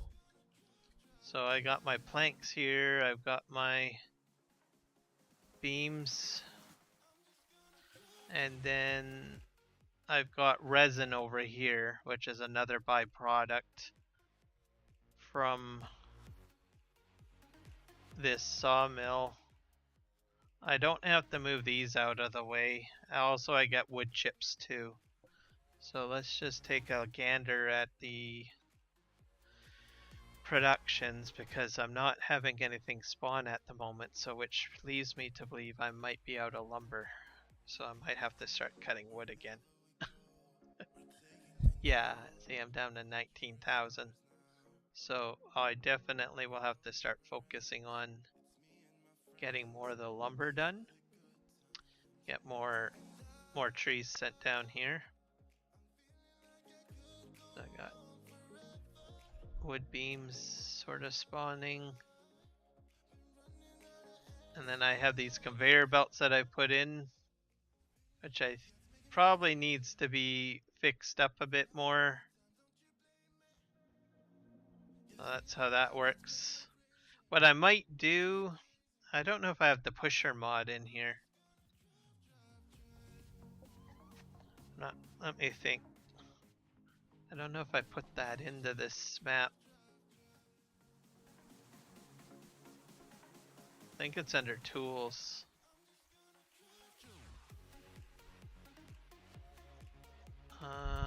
Farmhouse. Silo extensions. I don't think I put it into this one, but I have a pusher mod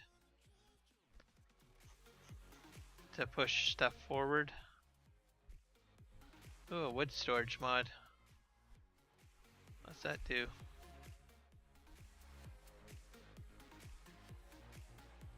Oh, that's kind of nifty. Huh. I don't think I'm going to be putting that down right now. And it wouldn't go here because it's this is a sawmill. It's just going to go right in the sawmill. I guess I'll have to try to see if I can get that pusher mod because that was very handy. Is that under productions maybe? I don't know. So I did that. I've also got peach trees put down over on the farm. I'm gonna have to figure out if I have to water them or fertilize them or something, as I don't know. I just put the trees down and that was about it so far. And then I did some mowing. This property has to be mowed too, I think.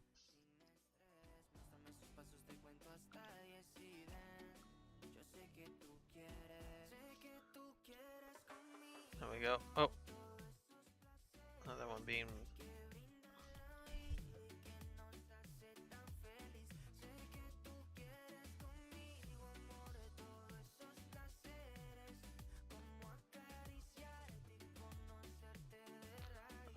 Yeah, they keep on spitting out like crazy.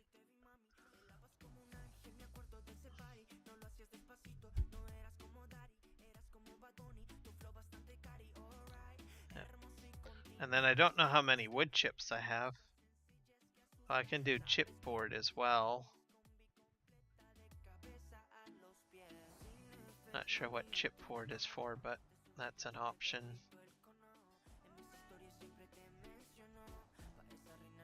I don't think I'm getting any wood chips from this mill. Oh wait, yeah, some things are giving me wood chips. I didn't get very much for all the wood that I processed. I only got like 12 liters. But that's fine because you get the resin. I don't know what I get for resin.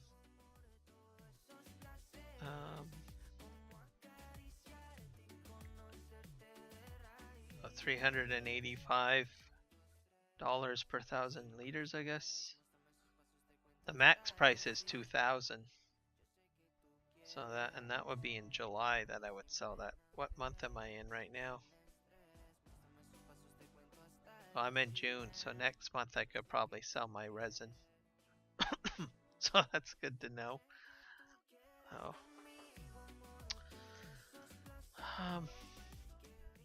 And then I got the stones as well. So I think back here. So I got this field done. I did get rid of some of the stones. Or boulders, I should say. And then you get stone. So I've already crushed these, but I got a front end loader these stone into a trailer, which I'll probably do at another time. And I had some that were out here, which I already cracked earlier on in the live stream. And then I plowed all of this, so I'll need to probably get a rock picker, because I think these are stones here.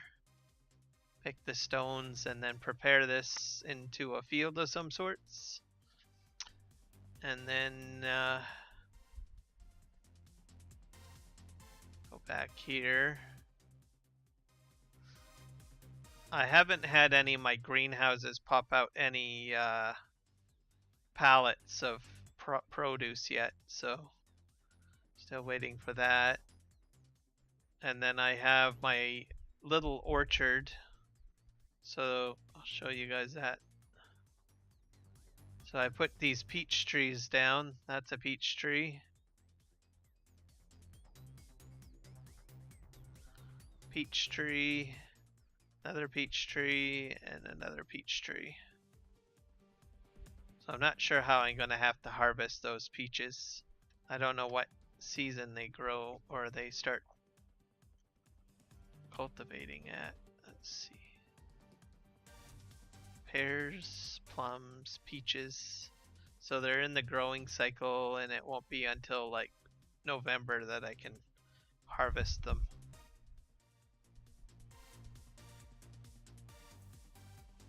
So we'll have to see. And then I can probably do bananas, I guess, in another area. So another spot that I want to put trees is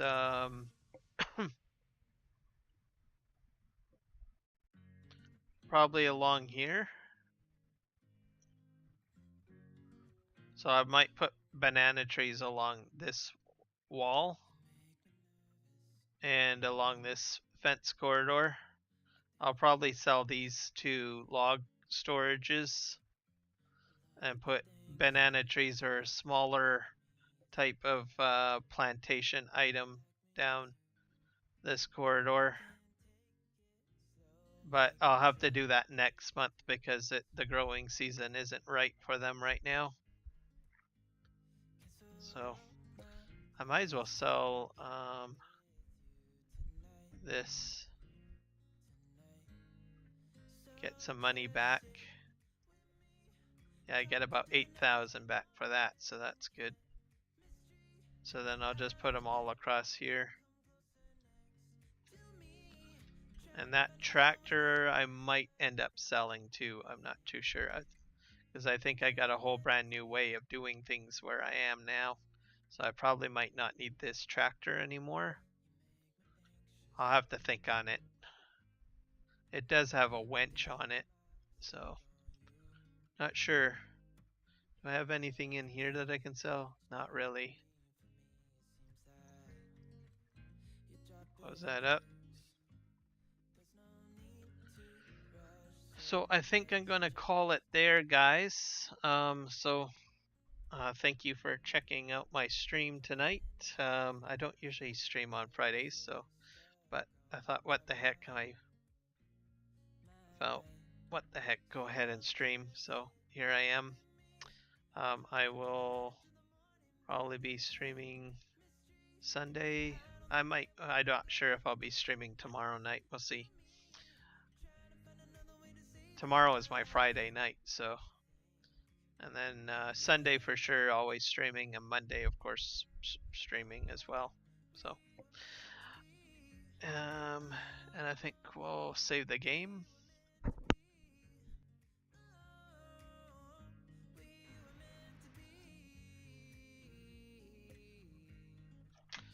And if you like the stream, please like it. If you think anyone might find it handy to watch, please share out the stream. And if you like all my content, well, please subscribe to the channel. And we'll see you guys in the next one. Take care.